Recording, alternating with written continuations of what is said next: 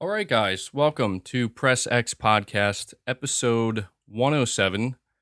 Thank you guys, as always, for waiting patiently for the intro member credits scroll. Always appreciate that. Going to readjust this just a little bit here. All right, yeah, welcome to the podcast, guys. Appreciate you being here. It's May 1st, so start to a new month. Got my Metallica shirt on. I thought it was a good shirt to wear today. I was just browsing Displate for a little bit. I'm not sponsored by them or anything, but the God of War Displate and the PlayStation logo, they're like the smallest displays you can buy, but I was thinking about maybe updating them, maybe seeing what other displays I could come across. So, yeah, let's see here. I didn't really write down too many topics to discuss today. I mean, it's been a pretty quiet week in general when it comes to gaming news and whatnot. But some of the topics that we're going to be discussing over the course of this episode, I mean, obviously, there's always going to be kind of some detours and whatnot that we end up taking inevitably along the way. I want to talk more about what I've been playing. I've put even more time into Ghostwire Tokyo. I started playing this game called Blood Hunt, which is a free-to-play PS5 title. I figured I could talk about that, give my thoughts and impressions on it. I think that just released this past week. I want to talk about studio acquisitions once again because now there are reports that WB is looking to sell off their studios. Sony and many others are apparently interested in trying to scoop up some of these studios. We're going to talk about Sony finally releasing the long-awaited VRR, or Variable Refresh Rate update, and how Insomniac is just continuing to prove how talented they are and how valuable they are to PlayStation. Certainly, I think the best acquisition by far, I think that Sony's ever made. Not ever made, but certainly up there. I want to talk a little bit about Final Fantasy 16. Not too much, but maybe talk about the fact that it's almost done its development cycle and they're finishing it up. And this is getting fans excited. They're thinking that maybe Final Fantasy 16 is going to actually launch this year potentially. Something else I want to talk about, and I think this will be a pretty good topic. We're hearing that Gotham Knights, as well as Star Wars Jedi Fallen Order 2, are going to be current generation only games. They're foregoing cross generation releases, apparently. We don't know that officially yet, but that seems to be what's going on here. And if this is true, it seems to me that more and more developers are choosing to forget about the last generation consoles, which I think is a great thing, honestly. And so I just want to have a discussion about that. We'll talk about Xbox announcing their showcase. This was something that Microsoft announced. I think just a couple days. Not even. I don't even think it's been a couple days. It's been maybe like 24 hours ago. And so people, are wondering what to expect with Xbox's showcase. They're also, I mean, what I'm wondering is what exactly, what exactly maybe Sony's going to do in June. So we'll talk about that. Before we get into any of these topics, I got a couple things I want to mention here. First of all, hold on, let me bring this up. Ways you can help support the channel, ways you can help support the podcast. I'm sure most of you know by now, but for anybody who's new or maybe isn't aware, you can be sure to hit the like button. Hitting the like button helps with the YouTube algorithm, and it helps potentially push the podcast in front of new viewers so we can help continue to grow the community here. So be sure to hit the like button. Just watching the content obviously helps, but some other ways you can help support the channel directly. You can become a channel member.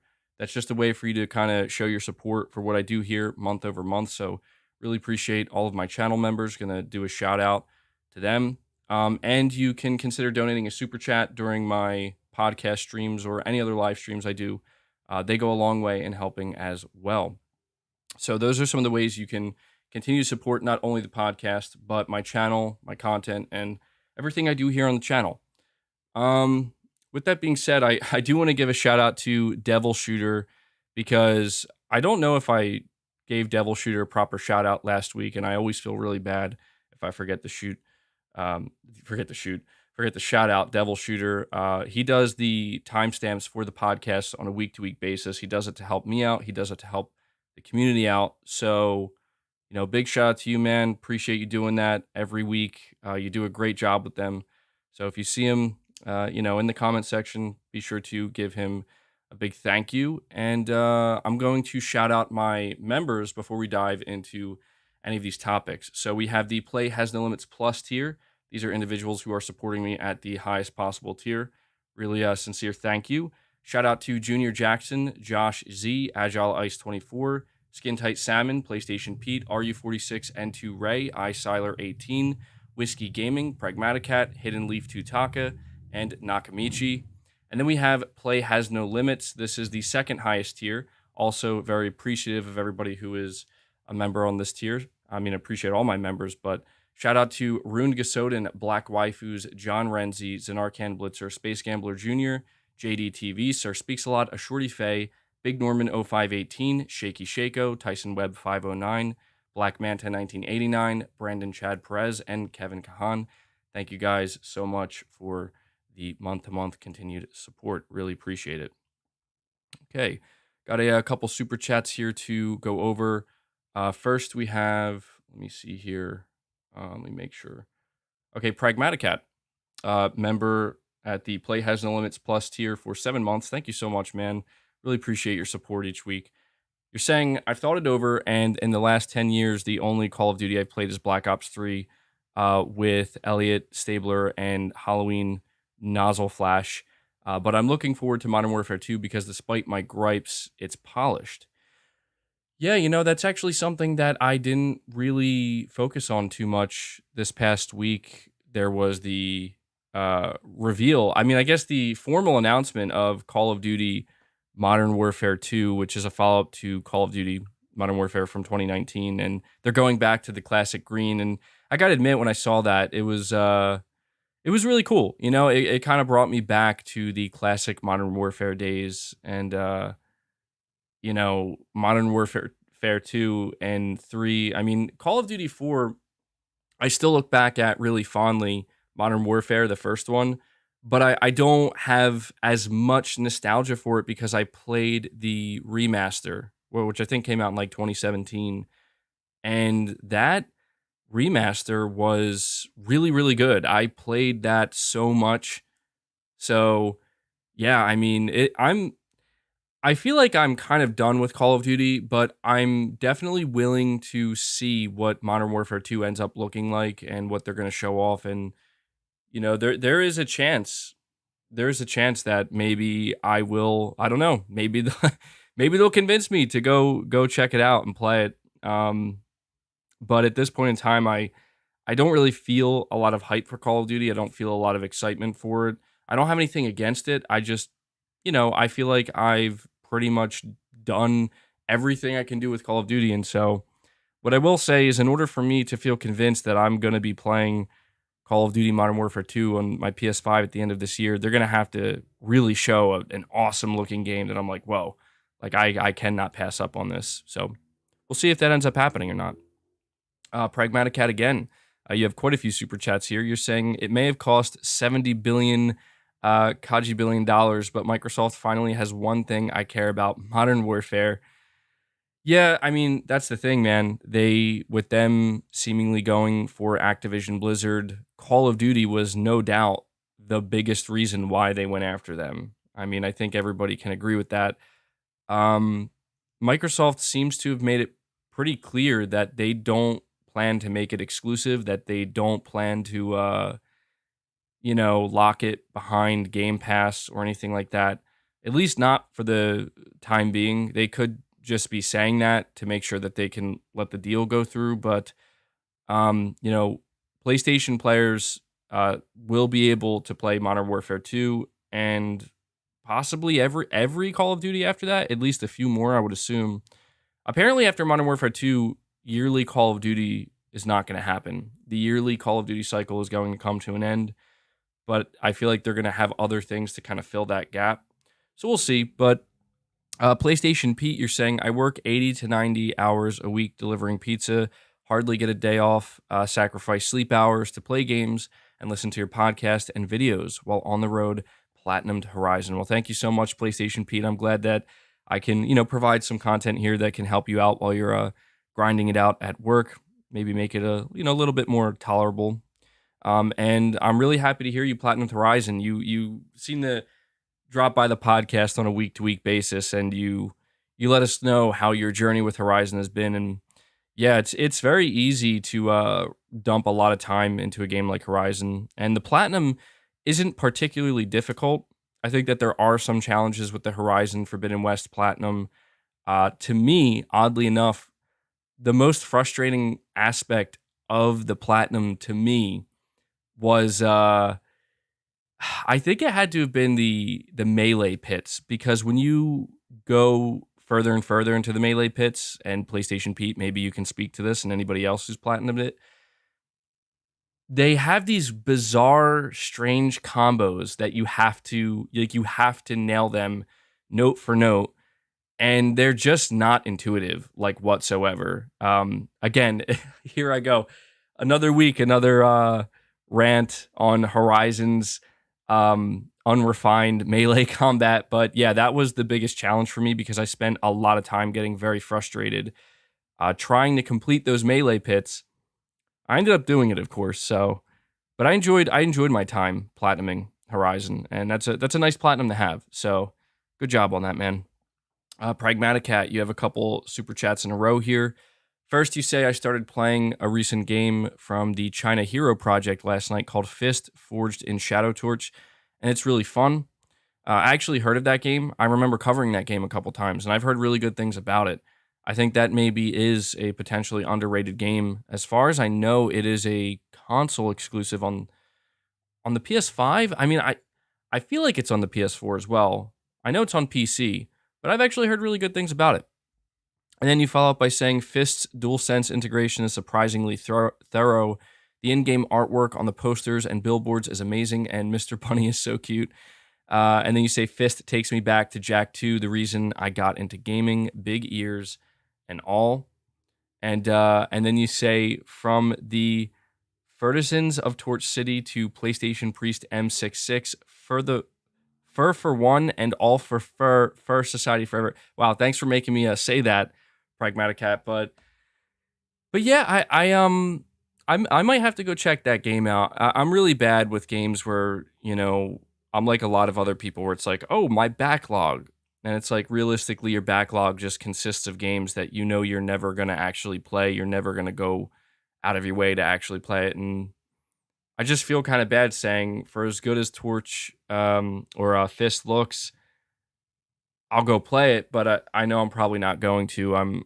I just kind of move forward with gaming. I feel like if I miss something, I rarely go back to play it. I do on occasion, but that's a game that I've heard good things about. So I'm glad you're enjoying it, man. Then we have OK Kapapa.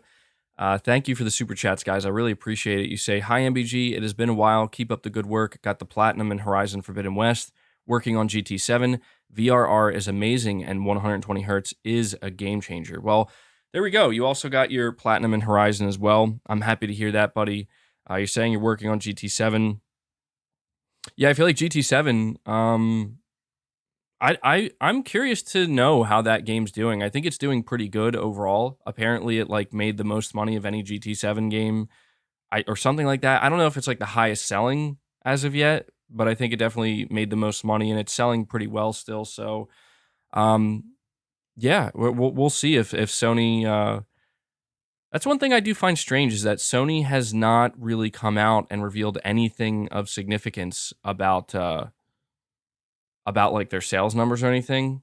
I think it's okay. I don't think it's a bad sign at all. But I guess I'm just curious to know when the next time Sony's going to come out here and be like, this is how many units we sold, or how many copies of a game we sold. It's hard to say if they even plan to do that going forward. I'm sure if they break some kind of record or something, they'll be happy to announce that. There's no reason for them not to. And you mentioned VRR. Yeah, we're going to talk about that. I mean, I was under the impression that maybe VRR was hyped up a little bit too much.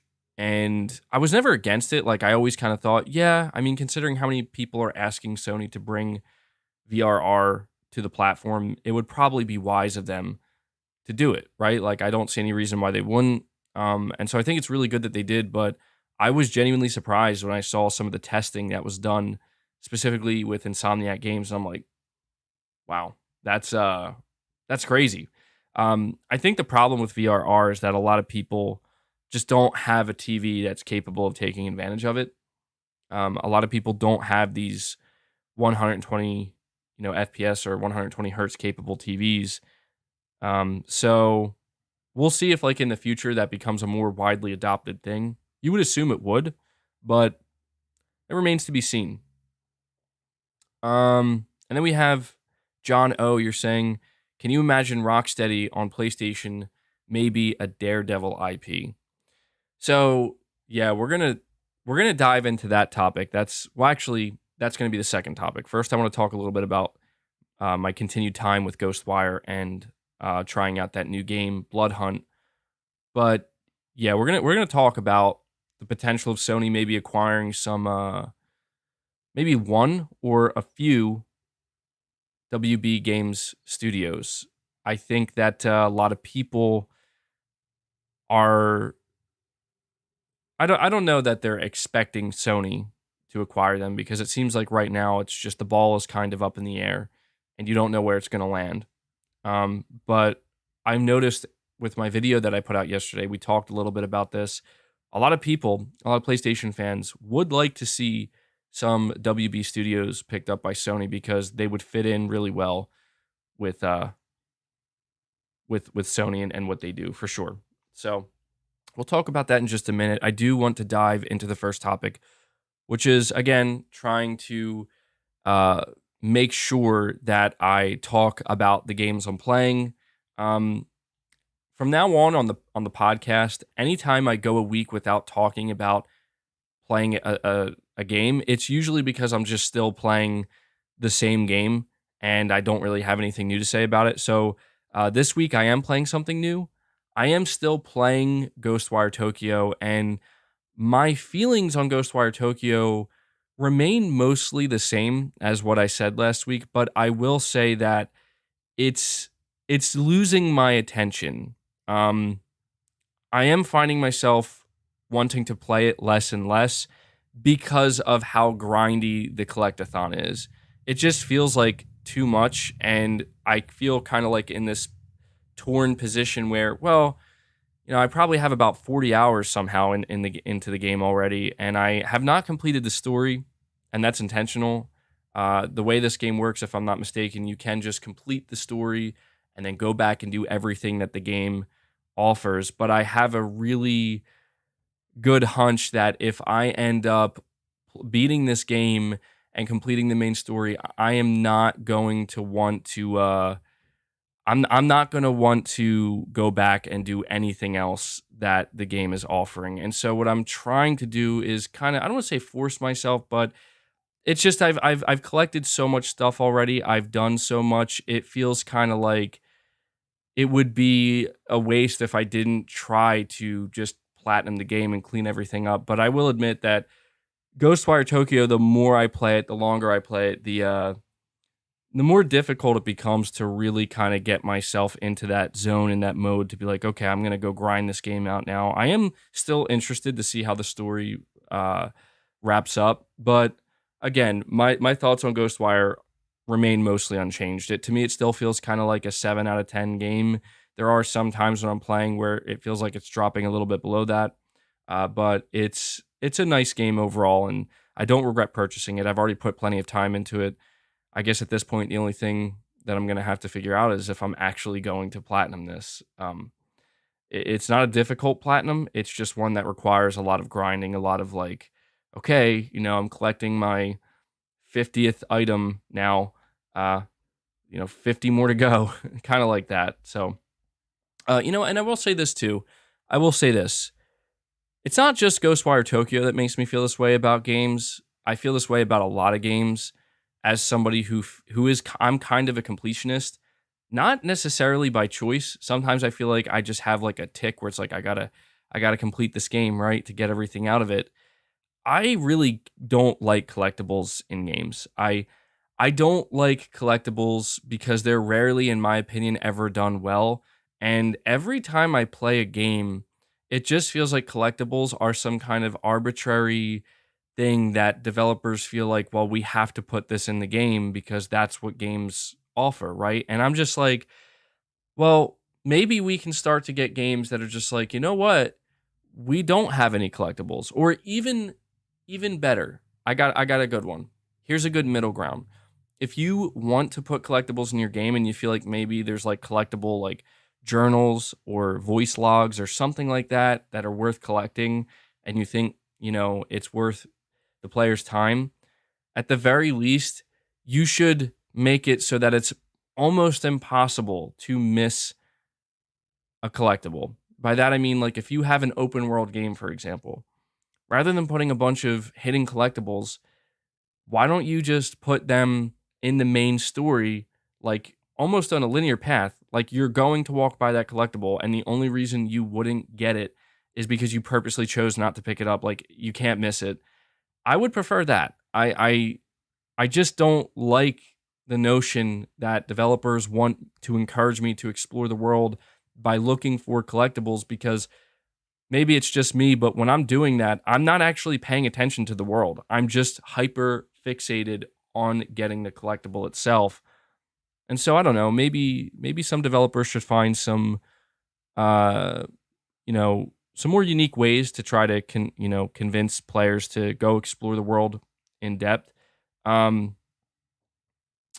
and it makes me think of Ghostwire, not Ghostwire, Ghost of Tsushima, because I actually think the way that Sucker Punch handled the exploration of the world of Ghost of Tsushima was really well done.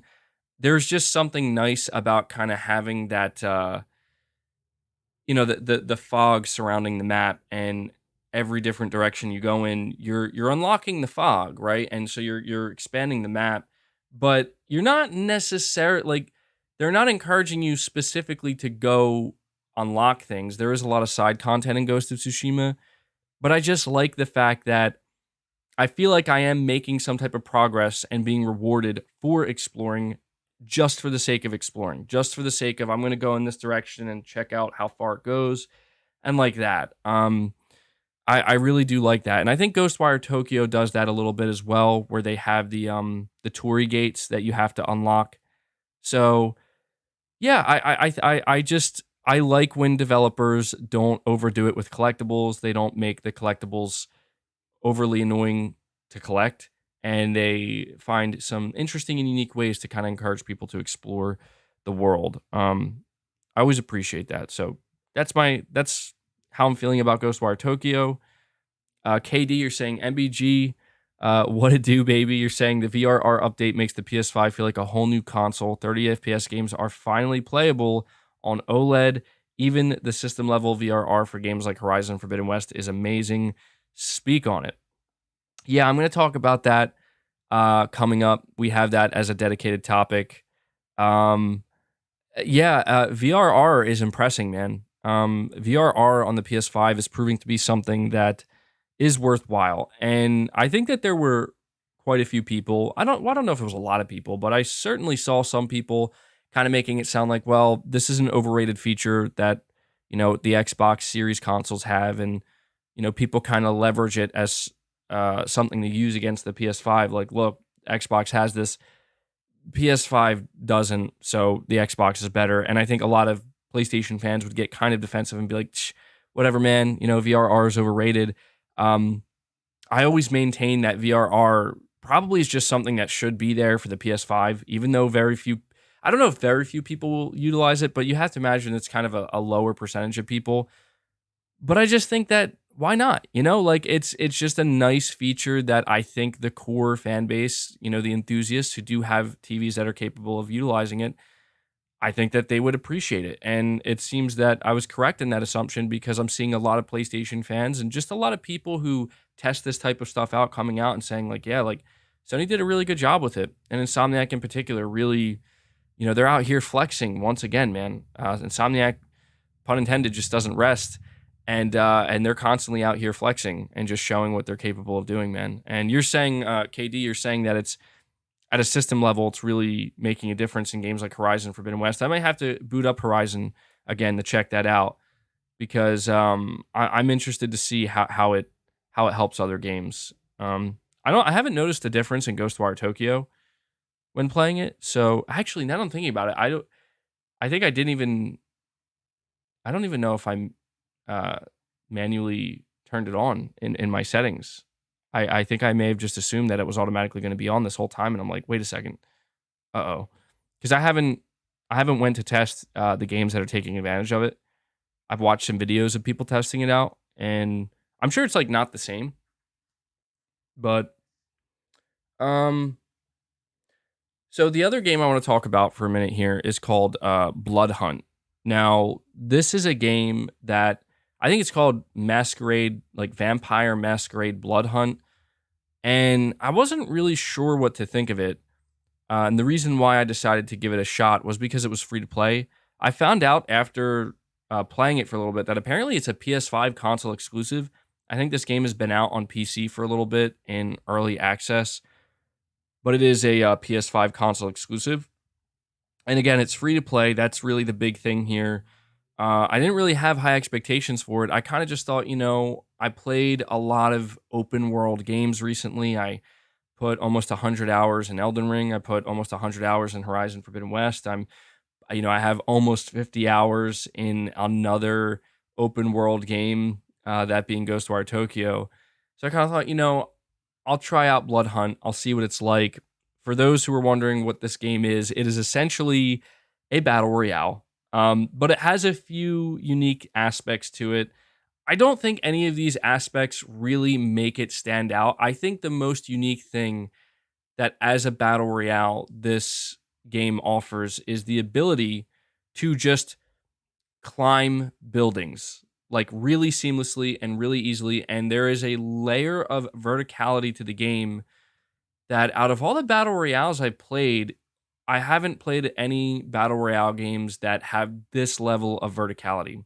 I mean, you literally just go up to a building, and it's actually a pretty cool mechanic where you just climb the building. Like not like Spider-Man. You're not climbing it slow. You're like literally leaping up the building, and the whole map feels kind of like it just it.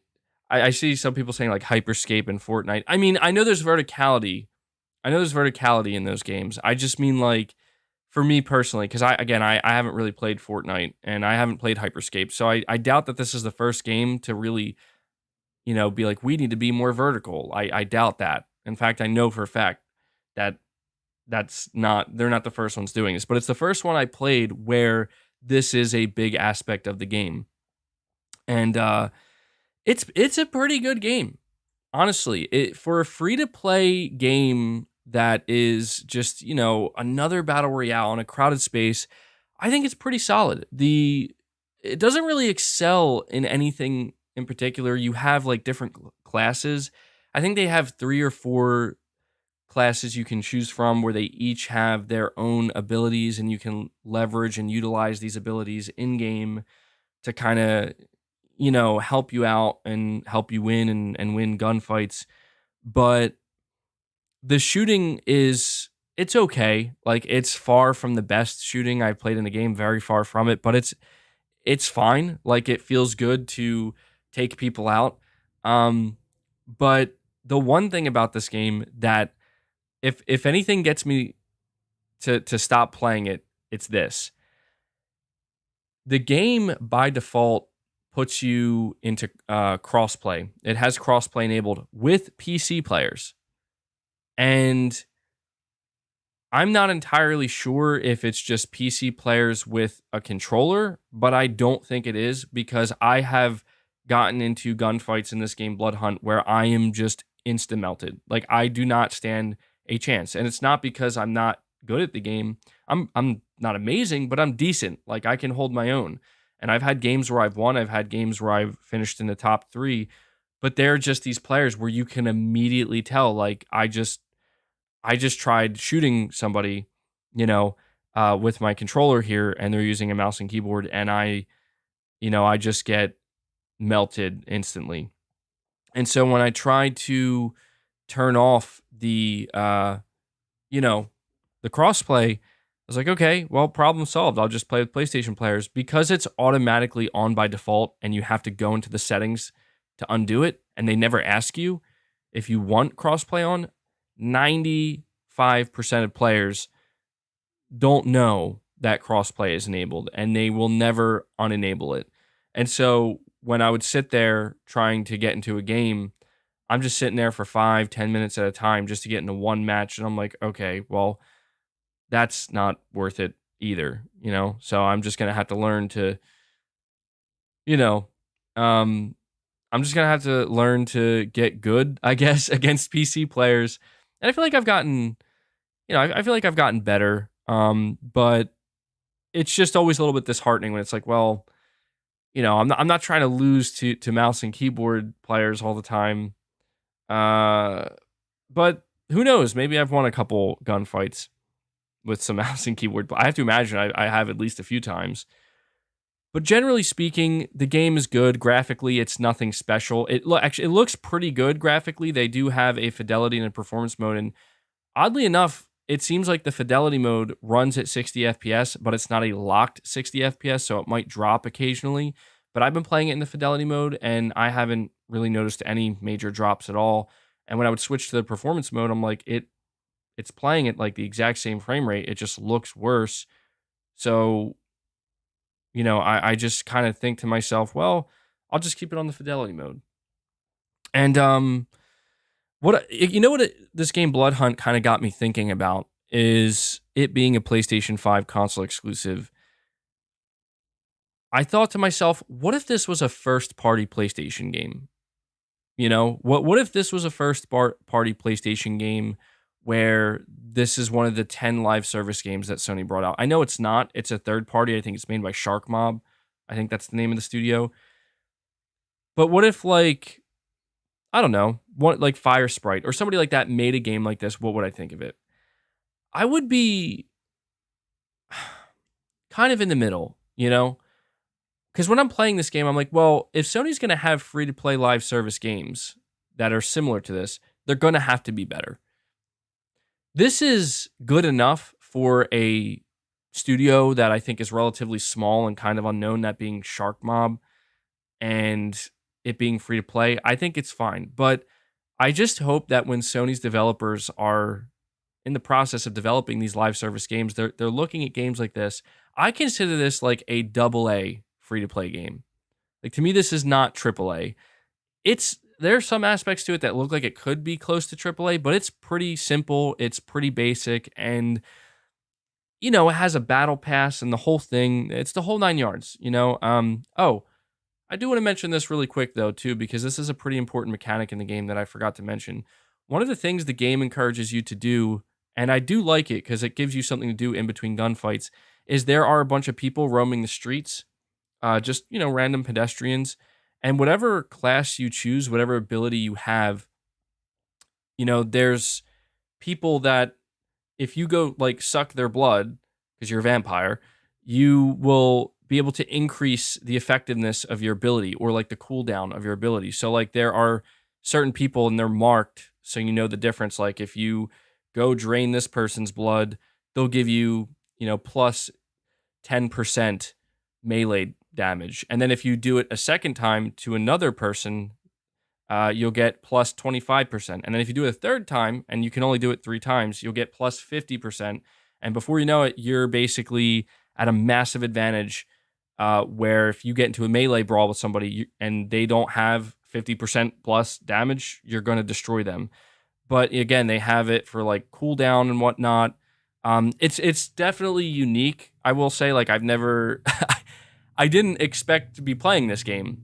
It's pretty interesting, but I still don't feel like it's a big AAA game. And I just kind of, when thinking about PlayStation again, I feel confident that any of Sony studios and even their partner studios like Deviation Games and Firewalk, I feel confident that the live service games, if they are free to play, are going to be better than this. And I think that that's a good thing because, again, I think this is a good game. I think Blood Hunt is good. It's pretty fun, but it's not amazing. It's not. I don't know if I would call Blood Hunt great. I think I would call it good and solid, and a game that I could potentially see myself platinuming, and that's probably going to be my main driving force to continue to play it, because I think the platinum is definitely attainable. So yeah, I think it's good. The reason why I'm saying it's good is because I'm enjoying it. I'm not. If I wasn't enjoying it, if I thought that this was like a really kind of mid tier, like, you know, battle royale game, I probably would just put it down. Maybe it is. I don't know. Maybe I'm just enjoying it more than most people are. But those are my thoughts on Blood Hunt. I would recommend, if you're on PS5, just download it and give it a shot. I will warn you.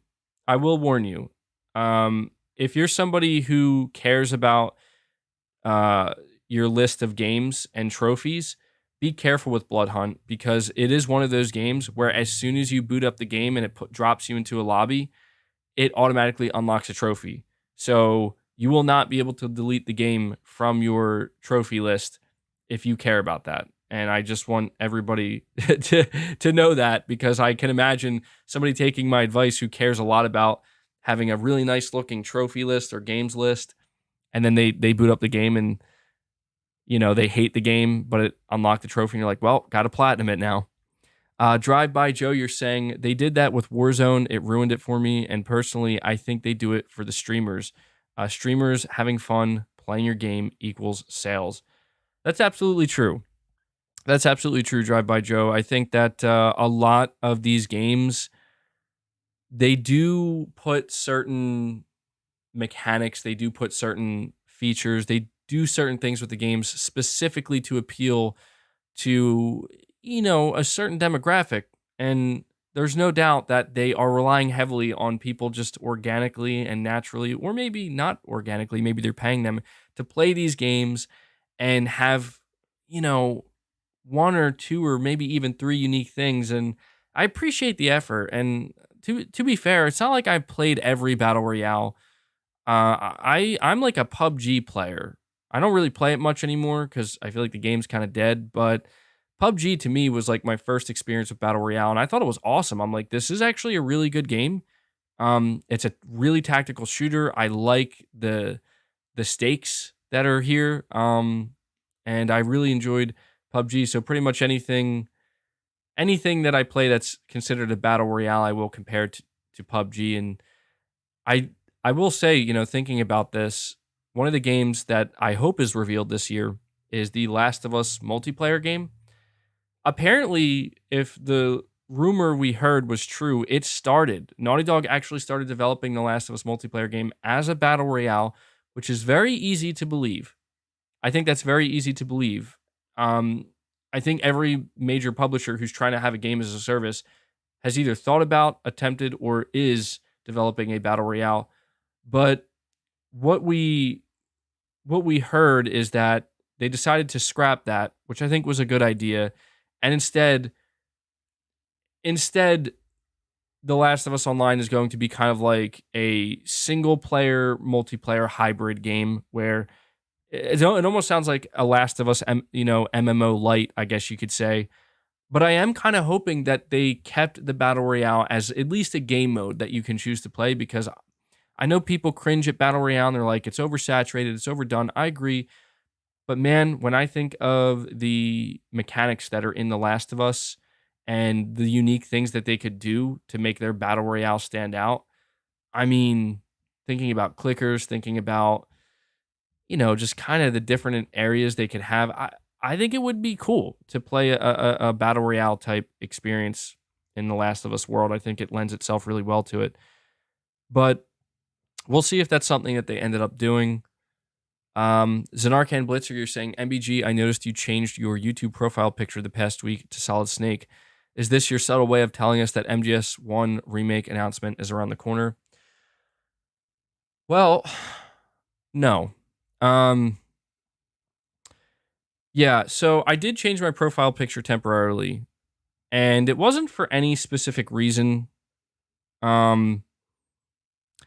But I did come across some information that, I assume to be true. I assume this to be true. And I'll let you guys know here, just because I think it's probably best that my audience in particular, considering how much I've been talking about a Metal Gear Solid 1 remake. Um, as far as I'm aware, it's not a thing. Um, I was under the impression that there was a chance Blue Point Games was working on a Metal Gear Solid 1 remake, and I've been told that that's not what they're working on. I don't know exactly what Blue Point is working on, but I was kind of assured that that's not it. That's not the most surprising thing for me to find out, but what is happening with Metal Gear Solid is apparent. We heard that what's the name of that studio? Virtuous Studio. It's a Chinese studio. Apparently, they are remaking Metal Gear Solid 3 Snake Eater. And when we heard that, it seemed like, okay, this is like a legitimate, this is like a legitimate report here where they're corroborating things, and this is what Konami did. They kind of got this Chinese studio, Virtuous Studio, to remake Metal Gear Solid 3. And some people are probably asking, well, why would they choose to remake MGS3 first? It makes sense in a way, because if you think about it, MGS3 is actually, when you look at the chronological order of things, it's technically the first game. And when we heard about that, it really kind of made me think, well, geez, if we're getting a Metal Gear Solid 3 remake from this studio, and I'm not familiar with this studio, Virtuous, I'm a little bit nervous because I don't really know who they are. So, MGS3 remake potentially being ruined, I don't know. I'm going to be optimistic about it and hold out hope. But it really made me think maybe the chances of this Metal Gear Solid 1 remake not being a real thing, it's beginning to look like maybe it's really not. And then I kind of, then I kind of got confirmation that, that, and I'm glad, honestly, because I would still, if I didn't get that confirmation, I would still be wondering, like, oh, maybe we are going to get that MGS1 remake from Blue Point. But as far as I'm aware, and again, like, take what I'm saying with a grain of salt, because, I'm just assuming where I heard it, it's reliable. But and that's the thing. Like, the reason why I want to say this is because I'm done pushing the Metal Gear Solid 1 remake. The only reason I continued to push that was because I still did believe that, this is a thing that's going to happen. And I feel it. I believe it. And then it's like, well, I don't think so. I don't think so. We'll see if anything changes, but as of right now, what I'm expecting to find out when it comes to Metal Gear Solid is that Metal Gear Solid 3 is being remade by a relatively unknown studio, and Virtuous Studio, and I hope they do justice to it. I am excited about that, even though it may not be Blue Point or Sony studio. I do find it interesting that Konami isn't even willing to do it in house, but I'm really hoping that they do it justice, because if they mess up a Metal Gear Solid 3 Snake Eater remake, I mean, geez, like, that's just not what we needed. Josh, you're saying with more games being optimized with VRR, ray tracing, plus 4K, plus high frame rate, I don't think we need pro versions of these consoles. VRR equals a game changer.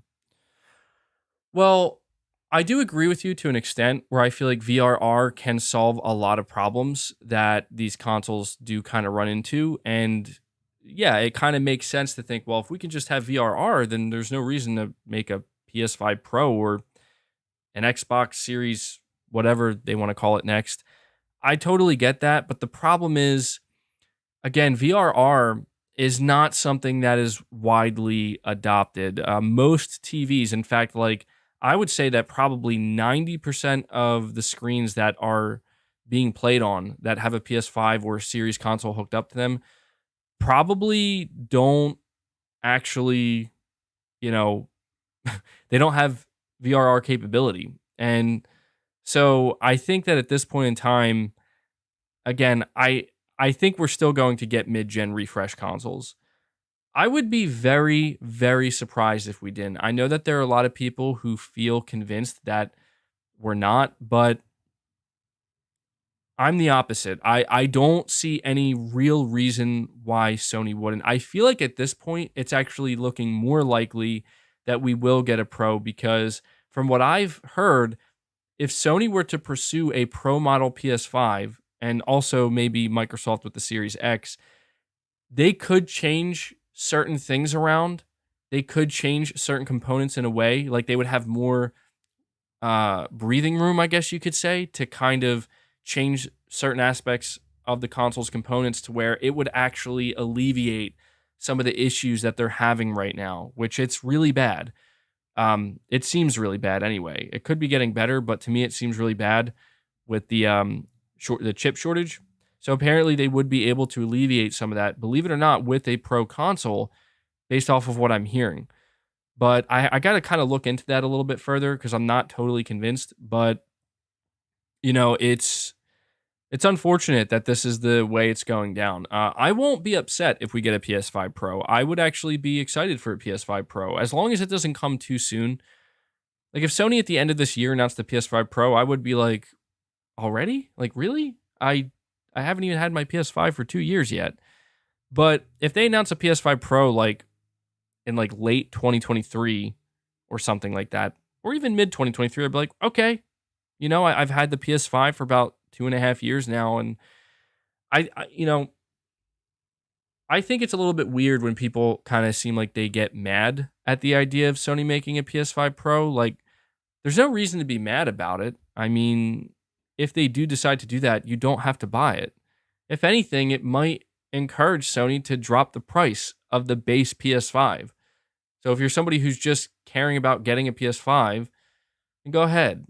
And if you're somebody who maybe feels like, well, I just got a PS5, now I feel like I got to upgrade again to the PS5 Pro. Well, I feel like that's a little bit disingenuous only because, well, Sony did release a PS4 and a PS4 Pro.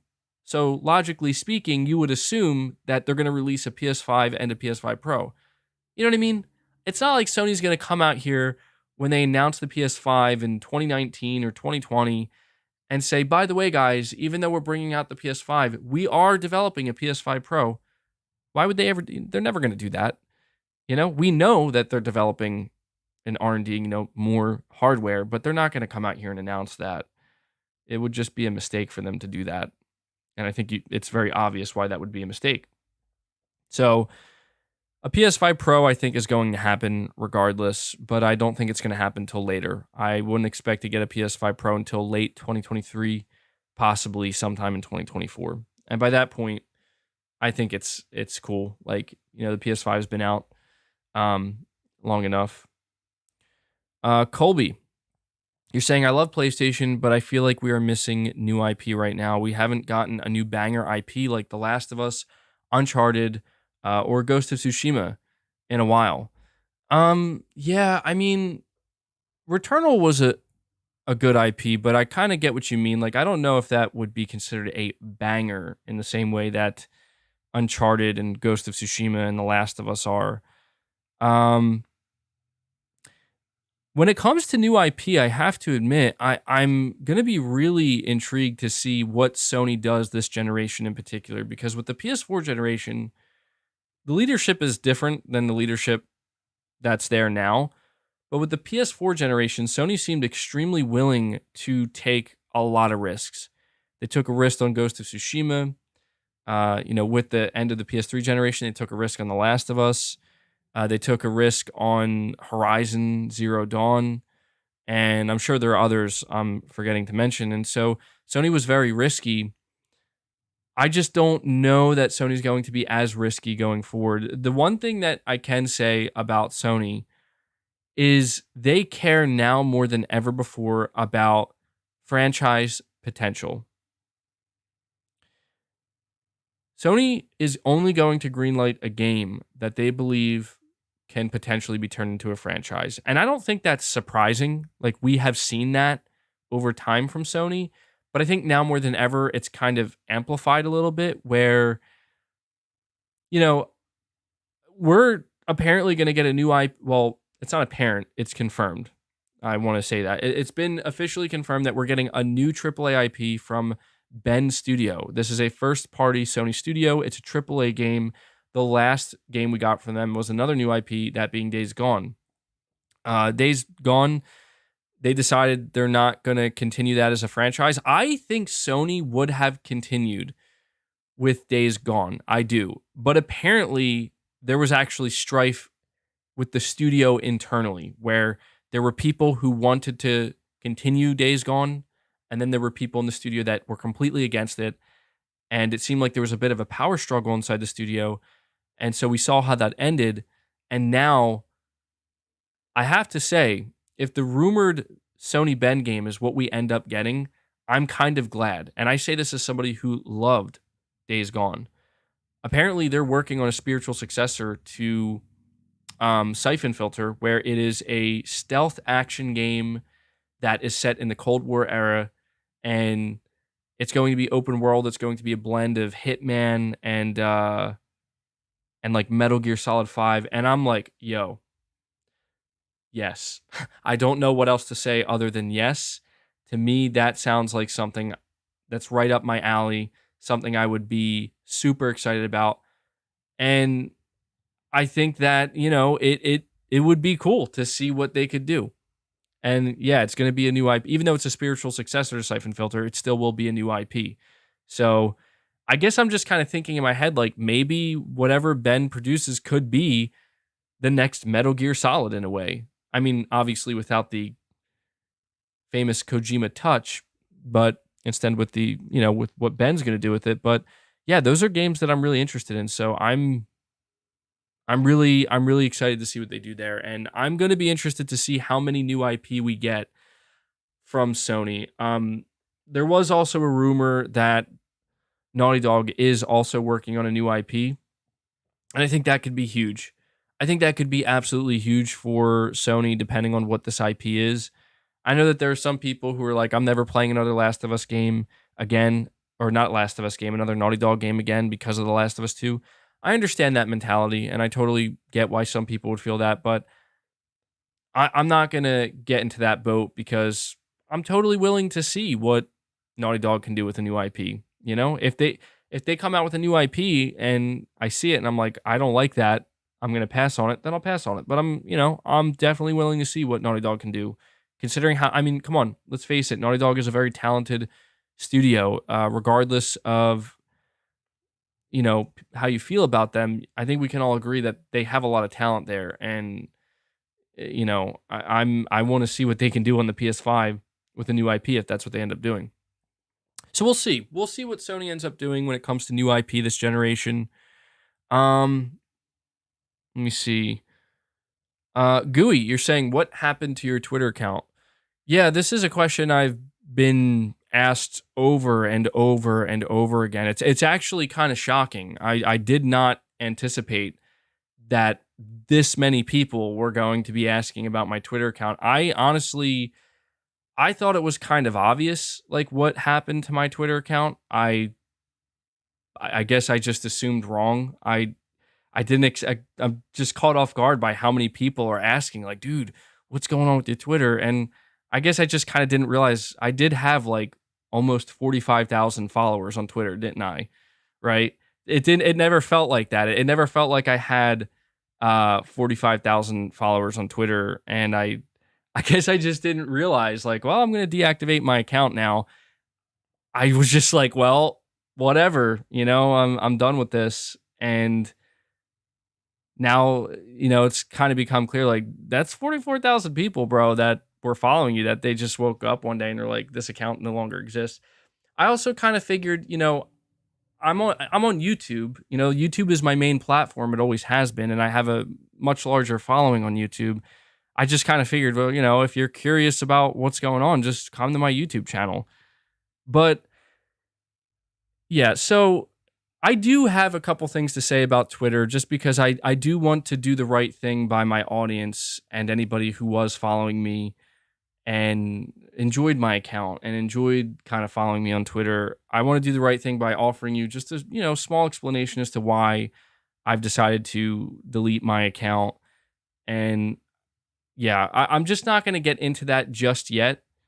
Mainly because I want to get through some of these super chats, and then I'll go deeper into why I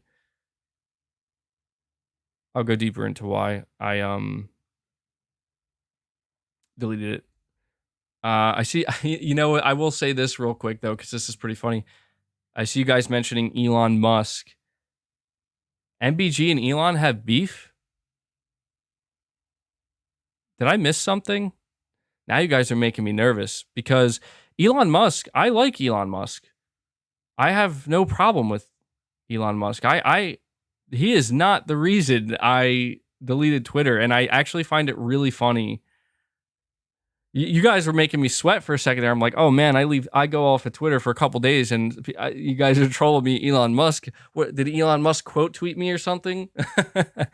I mean, at that point, it's like, well, guys, it was a nice run. Gotta go start a new YouTube channel somewhere. But no, I do want to make it clear that Elon Musk is not the reason I deleted my Twitter. I thought it was actually cool that he acquired Twitter, and if anything gives me a little bit of hope for that place, it's the fact that Elon Musk is now the owner of it. So we'll see what changes he makes to the platform. But the Tesla station, yeah.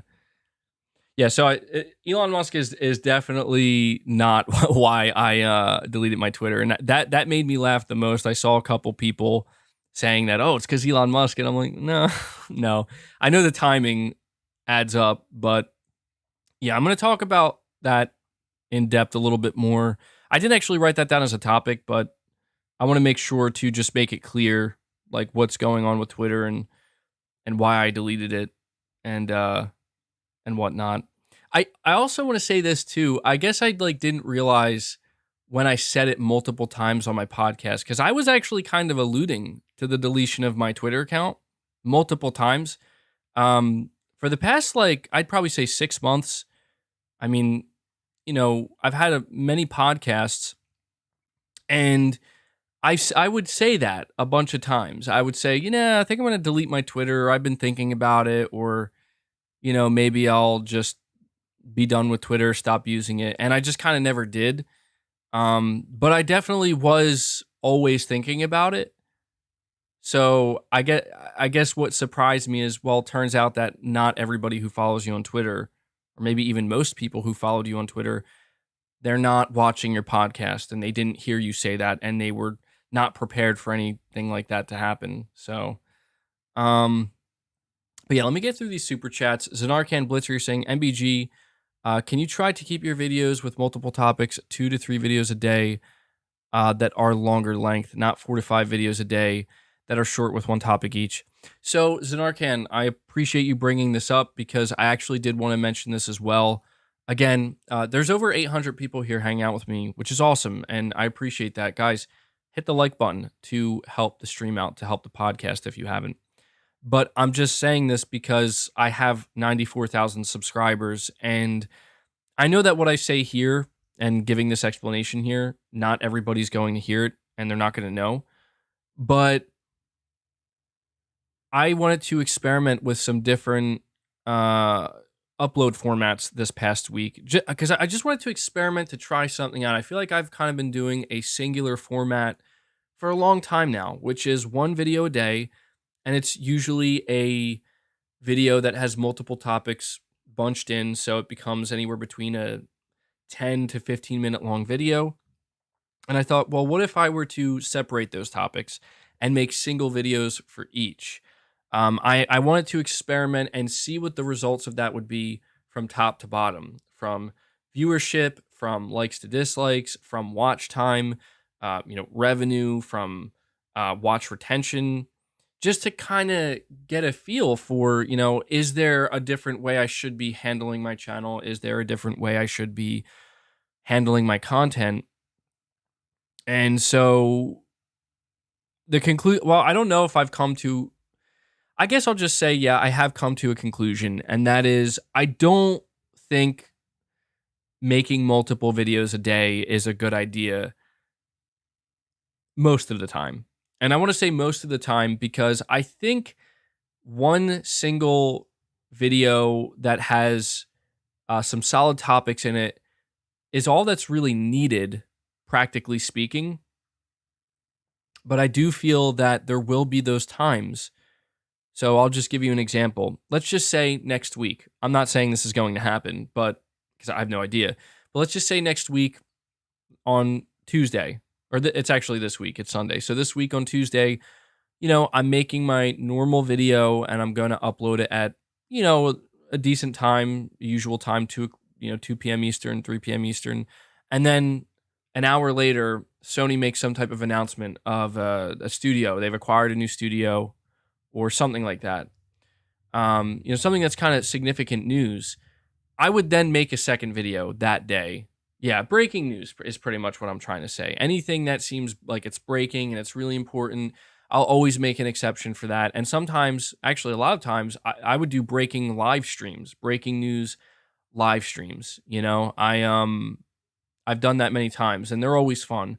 But I just wanted to see what if I took that multiple daily video approach with separate topics, and I don't know if YouTube encourages that or not, but my results were not that different at the end of the day. It just made me realize like I should probably just keep these videos together.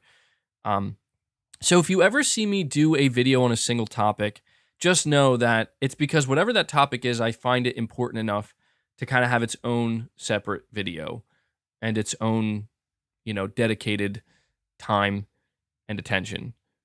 But generally speaking, I plan to kind of stick to what has been working and what my audience is used to and what I'm used to, and that is just making, daily videos that are, as content packed as they can be.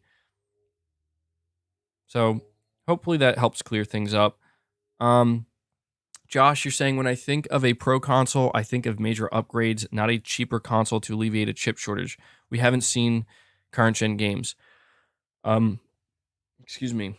Now, I completely understand where you're coming from, Josh, and that makes complete sense. That is, I think, how everybody would feel. If you're going to see a pro console revealed and Sony's going to ask for money for a pro console upgrade, you expect it to be significant. What I mean to tell you, or what I meant to say when it comes to the idea of Sony pursuing a PlayStation 5 Pro that would actually help alleviate the chip shortage, it wouldn't be because the components would be cheaper. I just want to make that known. It's not like Sony would actually make a console that's worse than the PS5 and call it a Pro just to alleviate the chip shortage. That's not what would happen. It's just, if I'm understanding correctly, it's basically the size of the die, I think. I'm not, I don't really know too much about the technical side of things here, but essentially they would be able to put a smaller component into the console due to the fact that this smaller component only just recently became available, and it would, I think, make it easier for them to acquire more because it's just less material in general. I'll have to look more into it, and don't take my word for it, but I'm pretty sure that's kind of what they're going for. If they were to go for a PS5 Pro, that would help alleviate the shortage. So just to clarify, a PS5 Pro would not be like a cheaper, worse console. Disco Cobra 2013, you're saying, what are your thoughts on arcade racers? Seems like nobody makes them anymore. I would love if Burnout had a remake or a sequel. Always loved that game.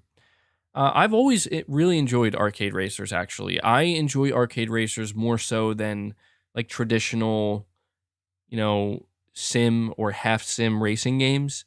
I just do like those type of games where it's like just get in and you're not worried about anything other than just going really fast, and it just has that kind of arcade feel to it. I would like to see that. I would like to see Sony bring back MotorStorm, right? Like, I never played a lot of MotorStorm back in the day, but what I did play of it, I was like, this is really good. And seeing that the only racing game that Sony really has is is GT7. I would either like to see MotorStorm return, or if not that, I would like to see Polyphony Digital be able to expand and maybe make a second, even, just brand it Gran Turismo, but something kind of like what we see with Forza Horizon. I would like to see Polyphony Digital kind of do their own version of that or something similar to that. I think that would be great. Whether or not that's something they would be capable of doing, I'm not sure, because Forza Horizon is certainly very different than a game like GT7, right? So, but yeah, I like arcade racers, and I do hope that we see more of them this generation. I hope we see them come back. KD, you're saying Days Gone will come back. There's clearly a demand for it, and I'm sure Sony sees that. Sony just got another way bigger zombie franchise right now. It's interesting to think about that. I mean, the idea that in the long run, Days Gone will return in some way, shape, or form. I could see that. I could see that. I'm not entirely convinced though, only because the people responsible for it, I mean, I don't know. It just seems like nobody is at Sony anymore who really was responsible for Days Gone. Um, I feel like maybe the most we could get with Days Gone in the future is maybe like a remake, not a remake. That's too much. Maybe just like a remaster for like the PlayStation 6 or something, but I don't see that happening. To be honest, Days Gone reminds me of, well, I don't know if it reminds me of the Order 1886, because like you're saying, there's still more love for it, there's still more demand for it, and it is worth noting. I do want to say, because I know I'm being really like doom and gloom when it comes to Days Gone and the way Sony and Ben Studio views it. The reality is, though, one thing I did notice when on social media is that Ben Studio, they flex Days Gone a lot. Like, they're always talking about Days Gone, they're always tweeting about it. And so I feel like if this was a game that really had no chance of ever coming back in any way, shape, or form, they wouldn't be doing that, because you don't see that happening for a game like The Order. You don't see anybody really talking about The Order 1886, except me. I think that they should have made a sequel to that, but we'll see, man. We'll see if they end up bringing Days Gone back. I wouldn't be opposed to it. I would love to see that. RE46N2 Ray, you're saying, have you heard of Undetected? It's an ode to the OG PS1 Metal Gear Solid. It's awesome, as well as Unmetal. Both games look really cool and hilarious. I actually don't know either of those. It's called Undetected and Unmetal. Maybe I'll have to look into them. I'm assuming you're saying they're ode to PS1, the PS1's Metal Gear Solid. I'm assuming that they're like modern games then, or more recent games. I'll have to look into them, dude. And I'll try to remember. If I do, I'll report to you, back to you, and let you know. But Unmetal. Why do I feel like just hearing that? Like, yeah, I could see that having something to do with Metal Gear Solid to some extent. Pragmatic Hat, you're saying congratulations.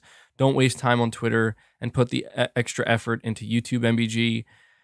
Yeah, so again, I'm going to talk about that in just a moment. That is actually a big part of it as well, Pragmatic Hat.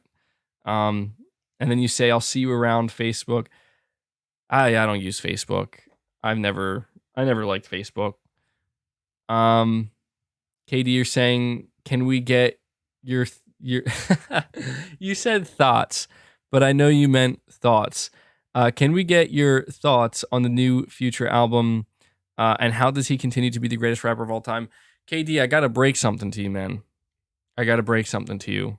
And I don't know if this is going to come as a shocker or not, but I'm not into rap music, man.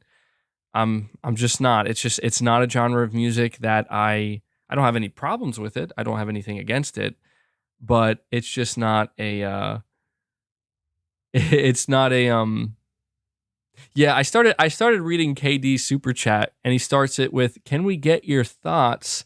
And I'm like, maybe I should just stop reading this right now. But yeah, I'm just not really into rap or that type of music. I think I used to be a little bit when I was younger, but yeah, I'm really into rock, metal. I do like jazz too, believe it or not. I like to listen to jazz quite a bit, as funny as that may sound. So I can't really give my thoughts on it. You know what I can say? And I feel like this is the complete opposite, KD, of the music you're mentioning. You know what album I've been listening to nonstop is the new Red Hot Chili Peppers album. I think it's called Unlimited Love. The return of John Frusciante, one of the greatest guitar players in history. I've been listening to their new album just constantly, and it's like a double album too. You don't get those often. I think there's like 17 new songs on the Red Hot Chili Peppers new album, and I'm like, wow, that's a lot. That's a lot of songs, and I really do like the Chili Peppers, and I really have been getting back into them more so recently because of their new album. So that's what I've been listening to recently. All right, let me see. So thank you for that, KD. Pragmatic Hat, again, you're saying I second the longer videos. Okay, well, I'm glad to hear that. I'm glad to hear that. That's what I figured. I figured like the majority of my core audience, they do like the longer videos. They're more into the, just the one, maybe two videos a day at most, where you get a bunch of different news topics at once. KD, again, you're saying news and leaks equals shorter videos, analysis and hot takes equals longer videos / podcast. I would like to do something like that, but it just doesn't flow as well as you would think it would, at least not for me, KD, because, for example, the video I put out yesterday, I think I had 3 topics in it, and all 3 topics I thought were good. The first topic was the most significant, though, and that was the report, and we're actually going to talk a little bit more about this, in a deeper way, with WB Games apparently being up for sale or them selling their studios. I was thinking about giving that a separate video, but I just kind of thought, I got these 2 other topics. I want to talk about Final Fantasy 16. I know people are going to want to hear about that. And we got this topic about PSVR 2. So I just figured I'll put all 3 together and make it a single video, And I think the one mistake I made with that video yesterday when I listened back to it is I think I repeated myself like twice, basically saying the same thing in a different way when talking about the WB topic. So I probably wouldn't have even, been a significant video if I made that standalone. So, but I hear you, man. I do try to keep the podcast a place where I can go much deeper into things and explain more and go deeper into my thoughts. Disco Cobra 2013, you're saying, since you are wearing a Metallica shirt, might as well ask which album is your favorite. My personal is Master of Puppets. Favorite genre is nu metal for me, LOL. Yeah, dude, I love nu metal as well. My favorite Metallica album of all time has to be Lulu. It's definitely Lulu. And actually, a close second is Saint Anger. Saint Anger is my second favorite. I'm kidding, of course. Anybody who's like a really diehard Metallica fan is probably clawing their eyes out right now. Well, I will say I do think Saint Anger's a little bit like people are a little bit overly harsh on that album. I think it's not as bad as I think people make it sound. Also, I do want to say Load and Reload are underrated as well. But for me, I feel like it's a tie between Master of Puppets and Justice for All, because those are like the 2 albums that really got me into Metallica, and I feel like I'm almost leaning more towards Injustice for All because that album, I don't know, I was just blown away by the technicality of it, and as somebody who plays the drums, I was actually really infatuated with the way Lars played on that album. And yeah, so I'm going to say Injustice for All is my favorite. I do like the Black Album too a lot. I think people hate on it too much because they went mainstream, and Metallica's newer stuff is pretty good too. So, but yeah, Master of Puppets is legendary. I mean, to be honest, I like almost everything Metallica has done. Okay, so I'll talk more about Twitter now before I move on to the I see you're saying you actually like Load and Reload unpopular. I don't know if that's an unpopular opinion. It shouldn't be. I think they're really good albums. I do. I think that I think people were just a little bit put put off because it's like, well, this isn't the normal music that Metallica makes, but I'm like, but it's really good. Is it not?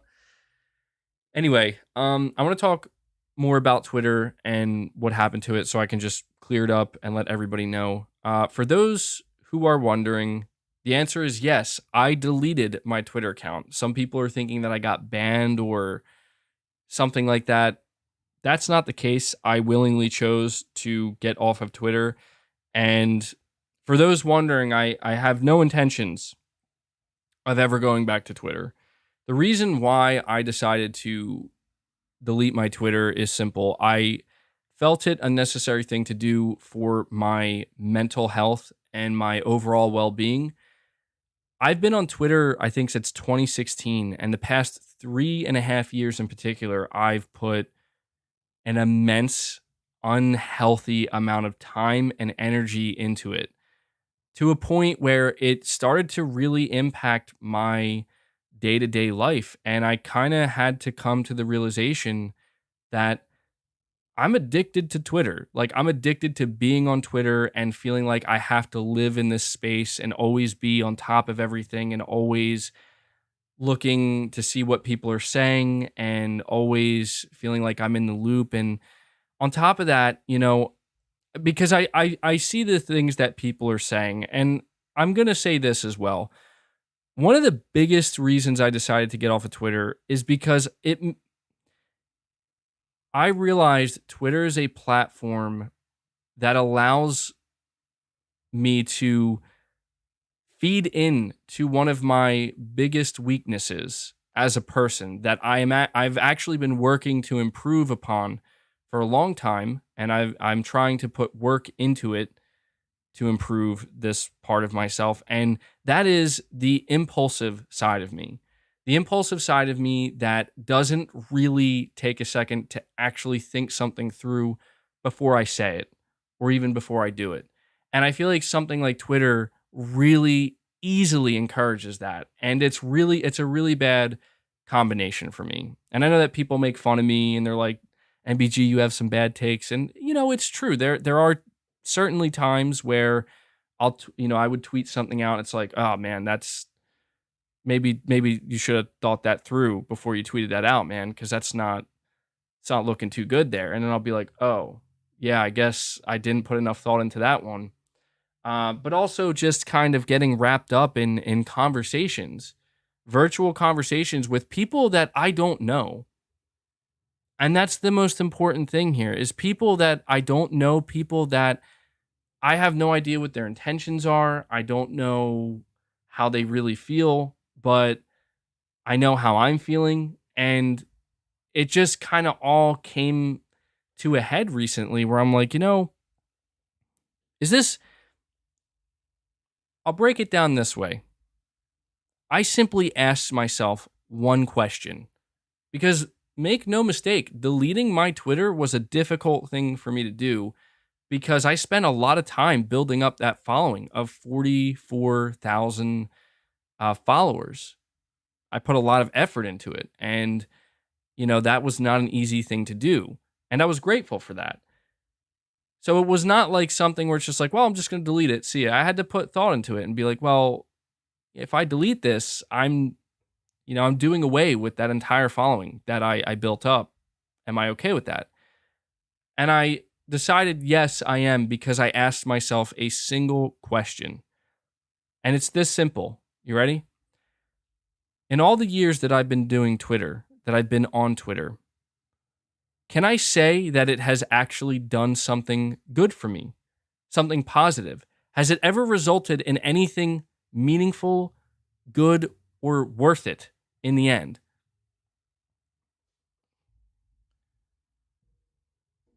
I don't know if my all right, sorry. It said my stream disconnected for a moment there, but it seems like it's okay. But this is what I asked myself when it comes to Twitter. And the answer was very clearly no. No, it hasn't. And it just, became very obvious. Well, it's like, well, then why are you using Twitter? And when I realized that my reasons for using Twitter were we're not healthy. We're not hold on. Okay, that's still good. They were not healthy, they were not good, they were not productive, they were not beneficial, they were actually detrimental. You know, this is where I realize I could probably find a balance if I wanted to. If I wanted to keep using Twitter as a social media platform, I could certainly find a balance where I could say, okay, well, I'll only use it this long on these days and only tweet out certain things. But I'm just like, I have another platform that I run and that I manage, and that actually means much more to me than Twitter ever would. And that is YouTube. That is, the audience that I've built up here, the following that I have, the supporters I have. Those of you who are here right now listening and hanging out with me, this is way more important to me than Twitter. I'm going to be honest. Like, I know I had followers and supporters on Twitter, but it never really felt like it. It really just kind of felt like the loudest people on Twitter are the most toxic. Just the people who want to be horrible. And it's just this weird place where not everybody on Twitter is horrible, and not everybody who uses Twitter is using it for bad reasons. There are plenty of people. There are a lot of people who like Twitter, and it can be a positive place for them. It's how you use it. It's just I came to the realization that I'm not using it well at all. Like, everything I'm doing on Twitter is hurting me. It's damaging me. It's putting me in a bad place, like mentally and psychologically, and it's just not good. And so I just decided that the best thing to do would be to just get rid of it. Walk away, disconnect, and never look back. And instead, what I'm looking towards is my YouTube channel. I'm looking at my channel and I'm thinking, all of that time, all of that energy that I've dumped into this platform that has only damaged me. Imagine what I could accomplish potentially, what I could achieve potentially on my channel if suddenly I'm not wasting that energy there. I'm not wasting that time there. All of that energy and time is being funneled into YouTube and my audience here and my content. And that just made it honest. It really did make it, at the end of the day, incredibly easy for me to say, well, I'm done here, and I don't know what people think. To be honest, I don't care. But I have to imagine, with a following of 44,000 and, having somewhat of a presence, just a small presence on social media, I have to imagine that there were a lot of different reactions potentially to me doing that. And it's cool. It's cool. I don't have any ill will towards anybody, or I'm not taking anything personally. It's I saw some people mentioning like, oh, well, MBG deleted his Twitter because he got ratioed or something, and I'm like, well, do people realize that I had my Twitter for like 4 more days after, like, whatever it is they're referencing? Like, that wasn't why. And people are going to think what they want to think, but I guess I just wanted to explain to those of you who care, to those of you who do appreciate the content, to those of you who understand that I am a human being, with a mind and emotions, and, I'm just not a robot. I'm not a fake. I don't want to say fake, but I'm not somebody who puts on a type of mask per se, where it's like, okay, it's showtime, got to put on my persona. I don't do that here on YouTube. For those of you who understand that and, like what I do and appreciate me from like a, on any level, I just wanted to let you guys know, like, that's why I'm off Twitter, because it was kind of wearing me down mentally. And if I'm going to get to better places in my life, if I'm going to get to better places as an individual, as an individual person, if I want to improve, I just kind of realized I'm going to have to get rid of this, because this is just a massive thorn in my side that I willingly put there. I want it to be known, I willingly put there, but I'm doing it for myself and for no other reason than that. I care about my YouTube channel. I care about my mental health. I care about living a better life. I care about trying to improve myself. And if I thought that, hey, after all these years of using Twitter and all these things that I've, used it for, if I thought that there was actually something good there that could be extracted, I would have kept it. But I couldn't find that thing. And so I just let it go. And I got to tell you, I'm not trying to exaggerate. I'm not. But it's been I think a couple days now where I have not had Twitter. I've not been on it. It's gone. Like it's gone forever, right?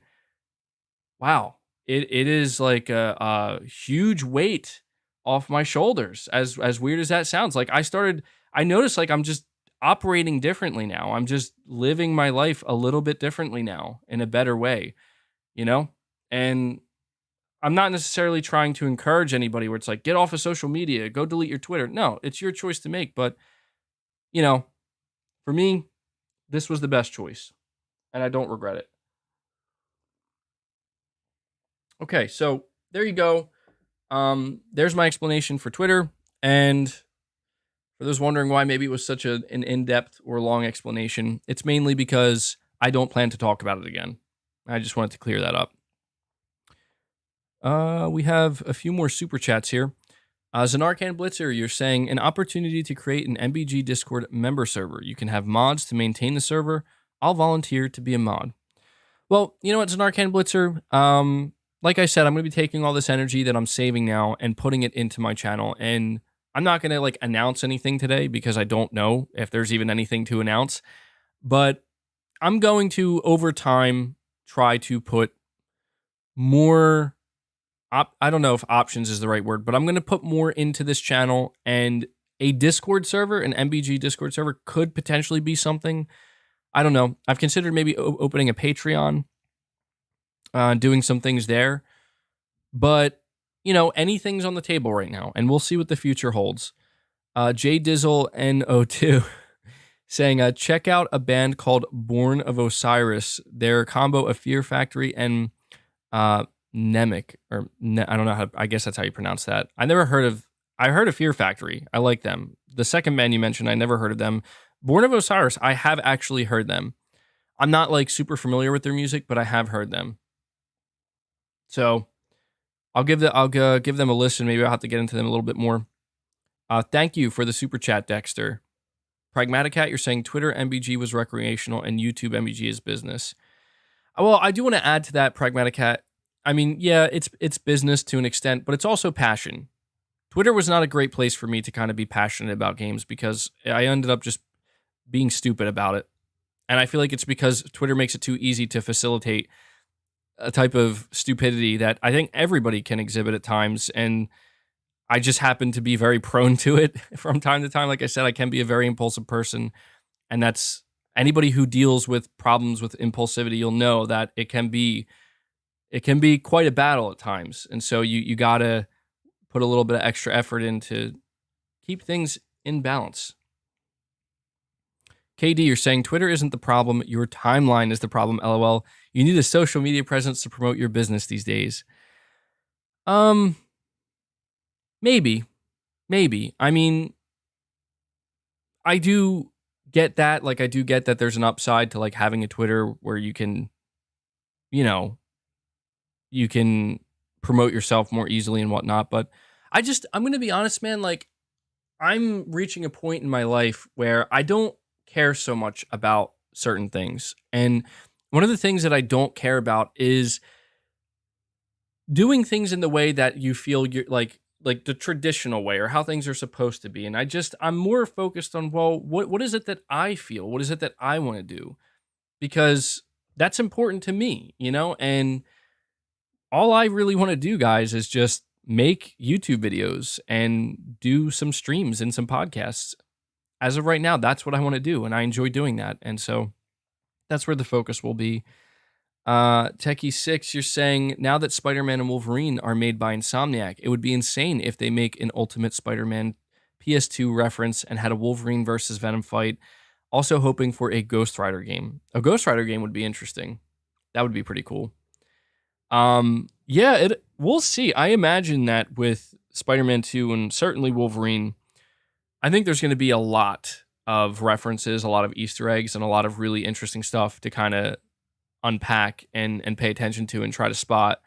I'm incredibly excited for Insomniac's Wolverine. I think that is my most anticipated game, believe it or not, right next to God of War. I really want to see what Insomniac can do with Wolverine. The thing I'm most interested in learning about Wolverine, I know people are like, well, is it going to be rated M? You know, what's the combat going to be like? Who are going to be the villains and whatnot? Is this going to be an origin story, so on and so forth? The number one thing I want to know about Wolverine from Insomniac is it going to be a linear game? Is it going to be an open world game? Is it going to be a wide linear game? I think that, to me, that's the number one thing I want to learn about the game, because when we have an idea of whether or not it's going to be linear or open world, we're going to have I think, a much better idea of what we can expect with it in a lot of different ways. So, me personally, I'm open to either. I feel like a linear game makes more sense than an open world game, but I would be interested to see what Insomniac could do with an open world Wolverine game. I definitely would be open to seeing that. Pragmatic Cat, again, you're saying MBG. Can we have more MBG YouTube community posts now? That's definitely a possibility. Yeah, that's something I was thinking about. I plan to utilize and leverage the community section without spamming it, of course. But yeah, that's definitely something I'm planning on doing. And KD, again, you're saying, okay, enough Twitter talk. When are you starting the Discord for the member gang? Again, nothing to announce yet, but if that time comes, I will, KD and everybody else, I'll be sure to notify you and let you know. And Pragmatic Cat, again, you're saying, in commemoration of the free speech movement, MBG is exercising his free speech by improving his mental health and time management. Yeah, there you go. That's all it is. That's all it is. You know, everybody's got to make the right decisions for themselves, self-care, self-love, all things that are important if you want to, you know. I've always said this, and I'll say this final thing before I move on to the next topic. I've always been a believer in you cannot properly be there for others and help others, even that you care about, people you care about deeply. You cannot be there for them in the way that you want to be if you can't first properly take care of yourself. Not in a selfish way. I'm sure most of you understand what I mean by that. So, yeah, that's just, I think, something to kind of live by. But we're going to move on to the next topic, which is I want to talk about Warner Brothers.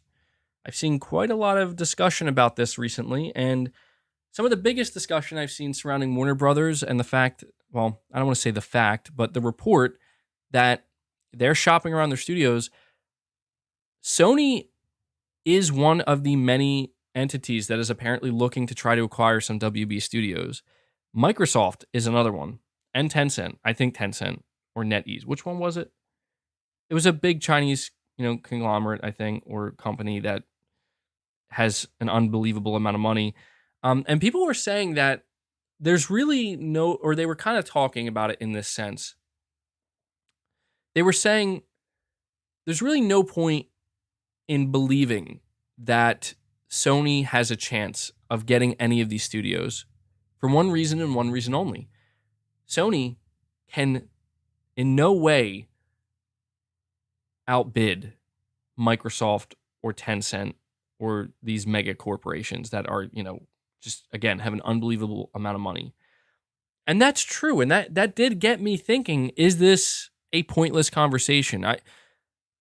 Because I referenced the fact that I think that many of these studios, or at least a handful of these studios underneath WB, would fit really well underneath PlayStation studios, because when you look at what PlayStation does best, they make AAA single-player narrative-driven games.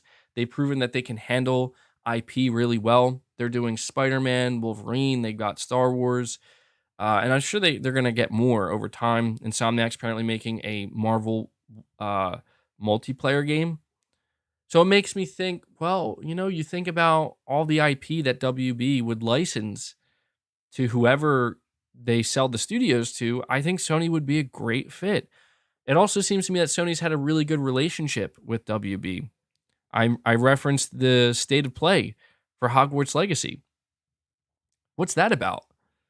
You know, I don't recall ever seeing a state of play that was dedicated to a third-party multi-platform title that was dedicated just for that title. That was the first time we saw that happen, and I thought that that was a little bit strange, and I'm like, what's that about? And I came to the conclusion it was just something that Sony wants to start doing. They want to expand state of play. So, Narcan Blitzer, you're saying, I think Sony should try to acquire two WB studios, Rocksteady and Avalanche, Hogwarts Legacy developer. I agree. I actually think that those two studios would be great. Absolutely. And I also even think NetherRealm would be good too. But something I do want to think about here is, well, I don't have an answer to this. I wish I did. But my question, and maybe the chat can give me a little bit of insight here. My question is, I see a lot of Xbox fans rallying around Microsoft and hoping that, oh, well, if WB Studios is going to go up for sale, I would love to see Microsoft get their hands on some of these studios.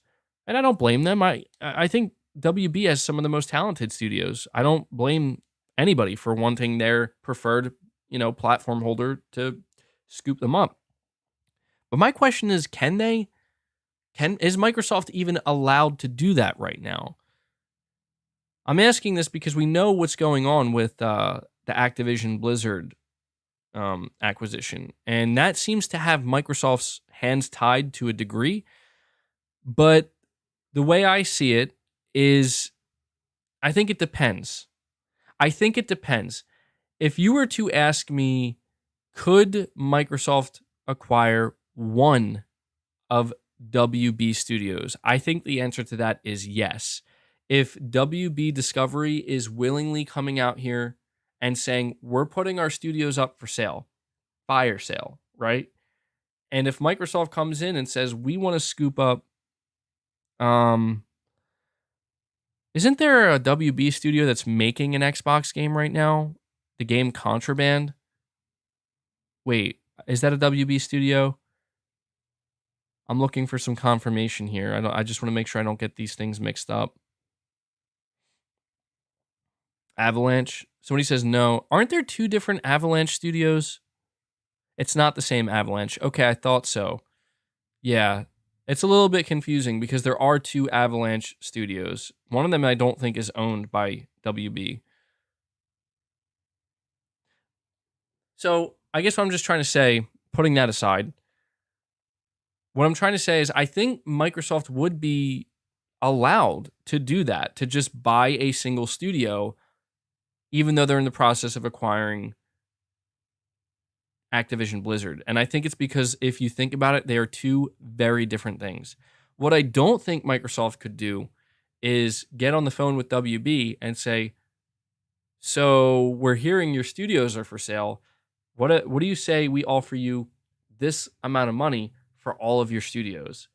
That is where I think the line is drawn, where at that point you're looking at what is essentially almost another, it would essentially be a publisher acquisition. You know what I mean?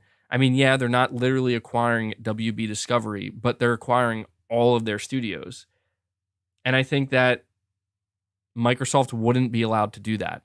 So what I could see happening is Microsoft going after one specific WB studio, whichever one that they think would benefit them the most, and potentially getting it. But at that point, it's still not a guarantee. Like, even if Microsoft were to do that, it's not a guarantee that Sony would be able to get anything either. Because something people were telling me is, look, MBG, when it comes to these studio acquisitions, when it comes to WB Discovery deciding that they are going to put their studios up for sale, it's not a matter of how good their relationship is, their working relationship with Sony. It's not a matter of how well Sony handles IP. It is simply a matter of who is the highest bidder. And that's where I'm not so sure that I'm convinced that that's how this is going to work. Because here's the thing. If we take a studio such as, what's the one studio that's making Gotham Knights? Or you know what? We won't do that. We'll do Rocksteady. Rocksteady is making the Suicide Squad game. and it's a big AAA game, a lot of money dumped into it. You have to assume that if somebody over the next couple of months were to acquire Rocksteady, that game's still going to come out.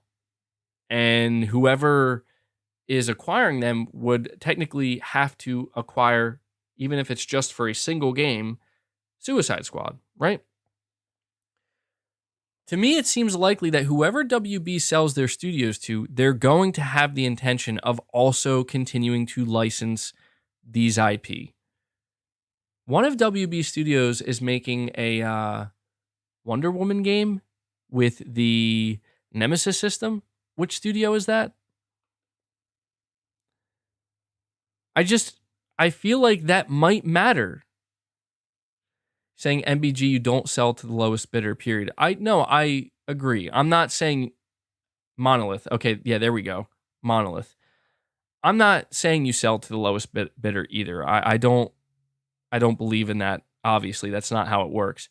But what I mean is, I think it's just a factor that WB may consider when selling their studios. So if Microsoft comes out and they're like, we'll give you, I don't know, how much do you guys think Rocksteady would be worth? A couple billion, maybe? Is that too much? I mean, if you think Bungie was 3.6 billion, maybe we could see Rocksteady at 2 billion, 1.5 billion. I think it would be something high like that because I don't know. But here's the thing. Here's the thing though. If they're just selling Rocksteady, they're not going to be anywhere near that. Rocksteady by themselves will probably be a couple million, maybe a little bit more than that. I only say this because there's a difference between we're going to sell you Rocksteady with the ability to license DC characters. There's a difference between that and we're just going to sell you Rocksteady. That is the difference, in my opinion, between billions of dollars. And so I think that this is where, if negotiations are going on behind the scenes, really quick, I see somebody in the chat saying Chimera is one of the best underrated hardcore bands of all time.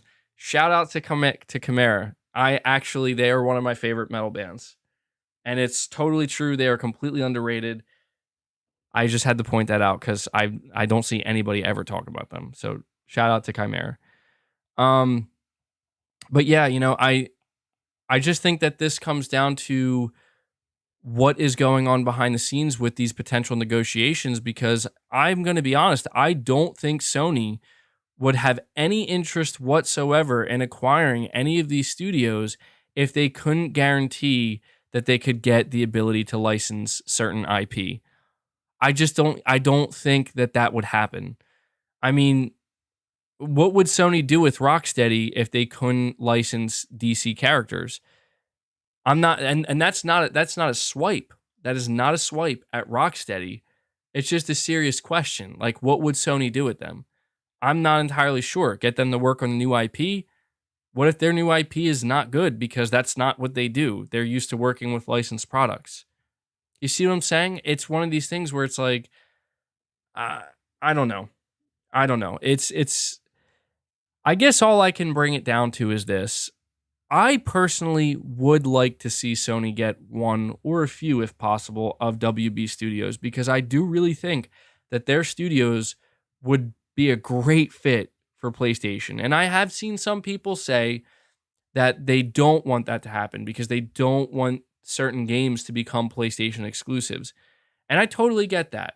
Like, I'm not necessarily advocating for, I want to make sure Sony takes these games away from players. I'm not advocating for that. More so, I'm just advocating for, as a PlayStation enthusiast, as somebody who prefers to play on PlayStation and I follow PlayStation studios, I just think that whether or not Sony made certain games exclusive or not, Sony would do a great job at making sure that these studios maintain the quality that they're known for, but actually potentially improve it over time as well.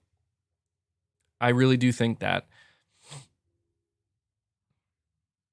Let me see here. I have a couple of super chats.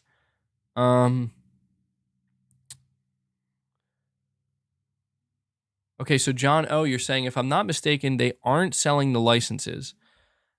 Uh well, that's the thing.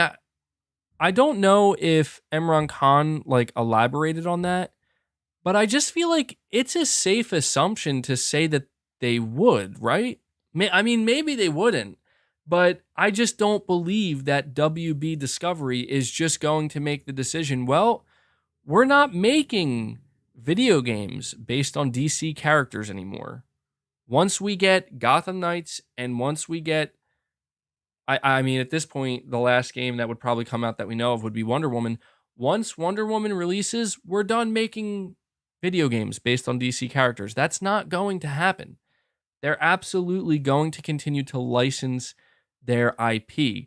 And I just have a really good feeling that they're going to continue to license these IP to the studios that they're selling. It just seems to me that WB Discovery doesn't want to have to manage their own studios. They don't want to have their own gaming sector.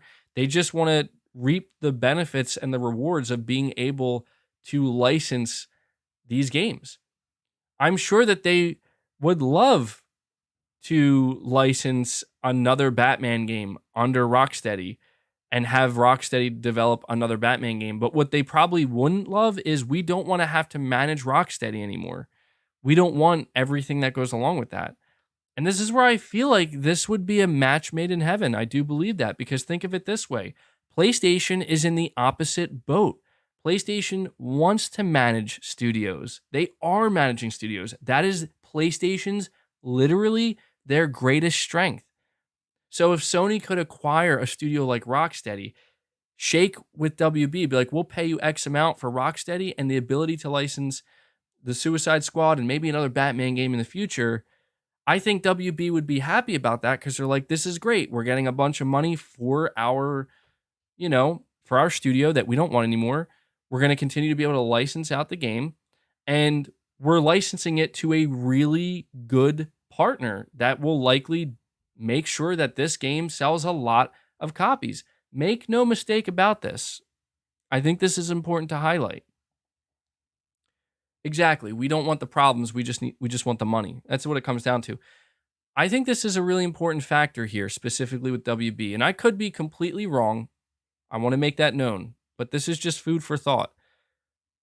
And I do think, actually, I'm going to be honest. I think what I'm about to say, I don't think it's food for thought. I think it's actually legitimate. I think that this is a real thing. I think anybody out there, any company that has valuable IP and doesn't have their own in-house studios, I think they are looking at Sony in particular, and they're looking at Spider-Man, and they're going to be looking at Wolverine, and maybe even Star Wars Knights of the Old Republic 2 remake. I think they're looking at the success of these games, how many millions of units these games sell, and how well these games do because of PlayStation being behind them. And I think that that is a difference maker. I do. I don't think that these companies just want to sign these valuable IP licenses to just anybody. I don't think that. I mean, from a monetary point of view, maybe it is like that. I mean, we've seen plenty of valuable IP, beloved IP kind of get squandered because of bad licensing, It's look at what Disney did with Star Wars. They struck a deal with EA where it was a 10-year exclusivity agreement where EA is going to have 10 years, a decade to just make Star Wars games exclusively. And look at how that worked out. Disney got burned because EA was not ready to take that deal and they did not handle it well. And Disney wisened up where now Disney's like, sure, EA, you can make a Star Wars game, but we're not signing any exclusivity deals. We're going to start shopping Star Wars around. And, I think WB will do that as well. Here's another question. Here's a really good question. Let's put the studios aside for a second. Let's say Sony doesn't acquire any of WB Studios. Let's just even say, they don't even get a chance to acquire any of them. Let's say somebody else scoops up these WB Studios. PUBG Corp, right? I mean, what would PUBG Corp do with those studios? Would Sony maybe end up still striking some type of deal with a well-known IP that WB has? Could Sony maybe convince them, hey, like, you guys will have the ability, maybe, I would assume, to shop around. As long as they don't sign an exclusivity agreement with whoever they sell the studios to, or whoever they're looking to license their IP out to, maybe Sony could strike a deal where it's like, look, we're not getting any of your studios, but can we make the next Batman game? Can we make a Lord of the Rings game? And then I think a question arises, would we even want that? I feel like that's a really interesting question as well, because if Sony were to not get any of their studios, but instead get a license, that would mean one of their current studios would have to make one of these games. I don't know that we would want that per se. KD, you're saying the only acquisition I care about, Kojima/Konami. Otherwise, Sony should just invest in their own studios like Nintendo. Sony already has enough incredible IP, just needs to get games out more frequently. I feel you, KD. I feel you. I do. Again, I know that I talked about how I get tired of the acquisition talk, and I do, but I can't ignore, these reports, and I can't just act like this isn't something worth talking about, especially in a week like this where it's a very slow week. I do think it's certainly worth talking about. And I want to talk about it mainly because WB Games in particular they are a publisher, and they do have studios that I do respect, and I like a lot of what they do. So, it's only natural that I'm going to think about it and talk about it. But I'm going to be honest with you, KD. I really don't know at this point in time what Sony's doing with Konami, if anything. I really don't know, because at this point, it's like we've been hearing rumors, we've been going over things, right? And just nothing has come of it. Nothing has come of it. That doesn't mean it won't, but hold on one sec, guys.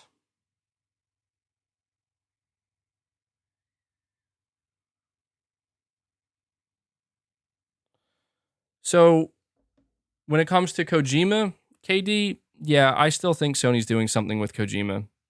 I do. In fact, we talked about that this past week.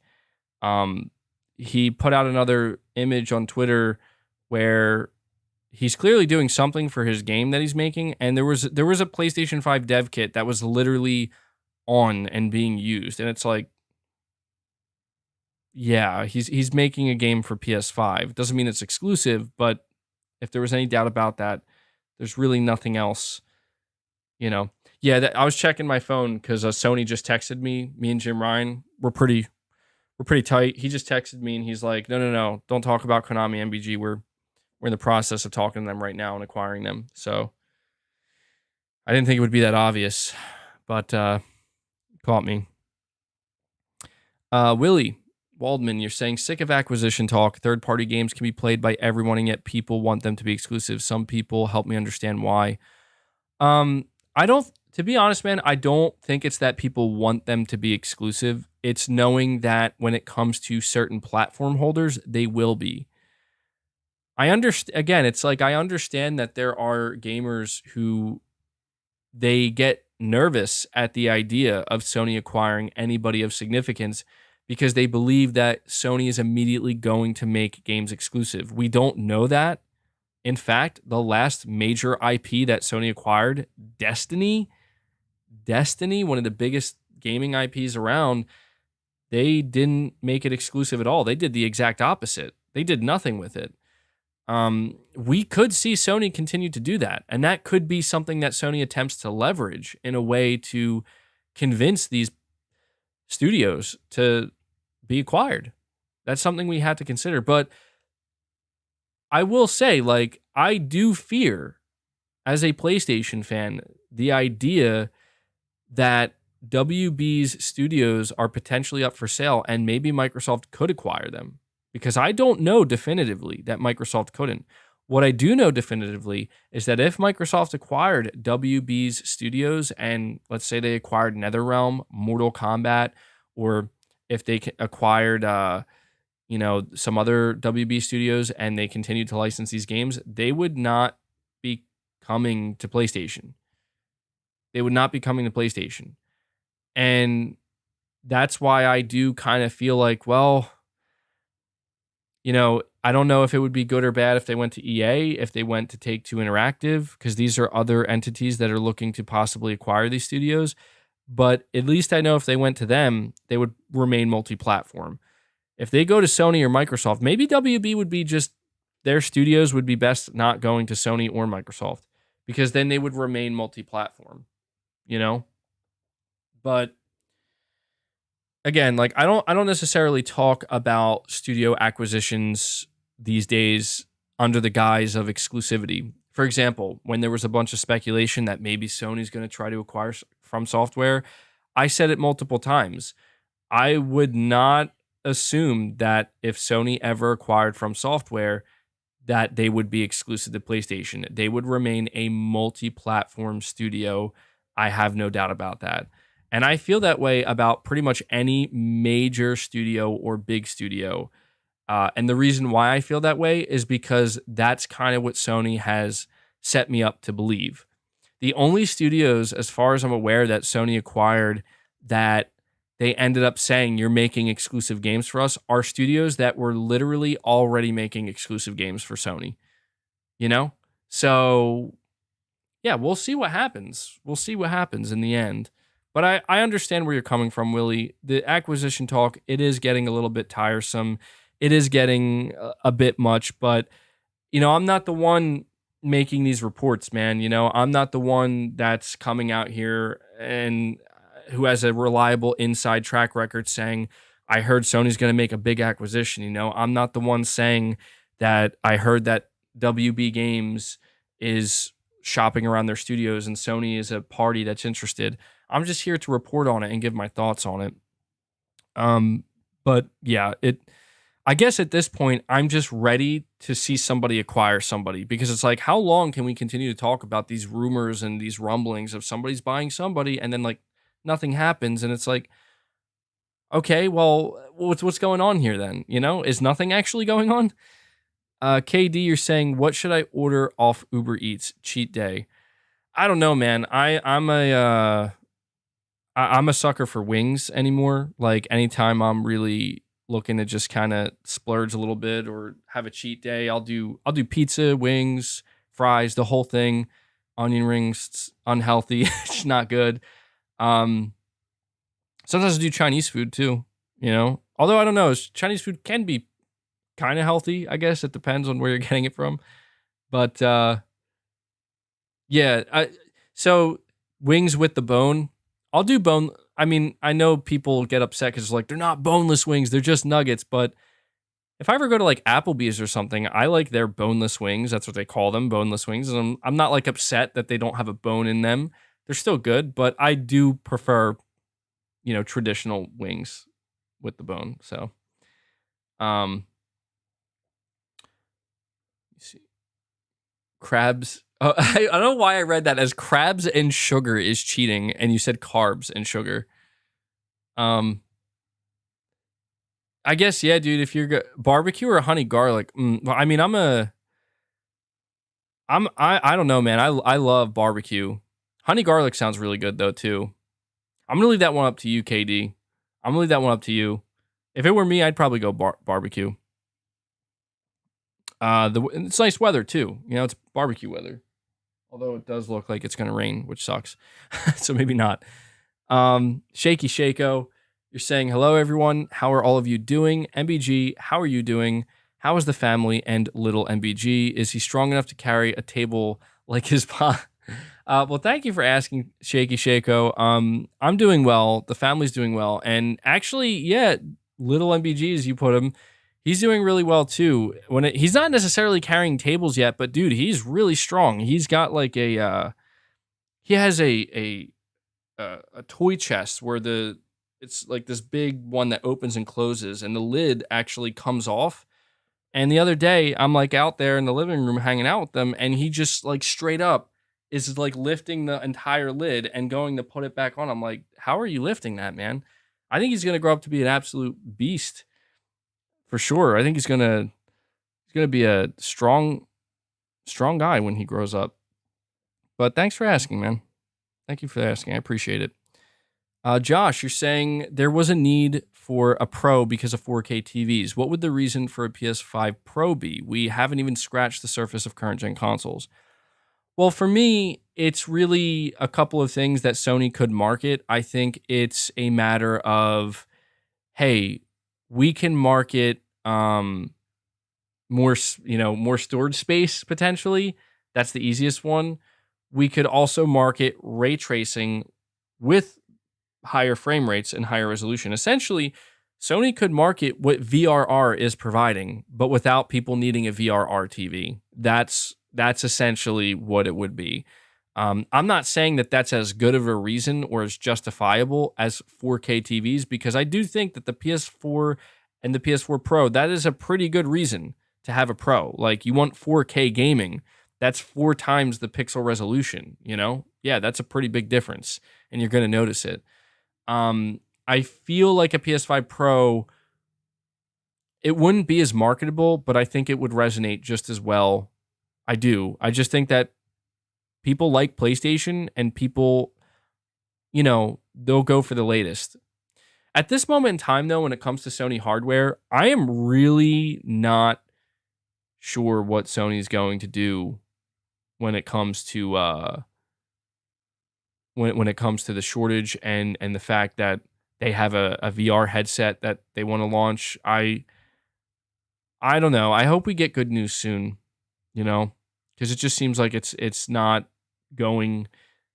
This generation is just not going the way that I think Sony or Microsoft hoped to. It seems to be going pretty well for Microsoft, but even Microsoft, even though the Xbox Series consoles outsold the PS5 a couple months in a row, even they came out and were like, yeah, this is a good win for Microsoft, but they had to tell their investors, yeah, it's probably going to drop again though. Like, we're probably not going to be able to sell nearly as much going forward. And they're just trying to warn them that, yeah, like, this is still the shortage is still a pretty serious problem. And so if it's going to continue to impact Microsoft to the point where even though they're outselling the PS5, and they still have to come out and say that, then you have to imagine it's still going to significantly affect the PS5. That's why I'm not. If Sony can develop a pro console that helps somehow alleviate the shortage, then I'm all for that. You're saying they are probably going to have to switch to a smaller chip. Exactly. I think that's right. And they might have to do it much sooner than they planned. Because I'll tell you right now, man, Sony's entire business model for the PlayStation 5 generation is exactly what their business model for the PS4 generation was, and the PS3, and the 2, and the 1. And that is, it is a console-focused business, practice, pretty much, for the entire generation.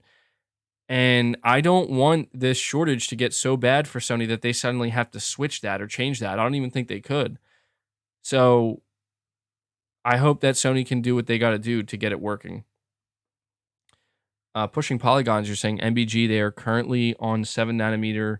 Rumor was they were going to quietly move to 6. A Pro could possibly be on a 5 nanometer processor. And so, Pushing Polygons, that's my assumption, that if Sony could move to a 5 nanometer processor, that would, I guess the question would be, if they were to do that, how much would that alleviate the shortage? Like, how big of a difference maker would it be? Would it be significant enough to justify a move like that? Or not so much? Would it just be like a 10%, we would produce 10% more consoles? I don't know. That's something that I don't really have an answer to. Maybe you guys do.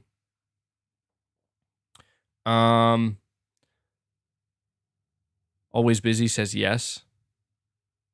Pragmatic Hat, you're saying, I believe they will license but not sell licenses.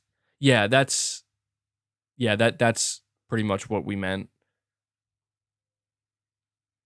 You're saying based on the size of the die, yeah, they could get quite a few more consoles per wafer. Then that might be what Sony's pursuing then.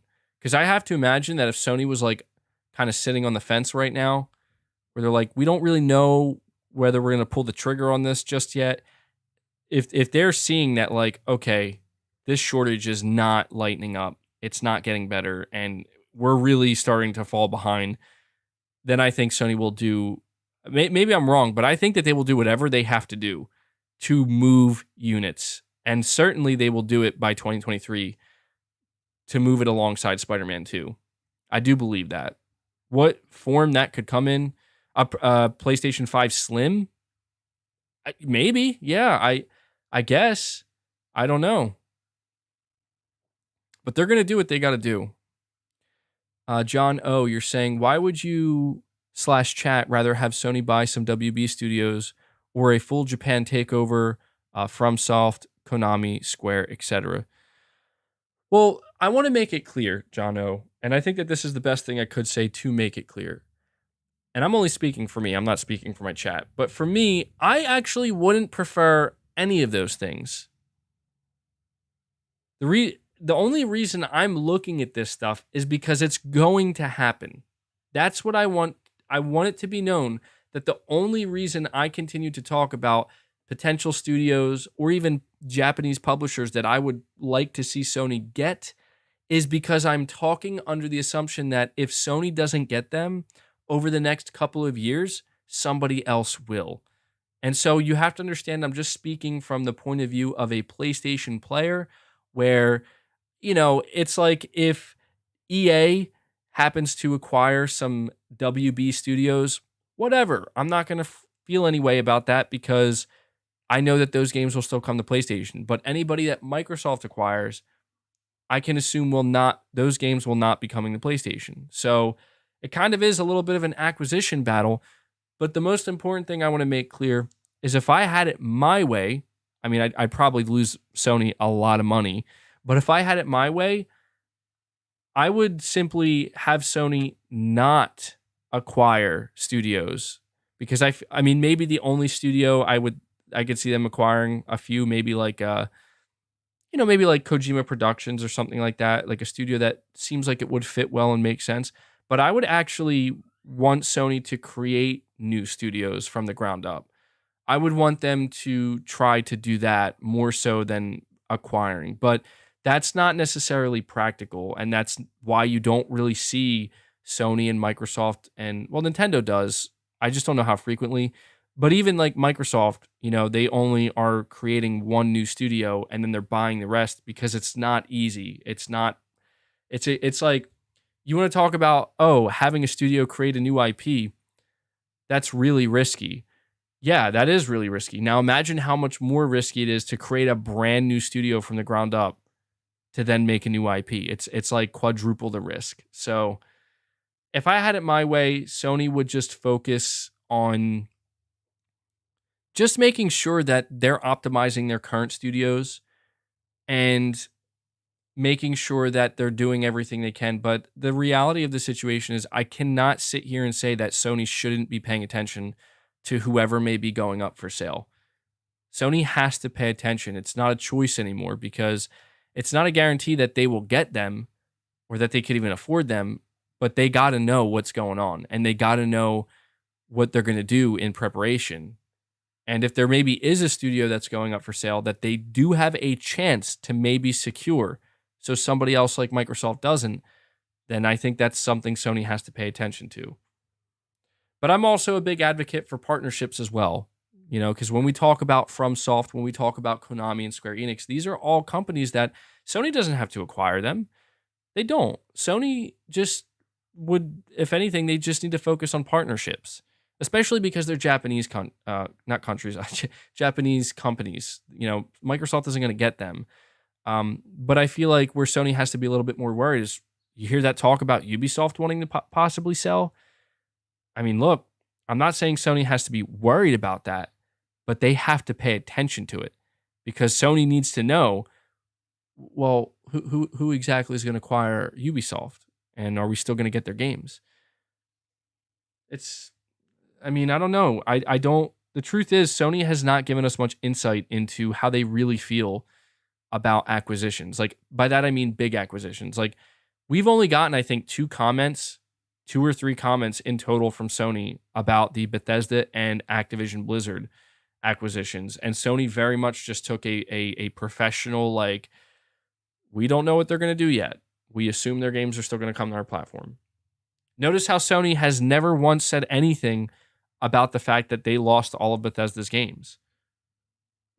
And that's because I feel like there's nothing they can say. The only thing they can do now is, well, how do we fill that gap? How do we fill that hole now that Microsoft essentially made on our platform?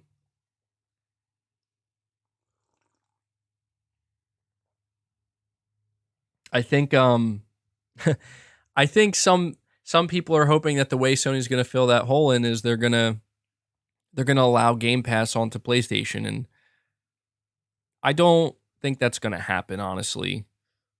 At least not anytime soon. I don't even know how that scenario would work out.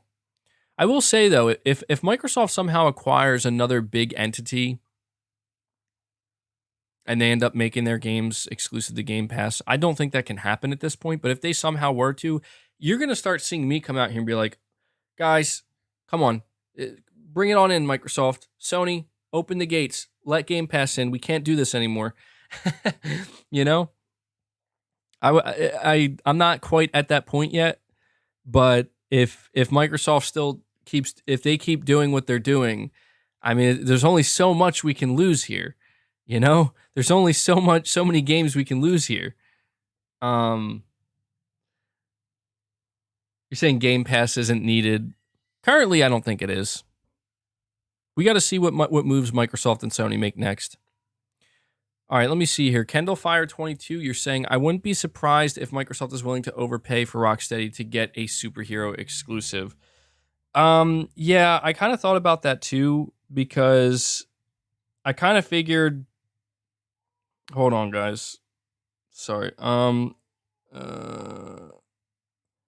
don't mean to text during my my stream here. I don't normally do that, but that was kind of an important one. I mean, I feel like you could say the same about Sony, though. And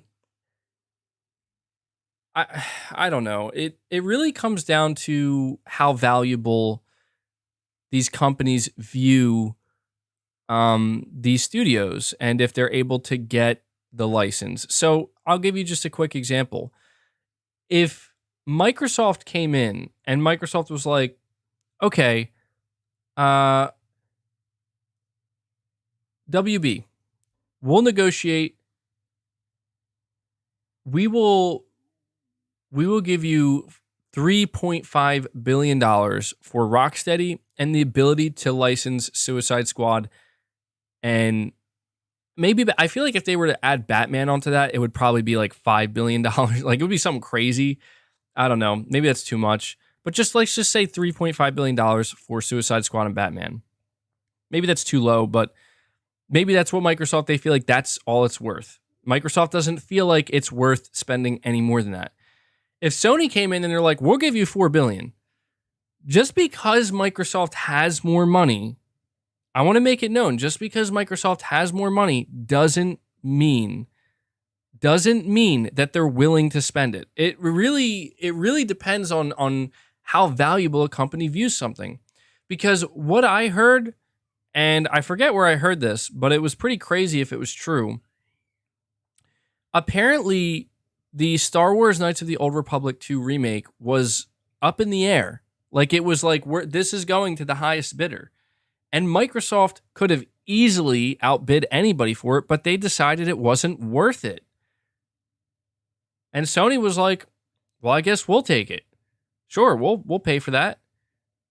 And it's like, this is where it just comes down to what Microsoft cares about, what Sony cares about, and how valuable they view these things. Because I will tell you, when it comes to caring about popular franchises where they can sell millions and millions and millions and millions of copies of a game at full price, Sony absolutely cares about that. They do. Do you know what Sony would probably be willing to do to get an exclusive Batman game? To have an exclusive Batman game and an exclusive Spider-Man game? I'm just saying, I think I just get the feeling that Sony cares more about that than Microsoft necessarily would, because think about it. Like Microsoft, I don't know that they have to care about much of anything anymore. Microsoft got the biggest thing they ever could have got for Game Pass, and that is Call of Duty. I want people to remember that, Microsoft, I don't know how eager they are going to be to acquire a big entity or a really popular IP at this point, because they already kind of won in this area, where if Microsoft's main goal is Game Pass subscribers, well, here you go, everybody. Get your Call of Duty, subscribe to Game Pass. Even if it's multi-platform, like that's the biggest win you could get for Game Pass when it comes to the mass market and the casuals, So I don't even want to say, I don't mean like say the casuals, like only casual people play Call of Duty or gamers play Call of Duty, but you know what I mean. It's a much more like wide appealing mass market product. So I don't know that Microsoft would be like, well, we're going to fight to get a Batman game now. Maybe they would. I don't know. Let me see. Sage Infinite NJ, you're saying, here's $5, my dude. Play Sekiro. Well, thank you. Again, we'll see if I get around to it, man. I mean, if you do Sage Infinite NJ, you do a $500 super chat, I'll play Sekiro, bro. I'm just kidding. Don't please nobody do that. Not because I don't want to play Sekiro, but because don't pay me $500 to play Sekiro. That's just crazy. But I'll get around to it at some point. At some point, I will. Pushing Polygons, you're saying, do you think that Knights of the Old Republic remake is a way for Sony to evaluate talent and possibly acquire Aspyr? I think it could. I don't know too much about Aspyr. Like, I don't know their history. I don't know if they're like actually a remake studio or not. But I do think that, are they a remake studio? And they're owned by Embracer. Okay. Yeah. See, I'm not too familiar with Aspyr. I don't think that it's about that, honestly, pushing Polygons. I think it's, if anything, it's more about just Sony trying to acquire what they believe to be a valuable IP that will do really well on PlayStation. And I think that, Star Wars in and of itself is still a very popular name. But also when you consider the fact that it's Knights of the Old Republic remake, that sounds like something that should be exclusive to the Xbox platform, let alone being exclusive to PlayStation's platform. So I think that if Aspyr can do it well, I think Sony is actually, to a degree, overseeing the project. Because I think Sony wants KOTOR Remake to be very good. I don't think that they will... I think there's like a standard that Sony has and an expectation. So I think it's just more about getting that brand name. Willie Waldman, you're saying, I don't just mean Sony, Xbox too. Third-party games are very important for the industry. Bungie staying multiplat wasn't Sony's choice. That was Bungie. Well, I don't doubt that, Willie. I don't doubt. I mean, if Sony went to acquire Bungie and Bungie was like, yeah, we're totally cool going exclusive, I think Sony would have been like, well, this is great. I don't think Sony would have been like, no, we want to keep you multiplat. I do think that was Bungie's choice, because that was the leverage that Bungie had to say, look, we're only going to get acquired under one condition, and that's it. But I do agree with you, Willie. Like, I don't want to see... This is why I don't want to see every publisher eaten up. And I don't want to see every publisher go to one platform or another. I think things, if they just were to stay the way they are now, would be fine.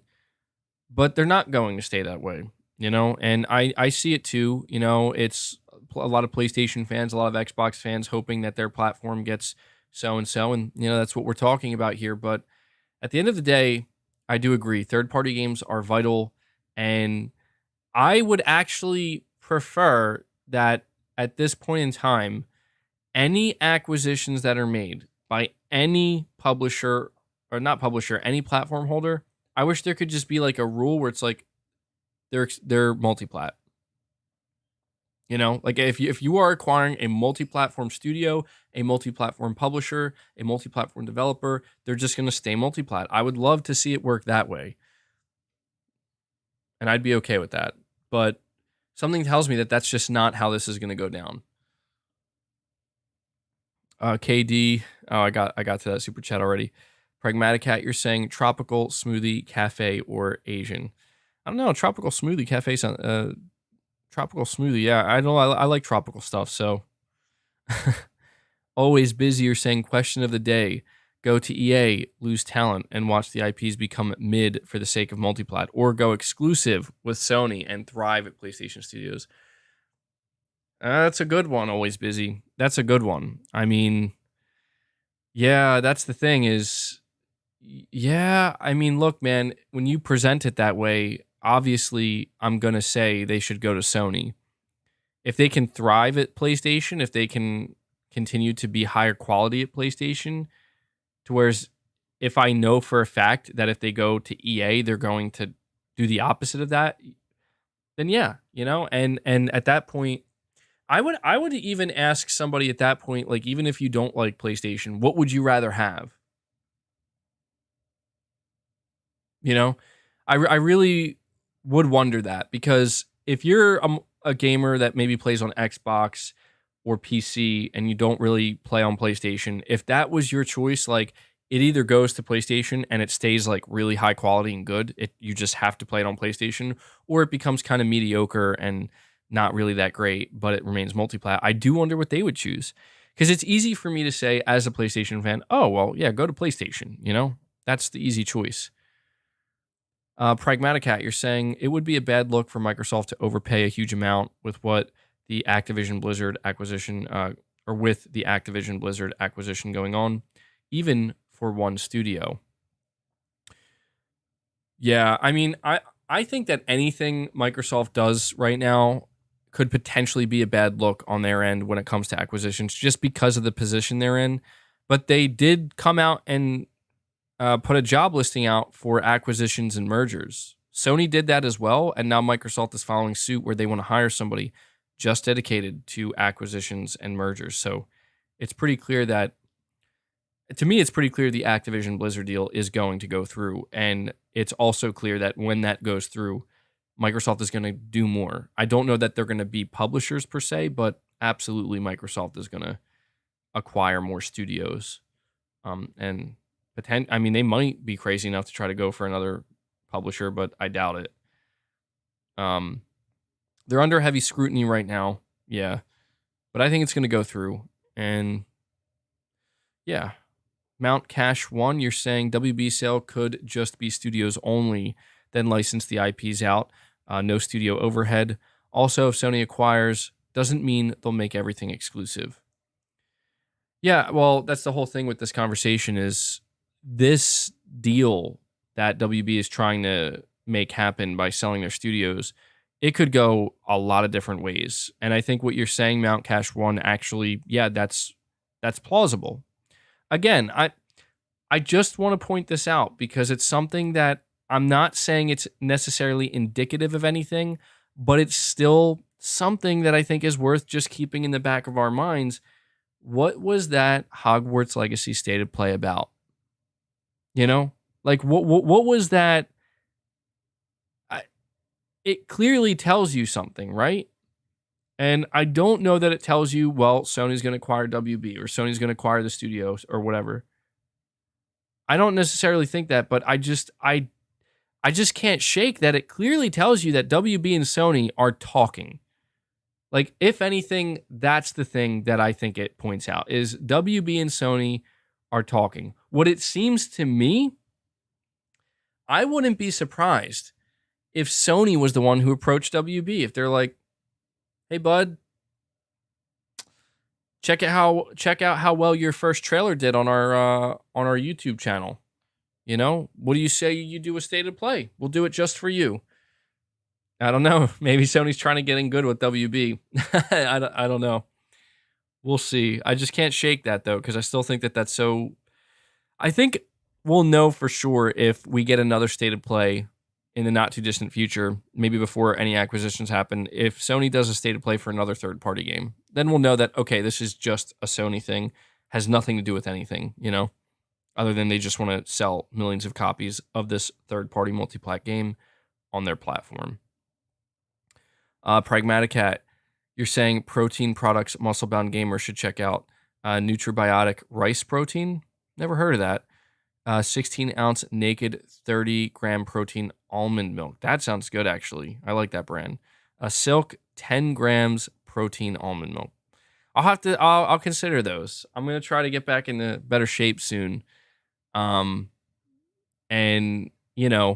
I think that the naked drink, the 16-ounce 30 grams protein almond milk, that sounds really good. KD, you're saying muscle-bound gaming is a relic of the past. He's mental-bound gaming today. Triple entendre, don't ask me how. Jay-Z voice. Yeah, I mean, mental-bound... I think some people would say mental breakdown gamer. No, but mental-bound gamer. Yeah, well, that's the thing, man, is I got to get back in shape. I don't care necessarily about having the biggest muscles or anything like that, but I want to get back in shape. I want to get toned up. I want to just feel healthier.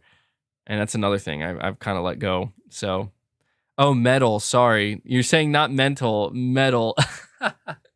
My bad, man. See, that's where my head's at. I'm like, mental bound gaming. It's all in here. Metal bound gaming. Okay. Yeah.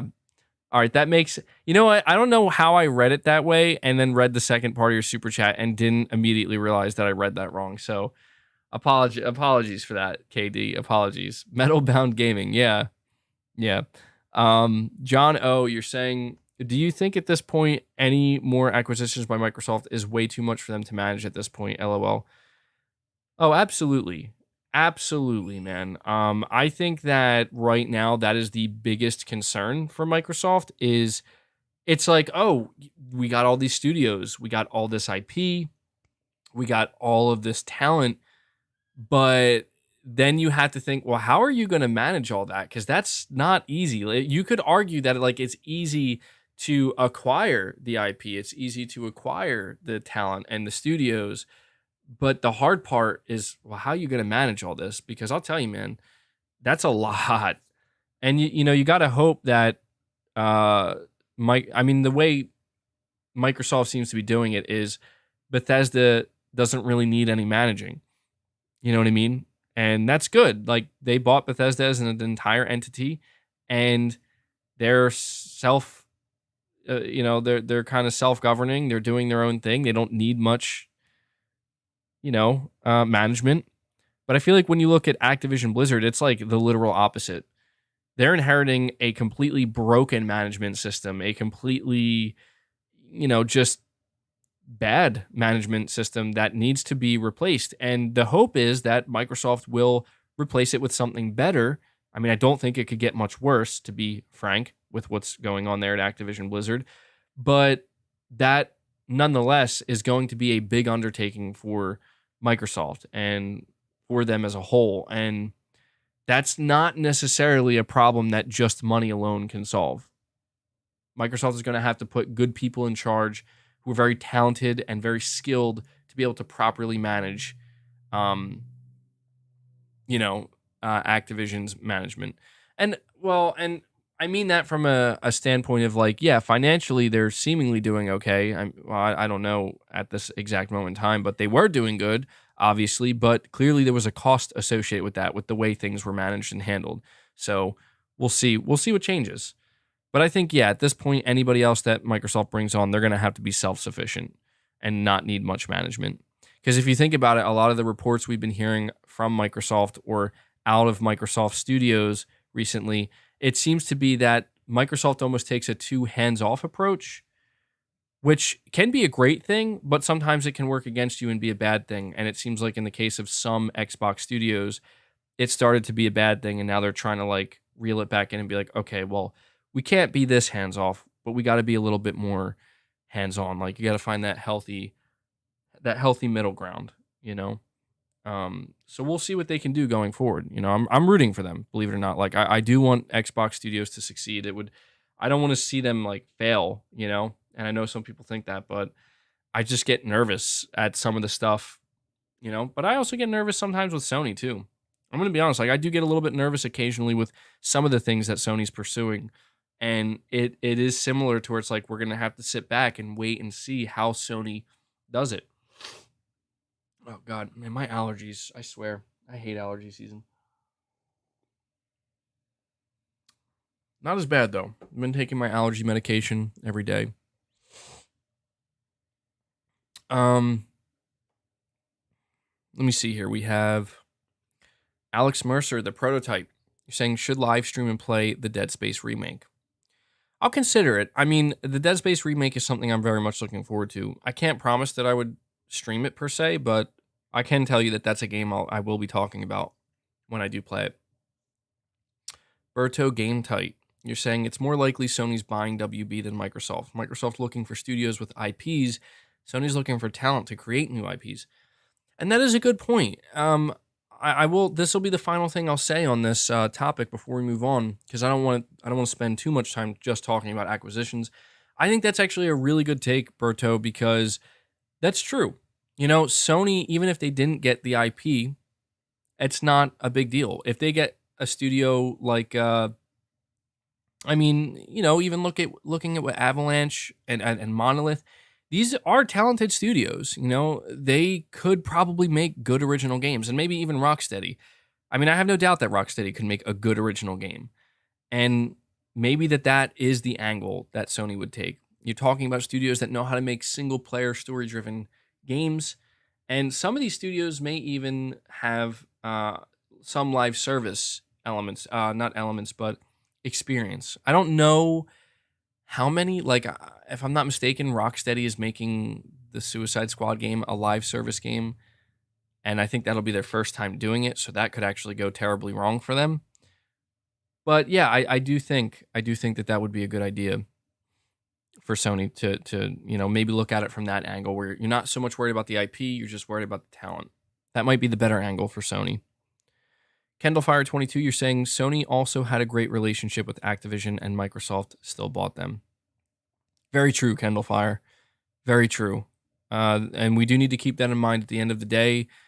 The dollar is what matters more than anything. The money is what matters. You can have the best working relationship with a publisher, a studio, but if somebody comes in and they're offering more money, that's just the name of the game. So we do need to keep that in mind. And as much as I don't want to necessarily believe that, I do think that's the truth. I do believe that, I don't want to, but I do. Zanarcan Blitzer, you're saying Sony creating a game preservation division team is great news. Yeah, that wasn't a topic that I had listed here today, but I think that is really good. I think that's a great sign that Sony is listening to some of the feedback from the PlayStation fan base, where there is a pretty large chunk of the PlayStation fan base, not everybody, but there's enough where Sony, this is what they're asking. They're saying, Sony, please care more about your heritage, about the PS1 and the PS1 games, the PS2, the PS3, PSP, all these games that you just have such a massive, robust, and meaningful catalog of games. We just want you to care about them. And obviously the dream is getting a console one day, maybe the PlayStation 6, or maybe it'll take until the PlayStation 7, where it's the ultimate console. It will play every generation of game, everything's available. I don't know that that's what Sony's working towards with the game preservation team or the division. The guy who's running it did clarify, as of right now, he's not working on PS3 emulation, but we have heard of multiple rumors from different sources that PlayStation 3 emulation is something that Sony's working on. They just have no idea when it's going to be done, And I believe that wholeheartedly because I've said it many times before, and I'll say it one more time here. The truth is, Sony is going to have to figure out PlayStation 3 emulation in the long run because they cannot use PS3 server blades forever. When those server blades go and they can't be replaced, it's either Sony found a solution to emulate PS3 games or they didn't, and PS3 games are just not going to be a thing that's playable anymore.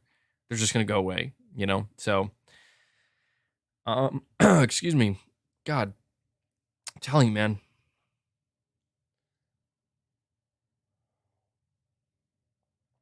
Anybody else suffer from bad allergies? Hanzo, you're saying you love kefir? I like kefir too. I feel like not a lot of people know about kefir. Kefir's really good. It's good for your gut.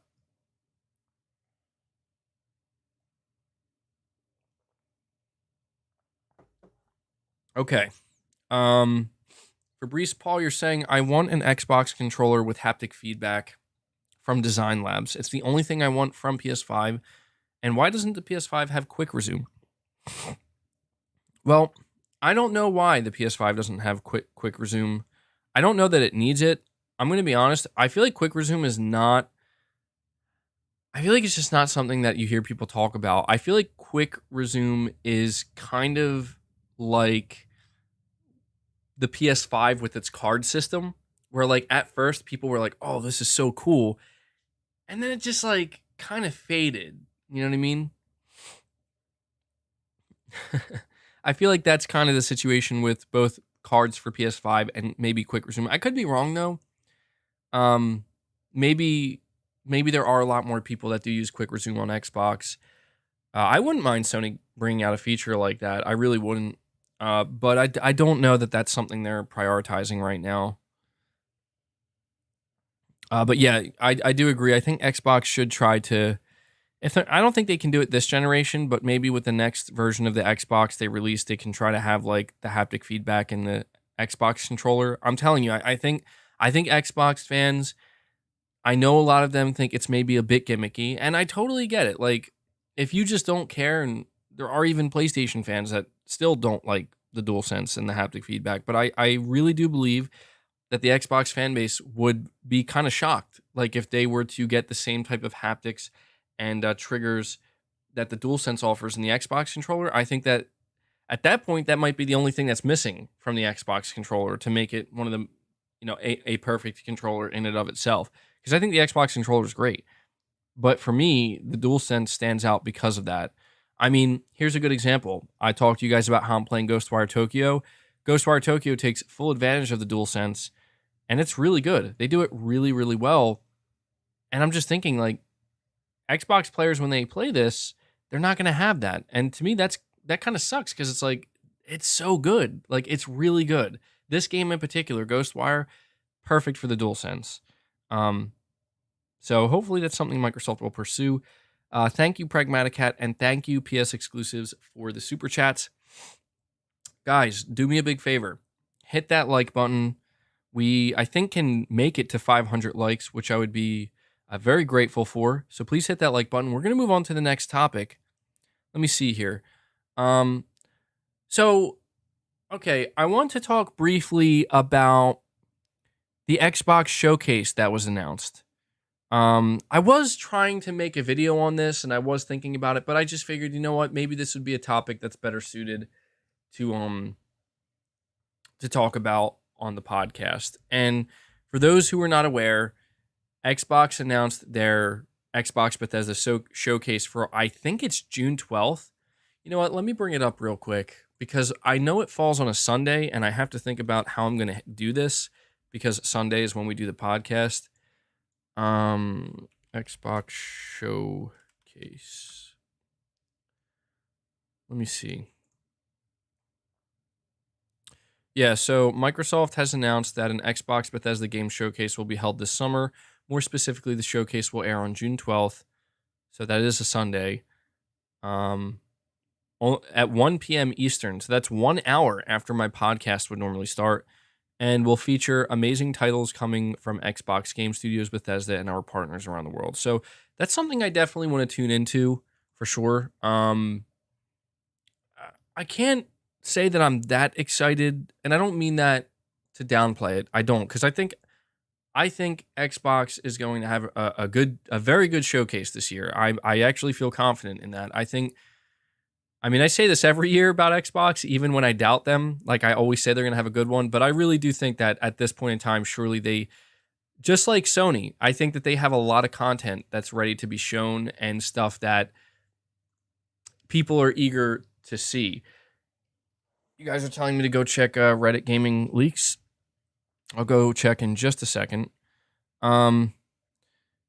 Lewis, you're saying a member for 4 months. Greatness awaits. Thank you, buddy. You're saying after 193 hours, I just platinumed Horizon Forbidden West. That game is amazing. It's going to be hard for other games that I played this year to contend with it. It's as my game of the year. That's a lot, dude. That's a lot of time. That's almost 200 hours. That's pretty much almost double my time.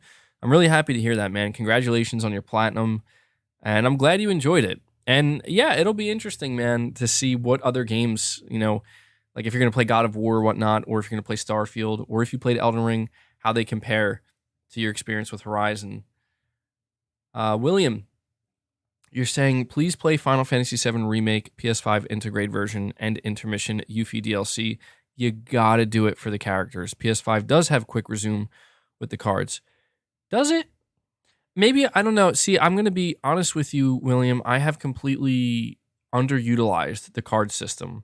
I've only just now started using it again recently to check the trophy progress for games that I think support it. But outside of that, I really don't use the cards. I don't know why. I thought I would, but I just turns out I don't. And I'm not against them, but I didn't know that. I don't know how you would use the cards for quick resume. I guess I think I get what you're saying. Like you basically just click on the card and it'll just take you right to a certain point of the game, and it's almost like I don't know, like it's like a quick resume feature. I guess that makes sense.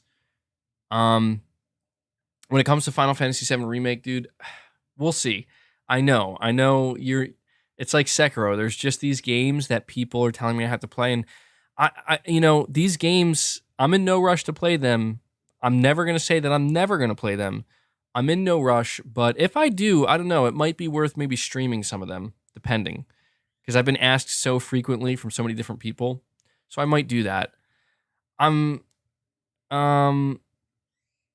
right, let me see.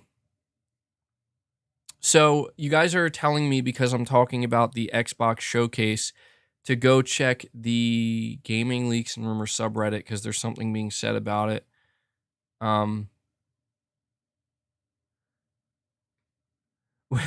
William, you're saying I will donate $500 if you say no? I say no to what? Say no to playing Final Fantasy VII Remake? All right, so I'm over at the Gaming Leaks and Rumors subreddit. The top one I see, Randall Thor has heard through the grapevine that nearly every internal studio at Xbox submitted something for the Xbox showcase. That's impressive if true. It makes me wonder, like, how many of them... Oh, okay, so clicking on it, it says, he stated that some studios even submitted multiple things. He goes on to state that this is where things have to be cut to fit the 90-minute runtime. Edit, have to be cut. Okay, never mind. That's kind of strange to me, though. Don't you guys think that's a little weird? Like, why would Microsoft put in a cap on their show? I mean, putting a cap on your show makes sense because you don't want it to be too long. I think Microsoft, if they have that much content to show, they could afford to go 2 hours. Why not? Why not? Like, what do you have to lose if you have that many studios with that much to show? Just go for 2 hours. I would be okay with that. But I also think, I don't know, maybe Microsoft should consider doing their own like state of play like things where if they have that much content, maybe kind of disperse it over, over the months where you don't necessarily, I feel like Microsoft is still very much traditionalist, which is good and bad. I think it's good because who doesn't like the big showcases? And I hope Sony's doing a showcase of their own like that.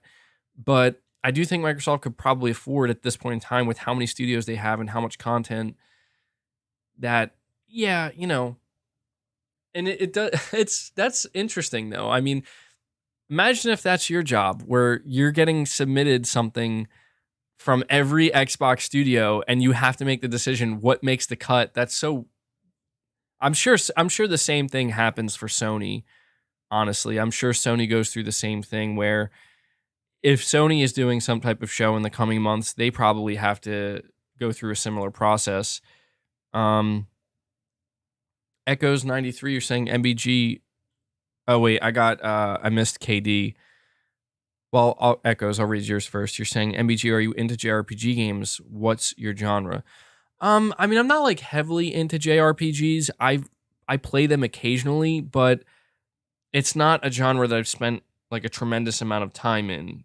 But it's also not a genre that I avoid by any means. So my preferred genre, I mean, I'm all over the place, man. I like deep RPGs, but I also like FPSs. I like shooters. I like fast-paced games. I like competitive multiplayer games. I like AAA story-driven games, action and adventure games. I like it all. I'm really into a lot of different stuff. It's just really, I think a lot of times what catches my attention are like art styles of games. I do like very good looking games. I am unfortunately that type of person. I say unfortunately because some people despise this, but I am the type of person where it's like if your game looks like kind of realistic and has a like a nice gritty look to it, and it just kind of pops in that way, I'll likely be paying attention to it.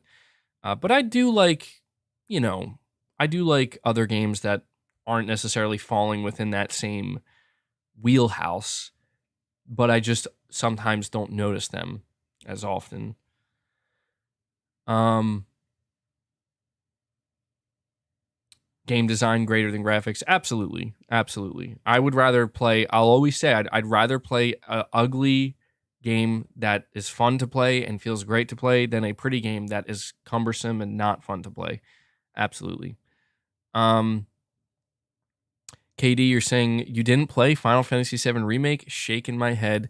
Even if you hate anime like me, you'll love Final Fantasy VII Remake. Easily one of the best games of last gen and still the best looking game today. Really, really. I know, man. I know. I feel like I disappoint my community like on a weekly basis when they mention this. They're like, so man, have you played Final Fantasy VII Remake yet? And it's like, no, not yet. And they're like, come on, MBG. Get it together, man. Get it together. The day's going to come. I'm telling you, the day's going to come. At this point, it's probably going to happen when the second one is out. When Final Fantasy Remake Part 2 is out, I'll probably play them back to back. And maybe I'll enjoy it more that way. So the day's going to come, guys. Don't worry. Ivan Noel, Kachofo, you're saying, sorry for not being a channel member at the moment. I have right now other priorities like buying an LG C1 OLED. Did you see on Twitter the date for state? I think you meant to say a date for State of Play dedicated to God of War. Well, first of all, Ivan Noel, dude, it's no big deal. I appreciate you letting me know that, man. I appreciate you being a channel member whenever you can be, and don't let being a channel member to me get in the way of you achieving the dream of acquiring that LG C1 OLED, man. I totally understand. And when it comes to Twitter, no, I have not been on Twitter, so Ivan Noel, I don't know what date you're referring to. I have not seen or heard anything about a God of War State of Play date. My assumption at this point in time is if we were to get a State of Play for God of War, I think it could come at any time. I think it could come this month. I think it could come in June. I will say this, though. The one thing that does make me think maybe we could see one this month is simply the fact that I say back in 2021, like it was just so long ago. In 2021, when Horizon was the big AAA PlayStation game that was set to launch at the end of 2021, before it got delayed, Sony held a big State of Play for it in May, if I'm not mistaken. And it was almost like a little mini event in and of itself. So I think there's a decent chance that Sony might follow that same formula, assuming that they have something ready to show. But yeah, I haven't seen anything on that. So, but I appreciate the super chat, buddy. So just getting back to talking about the events real quick. I probably will stream the Xbox show. I don't see any reason why I wouldn't. And it makes me think, like, is Sony going to do a proper event in June? And I don't know that I feel confident they will. I mean, a part of me wants to say, oh, yeah, definitely. Sony's definitely going to have a proper event in June. But if you think about it, they didn't do one last year. They didn't. They I don't remember what Sony did, but I know they didn't do a full event. Sony didn't do a full event until September. And even then, they kept it kind of on the shorter side, around like 40 minutes. But I will say that the difference between, I think, this year and last year is that Sony has like nothing set up right now. To whereas last year, we kind of had a much better idea of like the remainder of 2021 going into 2022. It's not like that this time. So I want to say that it's a 50-50 thing. I think there's a 50% chance that Sony says, well, we'll do our own E3 like event over the course of June. I did see some people saying that Sony shouldn't do that. They should just give Microsoft their time in the sun and other publishers that are going to be doing events, the Summer Game Fest and whatnot. And Sony should just do it at a later date. I think that's a possibility as well, but I'm going to be honest, like I would be disappointed. Straight up. I have no problem admitting I would be highly disappointed if Sony forgoes doing an event this summer. I would be incredibly disappointed. I know that a lot of people are like, "Oh, they're going to do it in September. They're going to do it in September," but I don't want to wait that long. I don't. Maybe that sounds a little bit selfish of me or a little bit entitled, but I'm ready, man. I've been ready for a long time to know, like, Sony, you've been really quiet for a long time now. I mean, Sony's been very quiet and very secretive. And a lot of people tell me, like, dude, we're so tired of the rumors, we're so tired of the leaks. And I want people to understand that I'm right there with you guys. Like, I am also very tired of the rumors and the leaks. I am ready for Sony to come out and bring the announcements, bring the heat, bring the hype, because Xbox is going to do that. And Xbox doesn't really, Xbox has a pretty reliable, easily predictable way of doing things. And that's not a bad thing. Like, Xbox fans are celebrating the fact that, we got our event date. Let's go. And now they can speculate and talk about what it is that they hope will show up. And just as a PlayStation fan, I would like to get that too, And I think that's totally reasonable. I mean, Sony's going to do what they think is best, and that's fine. But just from my perspective and my personal feelings, I would love for them to do a summer showcase, and a big one. Like an hour and a half, 90-minute showcase, similar to what Xbox is going to do. Because I'll be excited to tune into Xbox's event. I'm going to be interested to see what Xbox has to show. I'm always hopeful when I watch Xbox's event that they show something that really, really gets me excited. When I tuned into PlayStation's last event in September 2021, God of War got me very excited. Spider-Man 2 got me very excited. But Wolverine made me like jump out of my seat because I did not expect that. Wolverine from Insomniac Games was like a dream come true announcement that I was like, yo, what? This is crazy. I couldn't believe it. And I would like to get something like that from Xbox as well. But I also want to see PlayStation continue to do that as well. What I was surprised about? Pragmatic Cat, you're saying, for real though, not to mention it, I just made a Twitter account and the stream has been so much more friendly and chill than Twitter. Well, hey man, that's why I like to do this here, because I don't know, people are different on YouTube. I'm going to be honest. I noticed that people interact with YouTube differently, and people just generally seem nicer on YouTube for some reason. I don't know why. But I'm glad you're here enjoying the community, man. And I thank you for all the super chats, by the way. I really appreciate it. Big support to the channel, all of you, everybody who's donated. Something I was a little bit surprised about is how much negativity and flack I got for my. I made a video on Starfield, and the reason why I made that video, it was probably bad timing. It was definitely bad timing, but I was hopeful that people wouldn't assume that when I put in the title that the developer called the engine a piece of crap, because that's what he did. He called the engine a piece of crap. I was hopeful that people wouldn't jump to conclusions that I was hating on Starfield and that they would listen to my video and listen to the words that I had to say. Because if they did, they would know that I kind of helped clarify things. I explained to everybody that he means developing on the engine for Starfield has been crap. Like, it's a crap development engine to work with. He didn't mean like the end. I even said like it's probably going to be fine. Like, it's going to run fine. And people they went in two different directions. People either assumed like, oh yeah, dude, Bethesda's crap. Their engine's going to suck. We already know that. And I'm like, wait, no. That's not what I'm saying. And then other people were like, shut up about Xbox MBG. That's all you want to do is hate on it. And I'm like, I just wanted to talk about it because I'm trying to, I don't know, just, I'm not really interested in Starfield, but when I saw this leak, I'm like, this is crazy. Like, the thing that I found crazy about that leak in particular, if it's true, is the developer seemingly broke an NDA and didn't even realize they broke an NDA till after they did it. And I thought that was crazy because it's like, wow, like, he said good things. He also said some not so good things, but he revealed things that he wasn't supposed to. And I'm like, even as somebody who's not that interested in Starfield, this is going to be one of the biggest games of the year. And Starfield is kind of very secretive in the shadows. You know, I want to mention this as well. I want to mention this about Starfield only because what the developer said.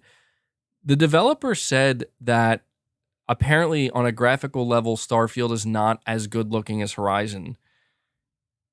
And, you know, I don't think it's necessary to really make those types of comparisons. But something that people were pointing out, because I asked the question, when I made that Starfield video, I assumed that people, I mean, I know that my audience, a lot of PlayStation fans, are probably going to watch that video and say, well, I don't really care about Starfield. Starfield's going to suck. You know, I like, look, I know a lot of PlayStation fans aren't going to say that about Starfield, right? I know that's going to happen. But I was also kind of hoping that a decent amount of people who are actually looking forward to Starfield would give me their thoughts and talk about what they're expecting.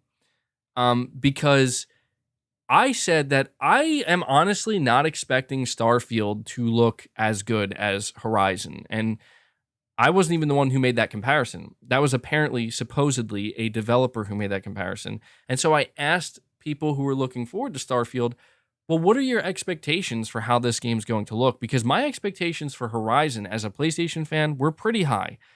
And a part of that was because that's just what Sony does. Sony, they work really hard to make their games look really pretty and make sure on a graphical level they're as high quality as they can be. And even for a cross-gen game, I always kind of said that Horizon looks really good. Like, I played that in fidelity mode, and I'm like, yeah, it's looking really good. I appreciated that. I did see a few people say that Starfield is not an Xbox One game. It's not a cross-gen game. And they said that their expectations is it needs to look like really, really good. And I kind of totally forgot about that. You know, you're saying, MBG, don't forget that lighting can have a lot to do with how a game looks. Absolutely. Lighting in a lot of cases can make a huge difference. But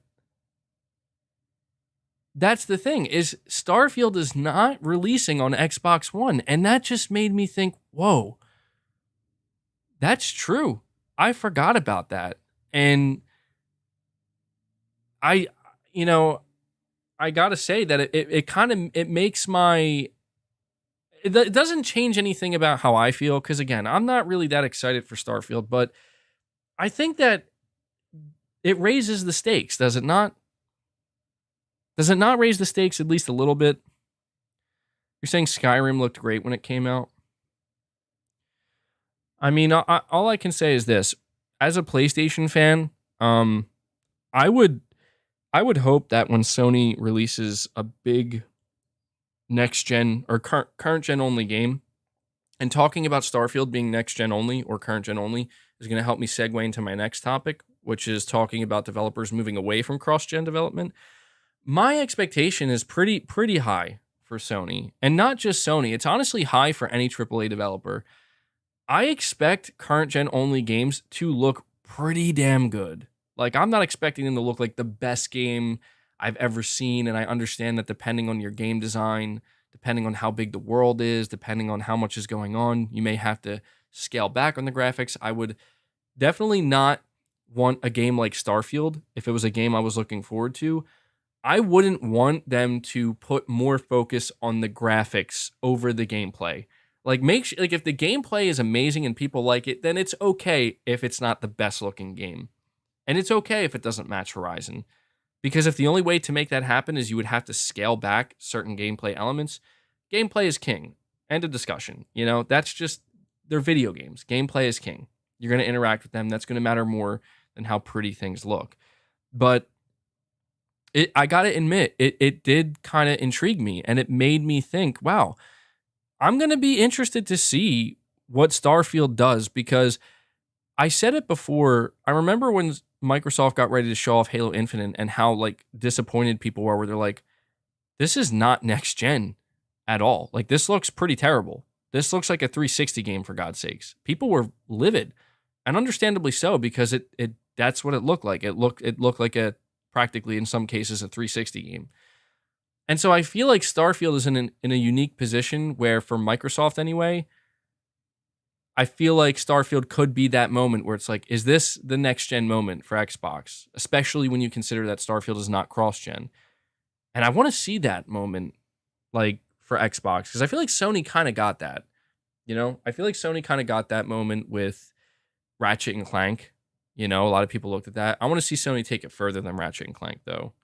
You know, and we'll see. We'll see if it ends up living up. Starfield is a game that, even though I probably don't see myself playing it, I'm fascinated with, and I want to follow. And I'm also interested for the fact that apparently Sony was trying to get Starfield as a timed exclusive, which is very interesting. Wonder how that would have worked. You're saying Forza Horizon 5 looked pretty next gen? Yeah, Forza Horizon 5 did look really good. It seems like at this point, the formula that they have for the Horizon games and the Forza games is on lock. At this point, they're just like focused on pushing the graphical fidelity. Because I agree, it did look really good. Pragmatic Hat, you're saying Twitter, like love, is a battlefield. Yeah. Starscreams 3117, you're saying, hey MBG, are you still playing Elden Ring? I just finished Ghostwire and it was actually pretty good. Gameplay was fun. Story was meh. Love your content, man. I'm not playing Elden Ring anymore because I pretty much felt like I got my fill, and I got at my experience with about 100 hours or close to 100 hours of Elden Ring. But I do see myself certainly going back and playing Elden Ring again at some point. And I'm still in the process of playing Ghostwire. The gameplay is pretty fun in Ghostwire. It's not that it gets repetitive. Every game gets repetitive, but I like facing some of the tougher enemies. I think some of the low tier kind of like enemies, they just feel like cannon fodder, which I guess is done purposely, but I appreciate it, man. I appreciate the super chat, and I'm glad you enjoy the content. Okay,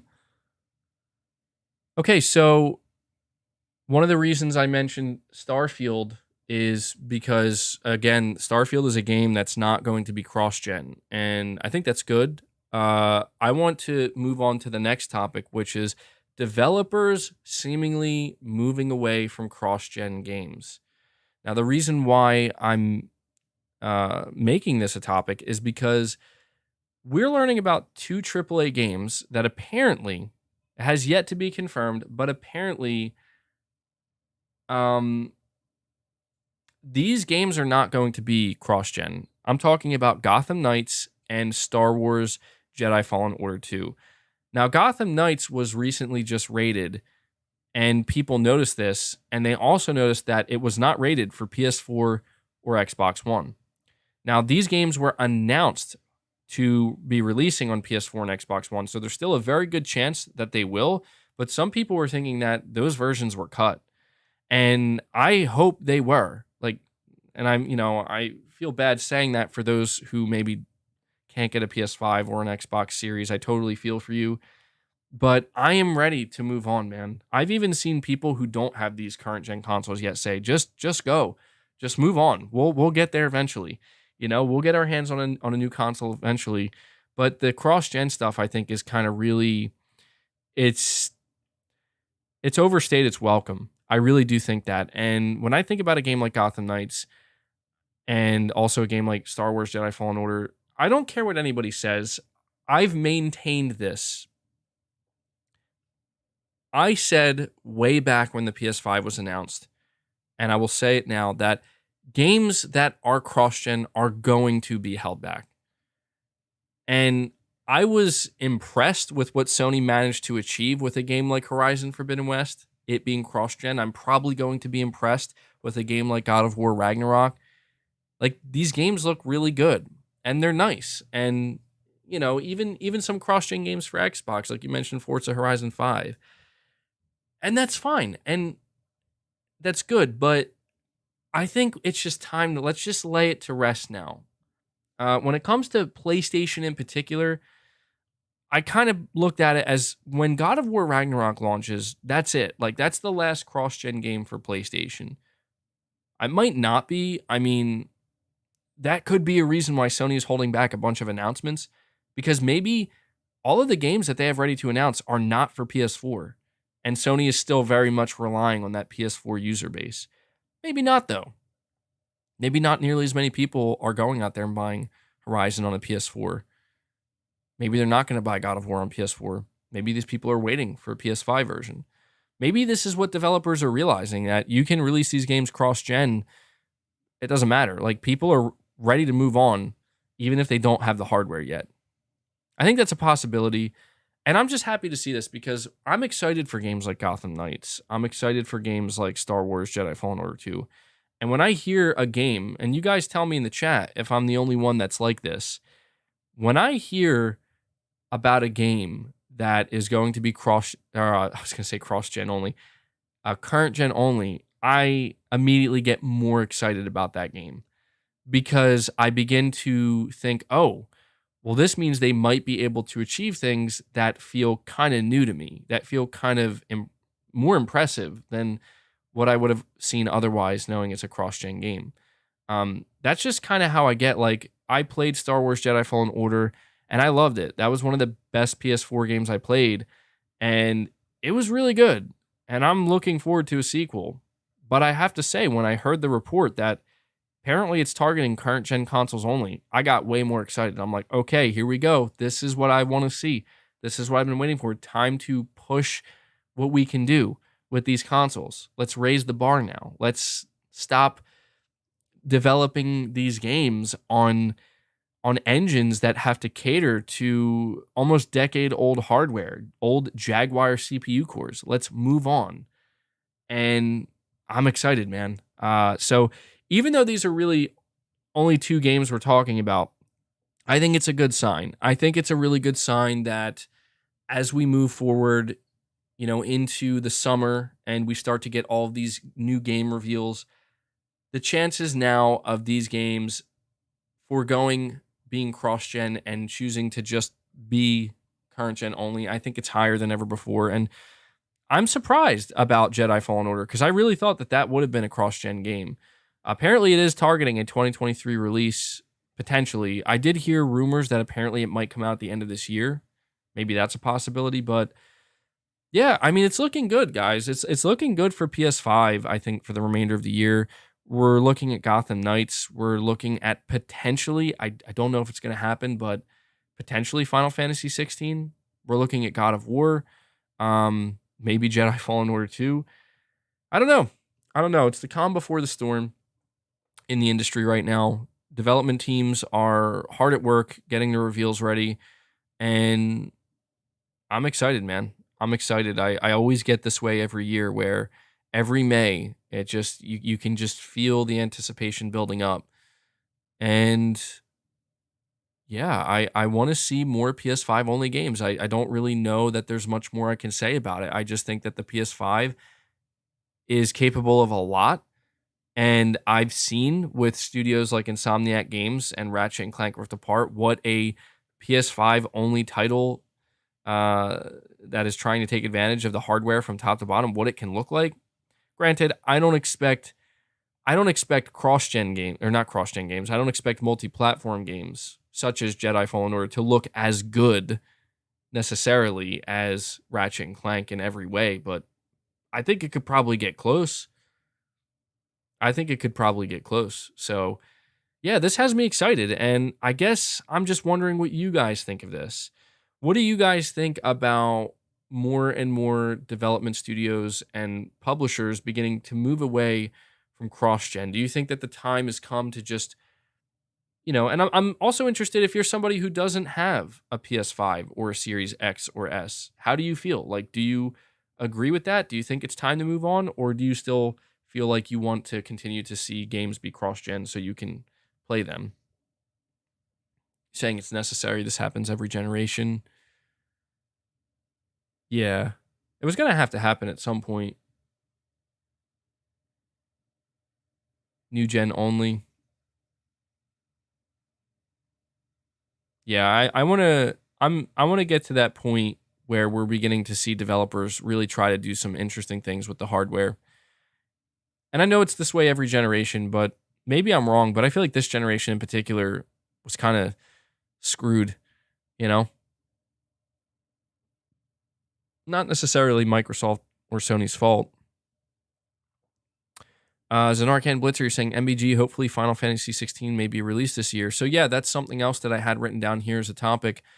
You're talking about a game that I think it's been confirmed Final Fantasy 16 is releasing on PC, but this is a game that is going to be a PS5 exclusive. And fans got an update recently where, to kind of summarize it, the producer of Final Fantasy 16 said that, thank you, GamerX. I'm glad you like the shirt. The producer of Final Fantasy 16 said that they are in the final stages of development. And this could mean a few different things, but I kind of got the feeling with what he was saying, considering they're getting ready to show the game again. And if I'm not mistaken, Square Enix also said that the next time they show Final Fantasy 16, they want to show it when they really have like a lot to show, something impressive, and they feel confident that the game is like pretty much almost done. I'm thinking that when he says they're in the final stages of development, or the final stretch, as he put it, I think that's actually a better way to put it. Final stretch. I think that they're like in the process of polishing the game, squashing bugs and polishing. And I think that's where God of War is as well. And I'm almost wondering, like, could we see the end of 2022 go God of War, Forspoken, Final Fantasy 16? Maybe that's a little too good to be true. There's also apparently the Last of Us remake is a thing that's almost done. And what's fascinating at this point is it's becoming clear that PlayStation and their partners, they have games that are like nearly finished, like at the final end stages of development. And we may be looking at a situation where Sony is just literally sitting on games that are ready to release.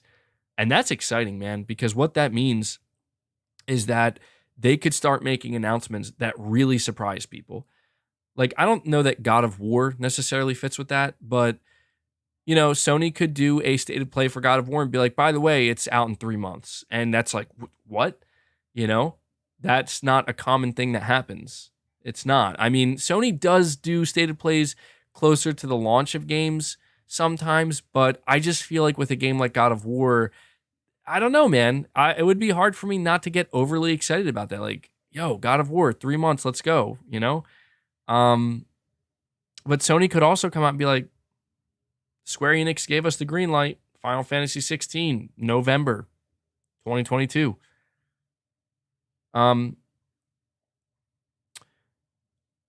By the way, I wanted to ask you guys this. I actually don't have information on it. I just saw a couple people mention it, and I don't know if there's anything to it, and I honestly just didn't feel like researching it. So maybe you guys know. I heard some people saying that it's been discovered that Forspoken is not a PlayStation 5 exclusive or a console exclusive, and I was like really confused. Like, I don't know if people were just saying that even though it's not true, or if there was something that was discovered recently. I mean, wasn't it already confirmed that Forspoken is exclusive to PS5 for 2 years before it releases on Xbox? Okay. What you mean? People were talking about it releasing on PC. Okay. Well, yeah. I mean, that's why I think it's important when we talk about these games, just for the sake of clarity. I try to make sure that when a PlayStation 5 game is going to release on PC as well, I try to call it a console exclusive. But I feel like, sometimes it is just easier to just say exclusive. You know what I mean? But yeah, I think we've all known that for some time. Forspoken's releasing on PC, and I think it's going to come to Xbox after like 2 years or something, which is a ridiculous time frame. Um, Zanarkand Blitzer, or sorry, Chris B, member for 21 months. Greatness awaits. Thank you, buddy. You're saying loving the channel content. Keep it up, MBG. Well, I'm glad. I plan to keep it up. I feel like I have a rejuvenation here. I feel rejuvenated. I have a new energy that I'm planning to put forth on my channel. Not like an over the top energy. That's something I want to say real quick. Because you reminded me, Crispy. Something I really want to get away from when releasing videos is I feel like one of the problems, that it's not just me, it's not just a me problem, it's like a YouTube problem, it's a content creator problem. Some people handle it better than others. The saying like no frills? No frills, right? No frills means no extra unnecessary fluff. That's pretty much what that means. No decoration. One of the most important things when making a video on YouTube is you got to have a good title, a clickable title, and a good thumbnail and a clickable thumbnail. And it makes it too easy to kind of get into clickbait territory. And I feel like people's definition of clickbait, it varies. But one thing I really want to try to do is not get overly excited, I guess you could say, with my titles and thumbnails, because sometimes it's really easy to do that. And I'll even convince myself like this is super exciting. And in reality, it's like, whoa. We're not quite there yet, and I'm just trying to find that good.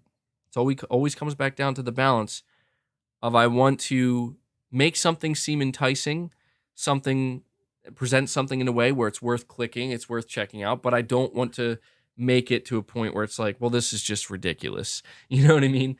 And yeah, you just reminded me of that, Chris B. So hopefully you guys will appreciate that effort going forward, or the effort I'm going to put into keeping things clean, I guess is the best way to put it, if that makes sense. But Zanarkand Blitzer, you're saying part 1, MBG, did you see the Superman Unreal Engine 5 demo? Rocksteady were working on a Superman game until the old WB said stop, make only Batman games. Yeah, one of the weirdest things about Rocksteady, I feel like we've been talking a lot about Rocksteady today, is there are people that are wondering, like, why has Rocksteady been working on a game for like 7 years? Like, what is going on? Clearly something happened after Batman, I think Arkham Knight, right? That was the last game they released. Clearly something happened where they were working on something and it just didn't work out and it got canceled and they had to start over. That's why this Suicide Squad game, it's been like 7 years. Supposedly it's been in development. No. There's no way they've been developing Suicide Squad for 7 years. They were developing something before that. It didn't work out, and then they had to start over, and they decided to go with Suicide Squad. So maybe this is part of the reason, honestly, why WB is considering offloading their studios, because they don't want to deal with that. Because let's be honest, do we really believe, and this is no offense to Rocksteady, it's no offense to the Suicide Squad game, after 7 years in development, do we really believe that it's going to be a game that felt like it deserved to be in development for almost a decade? I don't think so. I think it could be a really good game, but I don't think it's going to necessarily justify a 7-year development cycle. So yeah, definitely interesting. But I did see that demo and it was pretty cool. I actually covered it in my video recently, in one of my videos, and it was cool. It definitely shows you like what could be possible now with the latest Unreal Engine demo and this new hardware and the SSDs. We'll be excited. I will be excited to see what developers can do, because I think they're going to be able to do some crazy stuff. Zanarkand Blitzer again, part 2. You're saying WB Discovery after the merger have recently expressed interest in centrally focusing on Superman and making another movie and licensed games. I mean, hey man, I like Superman as a character. I think Superman gets too much flack. I mean, yeah, I get the idea that like he can be kind of a boring character to some extent, and you know, maybe not everybody is excited at the notion of more Superman movies or more games. Well, actually, the thing is, I would be totally open to a proper Superman game. I feel like that would be a difficult game to make, like a really good AAA Superman game. Uh, yeah, somebody says he's too powerful, but I don't know. What would you guys think of Sony developing, if they could like get the license to develop an exclusive PS5 Superman game, and maybe get, I don't know, which PlayStation studio could make a Superman game? I would say Insomniac, but they're gonna be too busy. Who else? Sucker Punch? I don't know that. I don't know. I want Sucker Punch to focus on Ghost of Tsushima too, but imagining what Sucker Punch could do with Superman, that would be interesting. Yeah, that'd be cool to see. But I don't think that's going to happen. Ben Studio, I feel like Ben Studio doing like a superhero game would be the most random thing ever. Same with Guerrilla Games. I don't know why. You're saying you would like Sucker Punch to make another Infamous game? I think they're going to. I do believe the rumors that another Infamous game is in development, and I'm excited for that as well. I think now is the right time for Sony to double down on Infamous. I do. I don't know why Sony isn't. If you think about the superhero craze, it's not really a fad, right? It's not a trend. Superhero movies, even comics, like shows, just these properties, these IP, they're just getting, it's just more and more and more. It's not going anywhere. I feel like Sucker Punch or not Sucker Punch, but Infamous is the closest thing that Sony has made to a first party original like superhero game. I think that they should really try to, not at the expense of Ghost of Tsushima, because we absolutely need more Ghost of Tsushima. We're going to get more Ghost of Tsushima. We're getting a Ghost of Tsushima movie. Also, really quick, side quest. Did you guys know that the person writing, I don't know their name, but the person writing the Ghost of Tsushima movie has only written, I believe, horror movies? So apparently this Ghost of Tsushima movie is going to have like a potential like thriller, not necessarily horror, but like a kind of darker tone, something a little bit more thriller-like. That's awesome. But I would also love to see Sony double down on Infamous, because I really think now with the PS5 hardware, the crazy things that they could do. That's the thing here. The crazy things that Sucker Punch could do with a PS5 only Infamous game, the type of powers they could make, the type of things that they could pull off. Oh, I think that would be crazy. Crazy good. Like so good that I don't think they should just sit on it. I think that Sony absolutely needs to make that a thing. And there have been multiple rumors that a new Infamous game is in development, but I don't think we heard who's developing it. I don't think we have any word. I don't imagine any other studios making an Infamous game other than Sucker Punch. Do you guys? I really don't. I think Sucker Punch needs to make Infamous if a new Infamous is going to be made. I don't think that should be handed to another studio, personally. Mung, I don't know if I'm saying your name right. 004, you're saying there's a lot of people that talk trash about Forspoken, but I'm excited to see more of it. My first time watching you live. Well, welcome, man. I'm glad you're here. Yeah, I'm interested in Forspoken as well. The one thing that really gave me hope is the fact that the development team, part of the delay was that they made it seem fairly obvious that they're going to clean up the dialogue a little bit and maybe make it a little bit, Wait, MBG, now here comes the hypocrisy. It's okay for a writer, possibly the most important part of the film, to have never written in the genre, but you're worried about actors playing characters. Well, no, I get what you're saying. The writing is more important. The writing and the direction is ultimately going to be more important because they're the ones who determine how the actors act, right? How they're going to act in the show or movie. But I guess what I'm just saying is like Ghost of Tsushima did always kind of have a dark tone to me, like a really dark undertone to it. And I think Legends actually kind of highlights that. No, and I know you're just busting on me here, but I guess it's just interesting to me to think, well, yeah, I mean, I'd rather hear that a writer who worked on horror movies is making a Ghost of Tsushima storyline for the movie rather than finding out that, oh, this writer that we tapped to write the Ghost of Tsushima movie made a bunch of rom-coms or something like that. I'd be like, oh God, that's not good. You see what I'm saying? So I have more faith in the Ghost of Tsushima movie than what we got with the Uncharted movie. And I thought the Uncharted movie was pretty decent. I didn't think it was bad. I just thought it was good. It's just like, oh, good popcorn flick, whatever. Hour and a half, pretty solid. Um, all right, let me see. And then yours says, "Here comes people losing the nuance. These are two completely different situations, and of course, they're going to have different takes." That is true. That is true. We do need to acknowledge that as well. Um, But yeah, when it comes to Forspoken, I like the fact that apparently the developers are planning to clean up the dialogue and potentially some of the cringe, really cringe dialogue that is part of the game. And they've been doing a good job, I think, more recently with any trailers they've been showing of Forspoken, focusing mainly on the combat and the different creatures and the different spells. And it looks good. It looks good. I'm not like overly excited for Forspoken, but I'm liking what I'm seeing of it. And as long as they keep showing me that side of it, where it's like, yeah, I'm liking the powers, I'm liking the combat, I'm liking the idea of these different boss battle like creatures.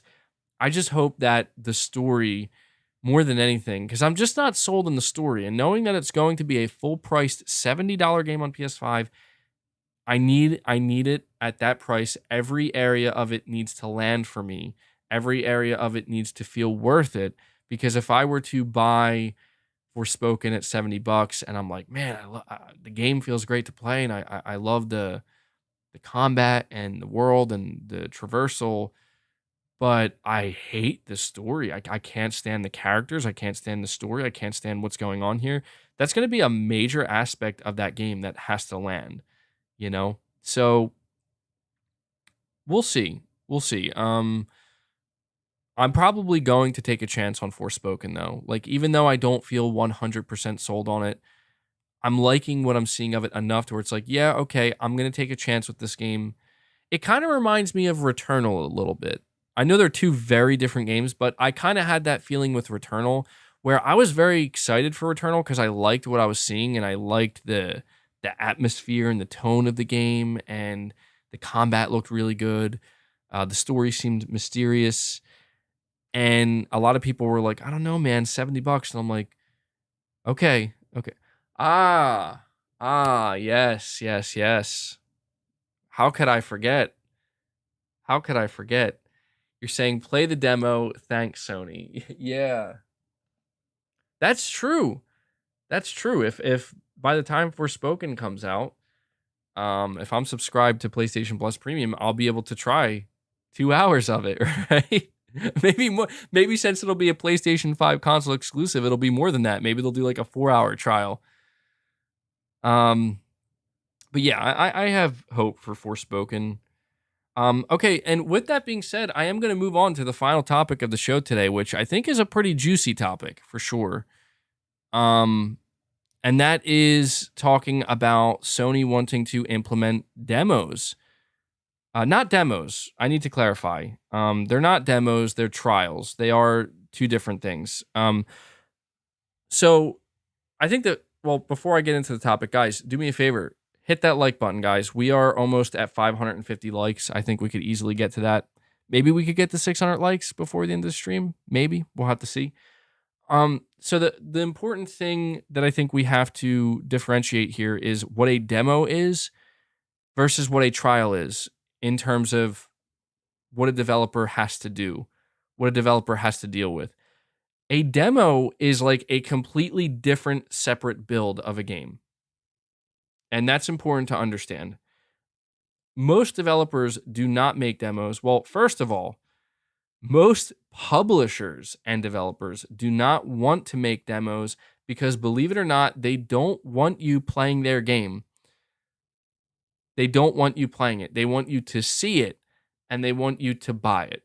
That's really important to understand here. And you better believe that with this new thing Sony's doing with PlayStation Plus Premium and requiring every developer who's making a video game that's releasing on the PlayStation Store that is being priced $34 or up, you better believe there are likely quite a few devs and publishers that are like, oh, damn, we are going to have to make sure that our game is exactly as we're selling it, like exactly what the marketing is saying it's going to be. And this is the angle that I want to talk about this from, because I know that I had seemingly a very bad take that I got dunked on for by what feels like the whole of the internet. And I get it. You know, like I did sound kind of foolish, for sure. It was a cringe take, because this is not a situation where I or anybody else should be coming out here and saying, hey, what Sony's doing with these trials is it's not pro-consumer, it's ridiculously pro-consumer. Okay, yeah, come on. Like, what am I doing here saying that? That's too much. That's not even a nuanced a nuanced conversation can't even be had there. But here's what I do want to say, because there was something behind that is more nuanced, and it's not ridiculously pro-consumer, but what it is something that I do think, and I know I can't be the only one who feels this way. I know you have to pay for PS Plus Premium, and PS Plus Premium is not cheap. I mean, a lot of people talk about PS Plus Premium like, who the hell would want to pay $18 a month just for game trials or game demos? Well, consider the fact that most people, realistically, who are going to subscribe to PS Plus Premium are not paying $18 a month. You're not. And you're not paying for demos either. And this is where the nuance is completely, and I'm not going back to this topic, but this is something I did forget to mention. Another reason I removed myself from Twitter is because Twitter does not allow for nuance, and it allows for very minimal context. And I feel like this is where it gets kind of important when you're talking about these types of topics. Context is everything, and nuance is everything. Most people who are going to subscribe to PlayStation Plus Premium are absolutely not paying $18 a month. Most people, if not, I would say all people who are planning to subscribe to PS Plus Premium and remain subscribed to it, are doing it annually for $120 a year, which equates to $10 a month, right? And so if you think about that, you're not just getting, and this is where you see how disingenuous people become, where I may sound foolish for saying something stupid like it's ridiculously pro-consumer. Yeah, okay, maybe that sounds dumb as hell. But what also sounds dumb as hell is people saying, you want to pay $18 a month for game demos? That's not what people are paying for. And I feel like we need to remove both of those takes. I'm removing my take, which is a bad take, by just simply putting it under the umbrella of, this is ridiculously pro-consumer. That's not, we're just going to remove that.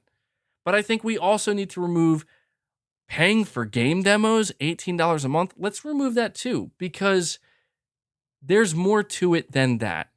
Okay? When you subscribe to PS Plus Premium, if you're subscribing for $120 a year, that's a lot of money.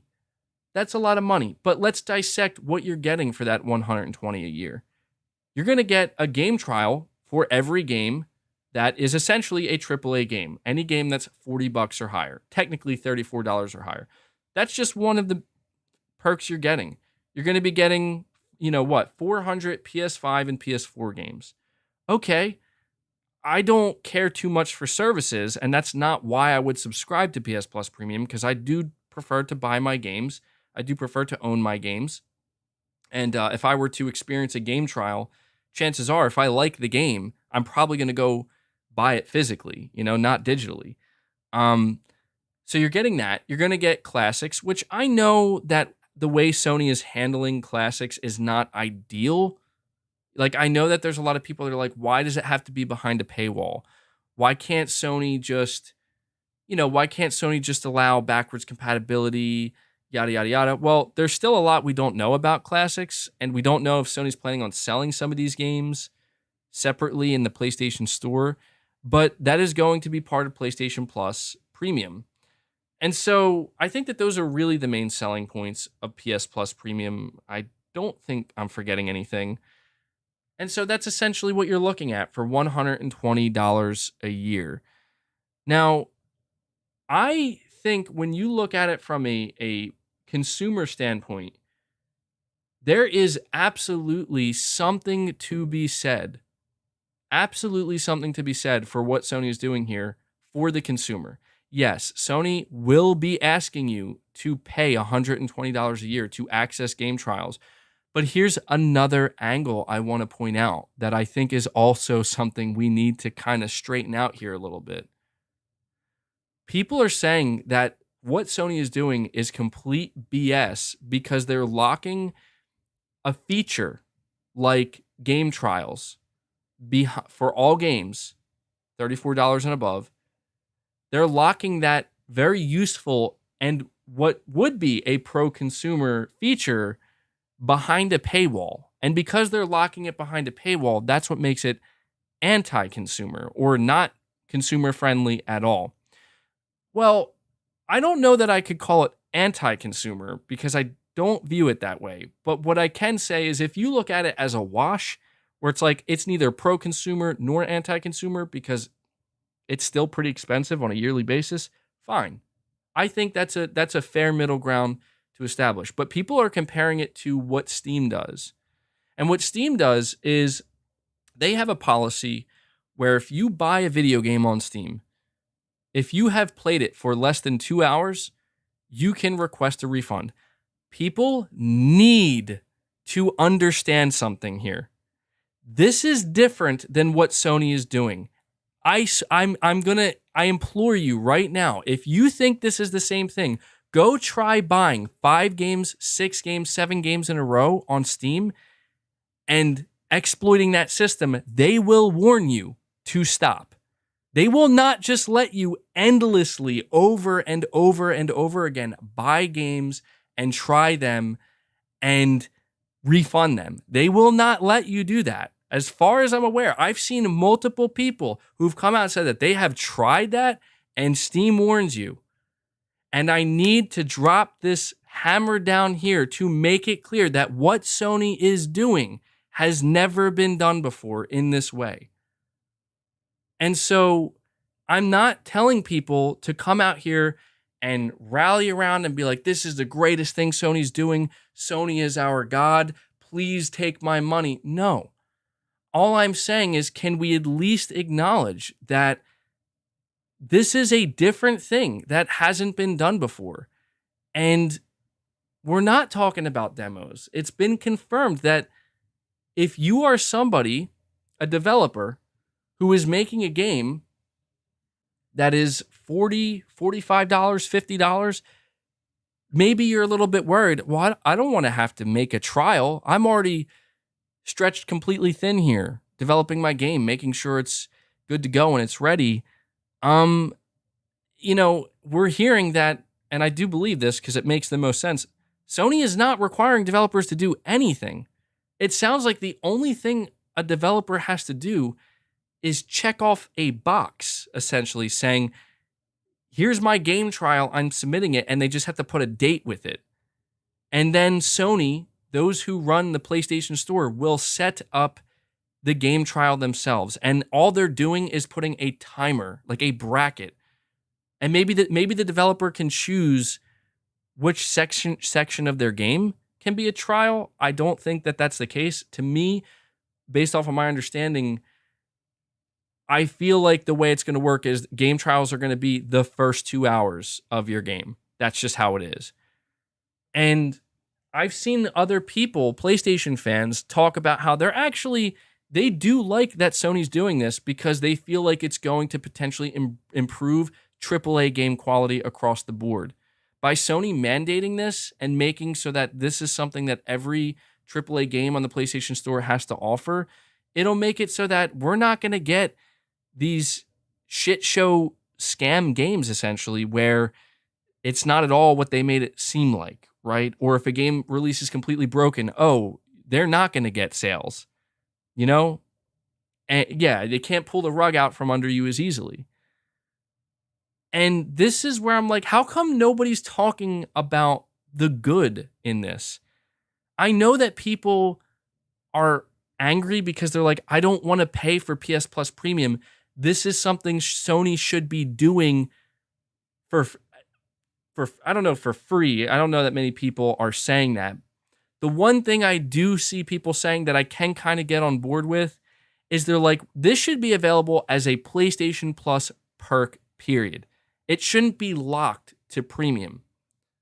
This should be a perk that is at PlayStation Plus Essential and that everybody gets it. And I have to admit, that would be great. Like, that would be awesome. And I think that that would be a really great move for Sony to do.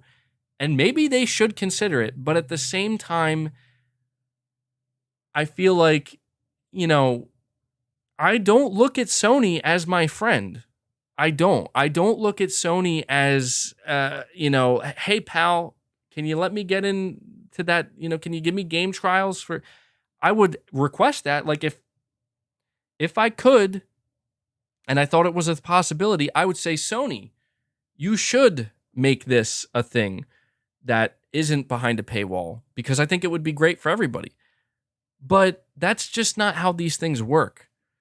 If anything, Sony's not going to bother pursuing this because they're not going to get paid. Like, don't people know that? That's the thing that drives me a little bit nuts here, is people make it sound like if we yell loud enough at Sony, they'll make this free. No, they won't. They'll just drop it entirely. You think Sony's going to come out here and mandate every developer that has a game $34 or higher? You think they're going to mandate them to do a game trial for free? Not going to happen. Why doesn't Xbox do that? Instead of Steam doing their refund policy, which cannot be abused and exploited, why don't they do it? Do you see what I'm saying here? People are losing their minds over this and freaking out, making it sound like Sony is some kind of evil, greedy entity that just wants to completely wring you dry, when in reality, that's not what's going on here. They're offering a premium feature that is a great feature that no one else offers. And here's what I will say.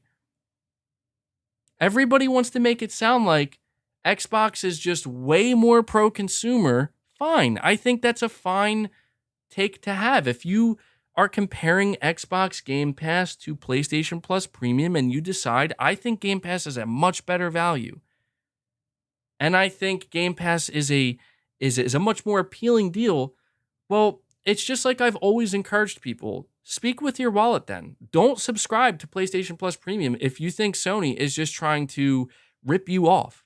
That's the last thing you want to do. If that's really what you believe, send a message with your wallet, right?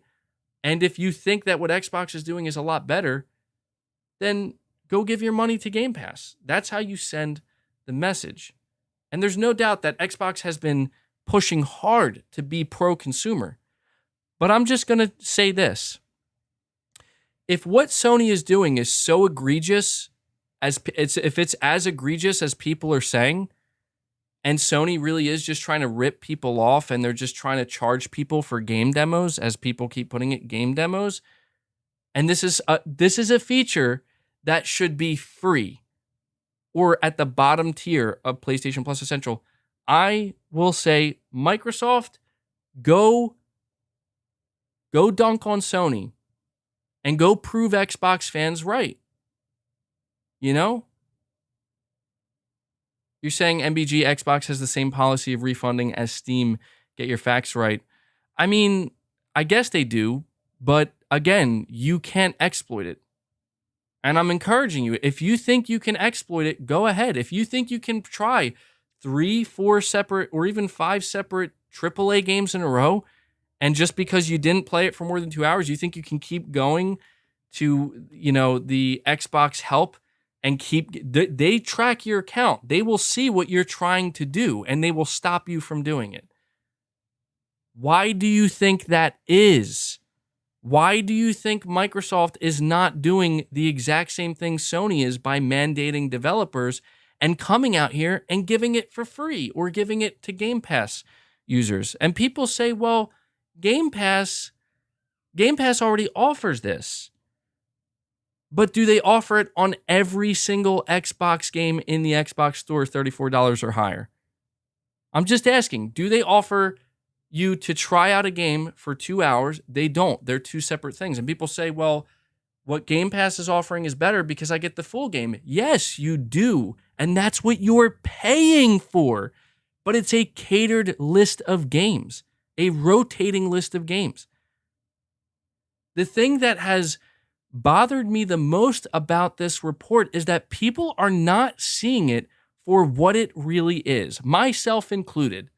I am guilty. And I want that to be known that I am guilty. My initial reaction was a ridiculous overreaction of this is the greatest thing ever. No, it's not. It's not the greatest thing ever. But it is something new, and it is something interesting, and it is something that potentially could have some benefits depending on how you perceive value. And speaking from my perspective, I see a value, certainly, so if I pay the price of 2 full video games a year going forward, and I want you to really keep in mind how many games release on the PlayStation Store that are $34 and higher on a yearly basis. Keep that in mind. You're telling me that, let's just say, I'm not going to become a PS Plus premium member in 2022. I'm not going to become a PS Plus premium member in 2023. I'm going to wait till 2024 to become a PlayStation Plus premium member. By the time I subscribe, if I buy an annual membership for $120, how many video games will I be able to go and play and try out 2-hour trials for by 2024? You're talking like potentially hundreds of games. And as somebody who dude, look, and that's on top of the other benefits. To me, I just see a value in that. I'm not saying that I'm not against the idea of Sony making something like this free, I guess, or at the base membership for PlayStation Plus. That would be awesome. Like if Sony could make this a basic PlayStation Plus essential, perk, that would be great. That would be awesome. And I think they would get way more subs if they did that. But considering nobody else is willing to do this or anything close to this, I don't know. I just, maybe I'm thinking of it wrong. Maybe this isn't going to work out. Maybe this isn't going to work out the way I think. Maybe it's going to be a shit show. Maybe people are going to be like, yo, this is dumb. 2 hours isn't enough, or devs are just going to push back against it. I'm totally open to being like, maybe, look, maybe this is just a bad thing in the end. But I don't know. I think about the way I play games, and I'm not somebody who likes to spend a lot of time necessarily browsing through hundreds and hundreds of options. But what I will say is the times that I do decide to go into the PlayStation Store, here's a great example I want to give to you guys. All right. A game that came out recently that I'm a little bit unsure of is the new Lego Star Wars game. Now, I've heard great things about it. I don't play these Lego games. I don't. I'm not going to sit here and pretend I've played the Lego games. I don't. But I'm hearing such good things about it, and people are telling me that this is very different than the other Lego games. This is more like a AAA Lego game. And I'm like, oh, okay. I mean, I'm kind of interested, but I'm not entirely sold on it. I'm not. And I've watched gameplay, and I've seen reviews, and I'm still kind of like, I don't know. Like, I don't know if I'm going to like how this game feels to play. I just don't know if it's going to be for me. Right now, if I was just annually subscribed to PS Plus Premium, just the idea that on top of all the other perks I get, right? That again, that's for each individual to determine if it's worth it. Personally, I don't know that it's fully worth it for me. I would have to experience it for a month to know. But the idea that I could just boot up my PS5 right now and play the first 2 hours of that game, I'll know probably after the first hour whether this game is for me or not. They probably would win a sale for me right then and there because like if I play it, I'm like, this is really good. You know? Um, Luca, you say you're super excited to try Returnal and Death Stranding with PS Plus Premium. Well, there you go. But I imagine that in the future, there are going to be many other games that I am sitting on the fence with. And I am somebody who likes to buy video games too and collect them. So I do see a value here. I do see something that can potentially be beneficial. And even if it is a premium membership perk, depending on how it's used, I could see other people finding it beneficial as well.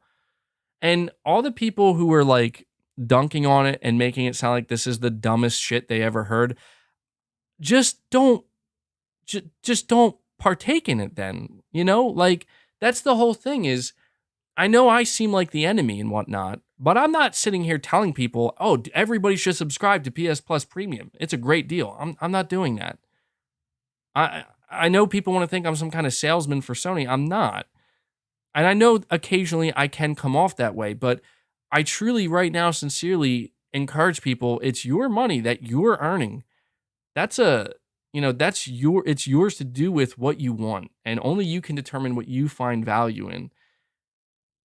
And I'm the same way. I'm just a person who's making a living, who's doing my own thing. I value my own money, of course. I don't just want to jump into Sony's service. Ricky, I know I did do that. Hence why I'm saying that it was a bad take. I know that. But I'm not saying that even I want to dive in headfirst at this point in time into Sony's new service. I need them to sell me on it. It's just that this to me is a potentially, like, this could be the thing that gets me to be a premium subscriber on an annual basis. If I were to subscribe to PlayStation Plus Premium for a year and I find that I'm not utilizing game trials and I'm actually not trying out nearly as many games as I thought I was, and it's not working out the way I imagined it in my head, I would probably unsubscribe. And that's it. And I'll be like, yeah, it wasn't worth it. These game trials for the price of 2 full video games a year, it's not worth it. But I'm so fascinated in this because I want to see how this affects game development. I want to see how this affects my buying habits I am a pro consumer. That's actually, I think, the definition of a pro consumer, somebody who's like, always consuming stuff and buying stuff. I want to see how this changes my potential buying habits and how it affects it. And, XD, you're saying, and I think XD, I think this is you are bringing a very fair question and argument to me. And you're saying, MBG, so getting full games day one on Game Pass is not worth it. So I want to clarify something here. I want to clarify this because that is something that people, I think that's what they perceive from me.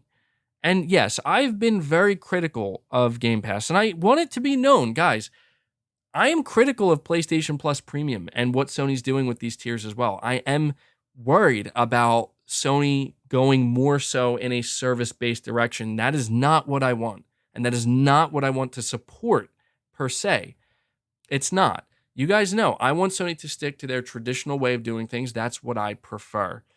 But when it comes to Game Pass, I want to set the record straight right now because I've always maintained this. I have never said that Game Pass is a bad value. I've never said that. I've never said that if you are subscribing to $10 a month for Game Pass or annually, that getting access to these games day and date, regardless of their quality, some games will be higher quality than others, and the games that Microsoft is rotating in and out of the service, I've never said it's a bad value. In fact, if you think about the way I've talked about Game Pass, the biggest question I've had with it is, how is it going to affect video games in the long run? How is it going to affect potentially game development, positively or negatively? These are the questions that I've had, and I still have to a certain extent. But I never argued with somebody saying that if you're subscribed to Game Pass, you're getting ripped off, it's a bad value. I've actually said the opposite. And that's where, I do get a little bit frustrated at times where it's like, I don't know if people are actually listening to what I'm saying. And that's why I don't want to have a platform where it's clear that there's no context, there's no nuance. There's just what people are running with, narratives they're running with no explanation, and people just making assumptions. XD, you're saying MBG, then why is 2 hours of a game demo? Well, it's a trial, a 2-hour trial. Why is that appealing to you? And a full game isn't appealing. This is where I feel like people are not fully understanding, just for me personally. I know people are saying ignore him, he's a troll, but this is, I think, worth explaining. For me, I will subscribe to Game Pass when Microsoft drops a game, or maybe a few games, but right now I'll say a game that I absolutely feel like I want to play. Because even I can't deny that if I boot up my gaming PC, or I boot up my Xbox One X, or if I eventually get a Series X, if they drop a game like Hellblade 2 that I'm going to want to play, very likely I'm going to want to play that game. Like, that is, to me, probably going to be a must-play game. I will likely subscribe to Game Pass for a month to play that game. And while I am subscribed to Game Pass, I will probably peruse, Game Pass for the first time and see, what do they got here? What other games can I play? Yeah, I do see value. To me, there is something there where it's like, if I enter the PlayStation Store as a PlayStation Plus premium member, I have potentially hundreds of games that I can just try out for 2 hours. And yeah, I know that that's not the same as owning a game, but this is where I'm trying to explain, like, what Game Pass is doing is inherently different than what PlayStation Plus Premium is trying to do. What I'm seeing with what Sony is doing with PlayStation Plus Premium is, again, they're trying to get the best of both worlds here. What Sony wants to do is, we can't do day and date games. Sony knows this. They've said this. Sony says, we're not doing day and date games with PlayStation Plus Premium. And it seems that they have no intention to do so, not anytime remotely soon. Sony knows, as well as everybody else, that, well, as long as you're doing what seems to be, even if it's not, but what seems to be a potentially competing service here, everybody's going to compare it to Game Pass, and they're going to say one thing and one thing only. Dude, Microsoft's doing day and date. You're not. So Sony can come out here and be like, we're going to have 400 PS4 and PS5 games you can play. Doesn't matter to a lot of people. A lot of people just be like, day and date games? No? All right, I'm passing. See ya. So Sony's trying to sweeten the deal where it's like, okay, well, what's the next best thing we could do? What if we give a game trial for every AAA game, a 2-hour game trial? So you're not gaining access to the entire game. You're not, you're still not getting day and date games, but you can try these games. Like, you could just play the first 2 hours of these games. And if you try 10 different games and you like one, you can buy that. Yes, you still have to buy it, but you just got to try out 10 different games of your choosing.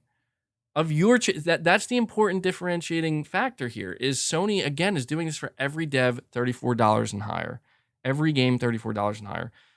When you go to Game Pass, you are going to subscribe. Like, if you're subscribing annually for what, is it $120 a year, I think, for Game Pass as well? $120 a year, so it's the same price. And yes, any game that is in Game Pass, you can play the full game. Again, hence the good value. But Microsoft determines which games are in that service. You see what I'm saying? So there could be potentially hundreds of games that are releasing on the on the Xbox Store that you're not going to be able to I don't want to, again, trial, because they're not demos, they're trials. You're not going to be able to do that.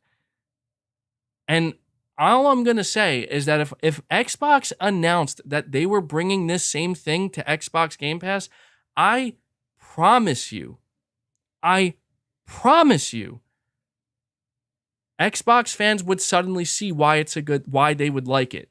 I promise you. At that point, they would also then say, well, Game Pass is still better than Premium because not only would we get game trials, but we're getting day and date releases as well. But that's the point, man. The point is that it's not necessarily a bad thing. And even it being behind a paywall, I'm not saying I'm an advocate for things being behind a paywall, but it doesn't mean I'm going to automatically assume, well, this is garbage if it's not free. Like, no, that's not how I operate. And I don't know why so many people today seemingly operate under that guise of, well, if it ain't free or it's not perceived to be free, then I don't care. And that's what these companies are beginning to achieve to a degree, where people continue to say, oh, I get to play this for free. I get to play that for free. You ain't playing nothing for free, buddy. You're paying. You may be paying a very, very cheap price, and it feels like it pays for itself, hence the good value. But it's not free. Let's not redefine free. But this is where we have to have a nuanced conversation about what we perceive as valuable on an individual level. And just speaking for myself, as somebody who plays on the PlayStation 5, I go to the PlayStation 5 store somewhat frequently, and I'm usually always looking for new stuff to play. I can see something valuable here. I can see something that potentially, for me and only for me, may be worth a yearly annual subscription. It might not be. I may have to try it. That does not translate to me saying that, oh, and by the way, Xbox Game Pass is a bad value. That's not what I just said right there. The only reason I am not subscribed to Xbox Game Pass right now is because there is the value that other people see in it. I'm not expecting to feel that same value because the games that are there are not necessarily games that I'm interested in playing. This is why I get so, not stressed, but just confused by the way people talk about things because it's not hard to understand. It's not hard to understand. The truth is, I've never viewed Game Pass as a place to go try before you buy. Do you understand that? And I don't know if that's how other people view Game Pass, but for me, Game Pass to me was always like, if there are games that Microsoft is making that you're interested in, dude, go subscribe to Game Pass because you're going to get them for like $10 to play in their entirety a month. Yeah, I can totally see why people find value in that. But that's the thing. It's not my question, but my answer to that is, well, I right now there are really no games that Xbox is bringing out, but that might change. Here's the thing: a game like Hellblade 2, I'm not going to need to subscribe to Game Pass for that game. Do you know why? Because I'm probably going to buy it. I'm probably going to buy it because I know it's a game that I'm going to want to play. And just like on PlayStation, I don't need a trial for God of War. Are you out of your mind? I don't need a trial for that. I'm going to buy that game. You know what game I might need a trial for? Forspoken. The one thing here, the one caveat that could change everything in a negative way for me, just personally, the one thing that's really, I think, just potentially a deal breaker is developers, and I think it's good for developers. Ricky, dude, I see you yelling in the chat, man, but this is where I feel like, Ricky, and no offense to you, man, but other people who are still kind of yelling the same thing, like, I don't think you understand the difference here in these services and what they're offering, because you're saying Xbox doesn't have to do demos because they released the full game. But dude, yes, Xbox releases their first party titles fully into their service. But when we are talking about PlayStation Plus Premium, we're talking about every single video game developed and releasing on the store, $34 and higher. They're two very different things. Sorry, guys. I know I'm getting distracted by the chat and the trolls. I can't help it sometimes. But it's just because I'm not trying to argue or fight with people. That's all it comes down to. And I just want to make that known. I'm not trying to fight some kind of console or service war. I'm over that stuff by this point. I just actually want to talk about these different services and dissect them and talk about what they're offering and why some people see things as valuable and other people don't see the value in it. And I just feel like these days, these extreme takes, which again, I'm guilty and I'm done with it. These extreme takes that don't make any sense, that just sound nonsensical. It's like they don't have any place in these conversations. They really don't. That doesn't mean you have to agree with what I'm saying. If you disagree, you disagree. And I'm totally open to hearing why, you know? Pragmatic Cat, you're saying, is it though from a developer standpoint? Well, I mean, I could see why some developers might be sweating a little bit where they're like, wait, so you're telling me that anybody who's subscribed to PlayStation Plus Premium is going to be able to try the first 2 hours of my game? Well, I better make sure the first 2 hours of my game is really good, you know? But if they're releasing, again, this pertains to games that are fully finished, released products. I need to emphasize that. Like every 2 hour not demo, I keep doing it myself. Every 2 hour trial you play, you're talking about a fully finished released product that's being sold at full price on a store. So developers shouldn't be worried. You know what I'm saying? You're saying if these trials can prevent publishers from repeating CD Projekt Red's Cyberpunk release date BS, I'm 100% for it. And honestly, that's a great example. And Sony has to be worried too. Sony is practically holding the gun to their own foot here, depending, right? Sony's going to have to make sure, I mean, they're pretty good with it, but you can't release a buggy $70 game. If anything, this is also putting a little bit of pressure on Sony studios because you think Sony, like, sure, they're going to make this mandate, but what about, I don't know, people crushed Days Gone because of how buggy it was when it launched. That can't happen again because that will kill Sony's own game sales. Quality control. Drive by Joe, you're saying $120 on BF for 6 hours to play. Sign me up. I mean, yeah, I think everybody who is deciding to subscribe to these services, it's as I always say, there's a difference between your own perceived value on things and trying to advocate for something. And that's pretty much the difference that I'm trying to identify here. Sometimes on my channel, I think a lot of people subscribe to my channel, and they watch my content because they do like to hear me advocate for certain things that I'm passionate about. But there is a difference between that and understanding the difference between you're trying to tell people why something is really great versus, why you feel it's really great. Sometimes the two are not going to mix together. It can be like water and oil. And that's why, honestly, a lot of people don't share their takes, believe it or not. Some people do. They do know I have a really unpopular opinion or what people would consider a bad take. I'm just going to keep to myself. And maybe you could argue that's the better way to go about it. Pragmatic Cat, you're saying 2 hours to beat Forspoken, challenge accepted. I saw that argument made as well, where some people were saying that people are going to start speedrunning games. I saw somebody mention Elden Ring. They're like, dude, people can beat Elden Ring in 10 minutes. This is going to be terrible for game devs. And I'm like, let's get something straight here.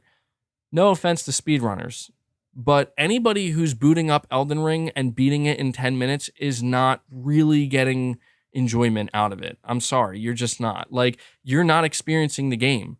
That's not experiencing a video game. If that's how, if you get satisfaction out of that, I can't tell you otherwise. If you feel like after beating Elden Ring in 10 minutes, damn, that's my game, I'm done, I'm moving on to the next one, that's your prerogative, But also, that's insane. 10 minutes on Elden Ring, what are people even doing?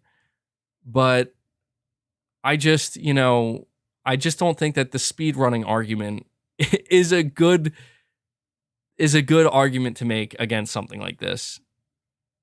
I think there are other arguments that are good arguments, but not the speed running one. KD, you're saying God of War and Returnal with co-op greater than any game on Game Pass.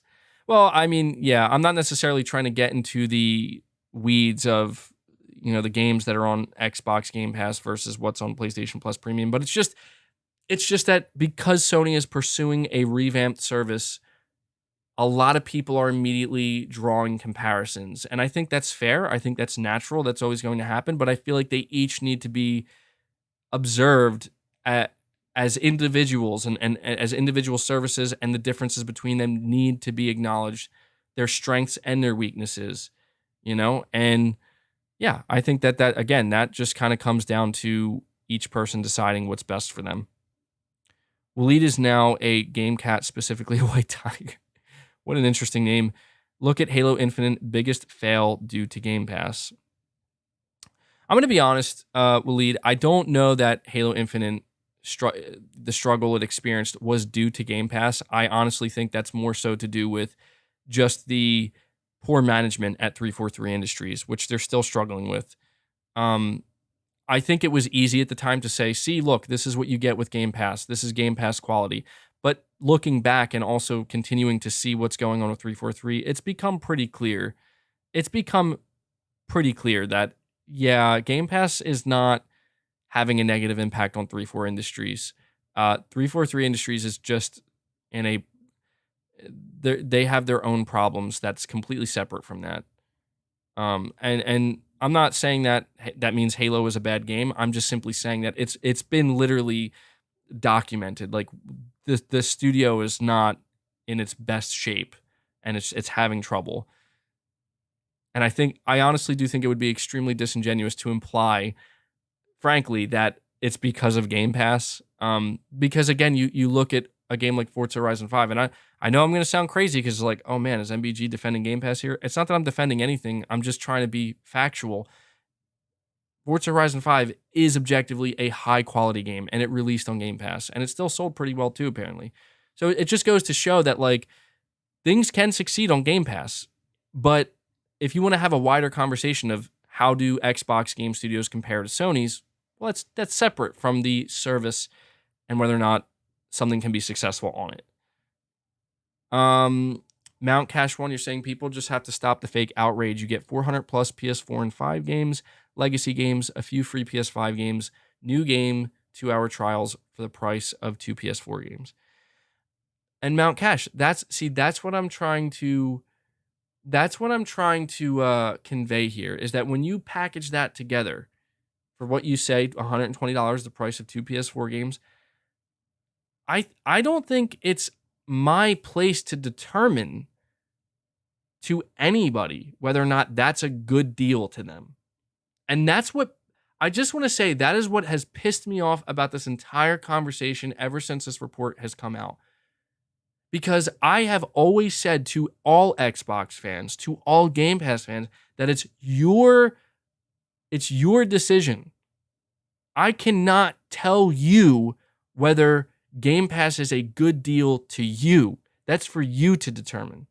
But apparently a lot of these guys, they can come to me and tell me what is a good deal and what is a bad deal. And this is where I'm going to call it for what it is. And the reality is that these extremist circles, these extremist nonsensical places, again, which occasionally I've taken part in, which I want to get away from it, I'm done with it. It just goes to show that it's not about it's only about one thing. It's only about one thing at the end of the day, and that is just dunking on people and making arguments with people and making sure that you have the best take of them all. And it's like, I don't want to be part of any of that because there's no interesting conversation there. There's just people yelling back and forth at each other, claiming that they're right and you're wrong. And I'm just tired of that, And that's why I guess ultimately, if anything, this was just kind of a wake-up call for me where it's like, yeah, I guess I have in some ways I've been like that. I've been the guy that's like, let me tell you what's best. And it's like, Well, maybe that's not my place to tell anybody what's best. Maybe they can determine that for themselves. Maybe I'll just talk about what is and what is here and make my own decision for myself and let others make their own decision. See, it's called trying to learn, try to grow and try to learn. Pragmatic Cat, you're saying Halo Infinite free Spartan painted white, $30. The back and forth priceless. Again, Pragmatic Cat, you're saying Sony gets a 30% cut from all games sold on the PlayStation Store. I reiterate, this is ridiculously consumer friendly. Yeah, I mean, look, it's I don't I want to say, to me as a consumer, I do see something of value here. As I said, I don't know that it's worth $120. That's the question. You know, the price of 2 full PS4 games, I'd have to try it out. I'd have to experience it for myself. And, you know,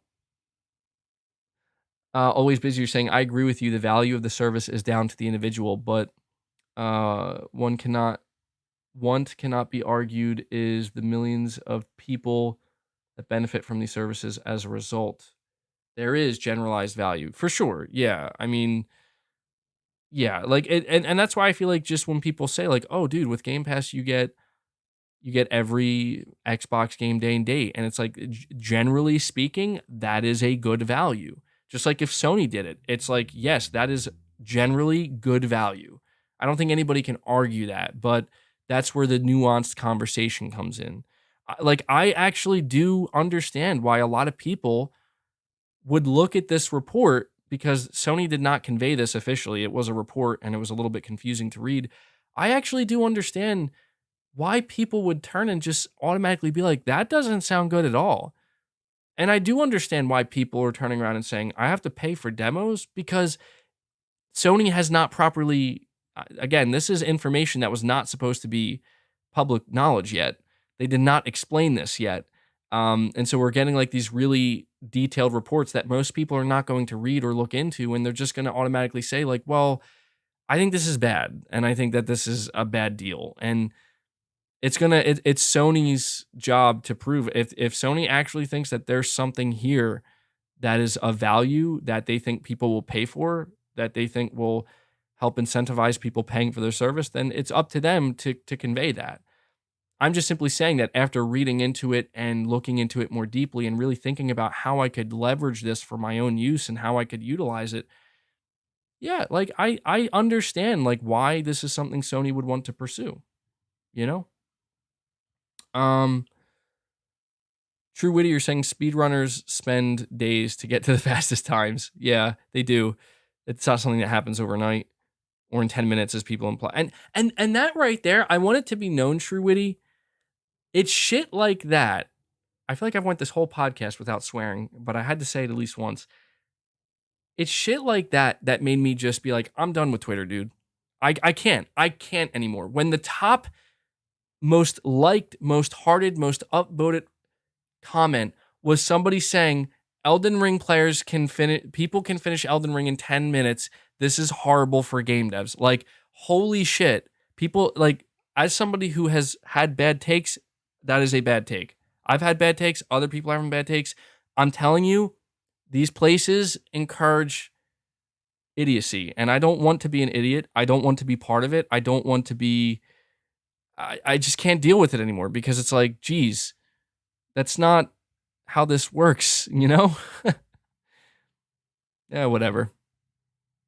Pragmatic Cat, you're saying, who the heck is this Twole? Pretty Ricky, Rick Astley, White Boy Rick, or Ricky Tiki Tavi? I'm going to be honest, Pragmatic Cat, I can't answer that.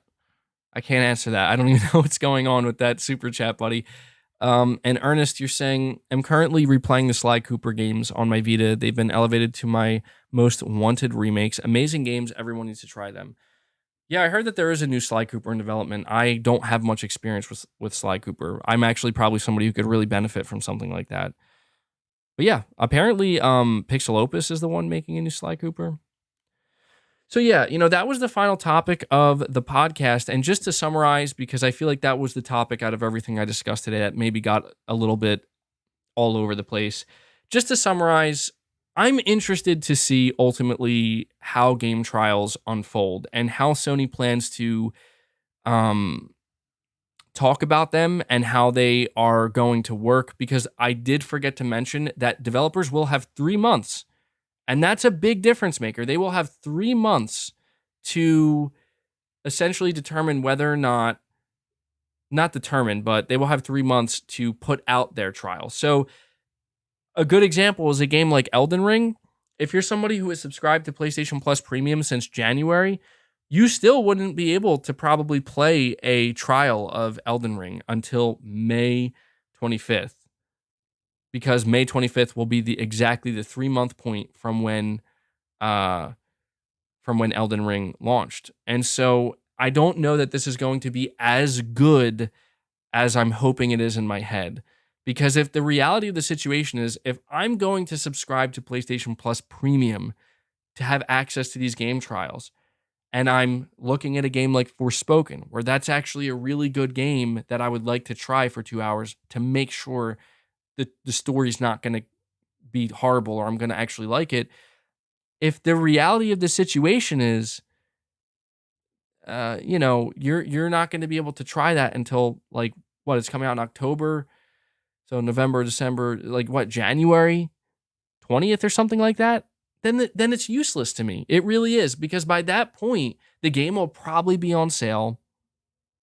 You know, the game will probably be on sale, and I'm probably not even going to wait to try it out. I'll probably just end up caving and buying the game. Or if I really want, I'll probably go watch some videos on YouTube and be like, yeah, I don't know, this story looks really bad.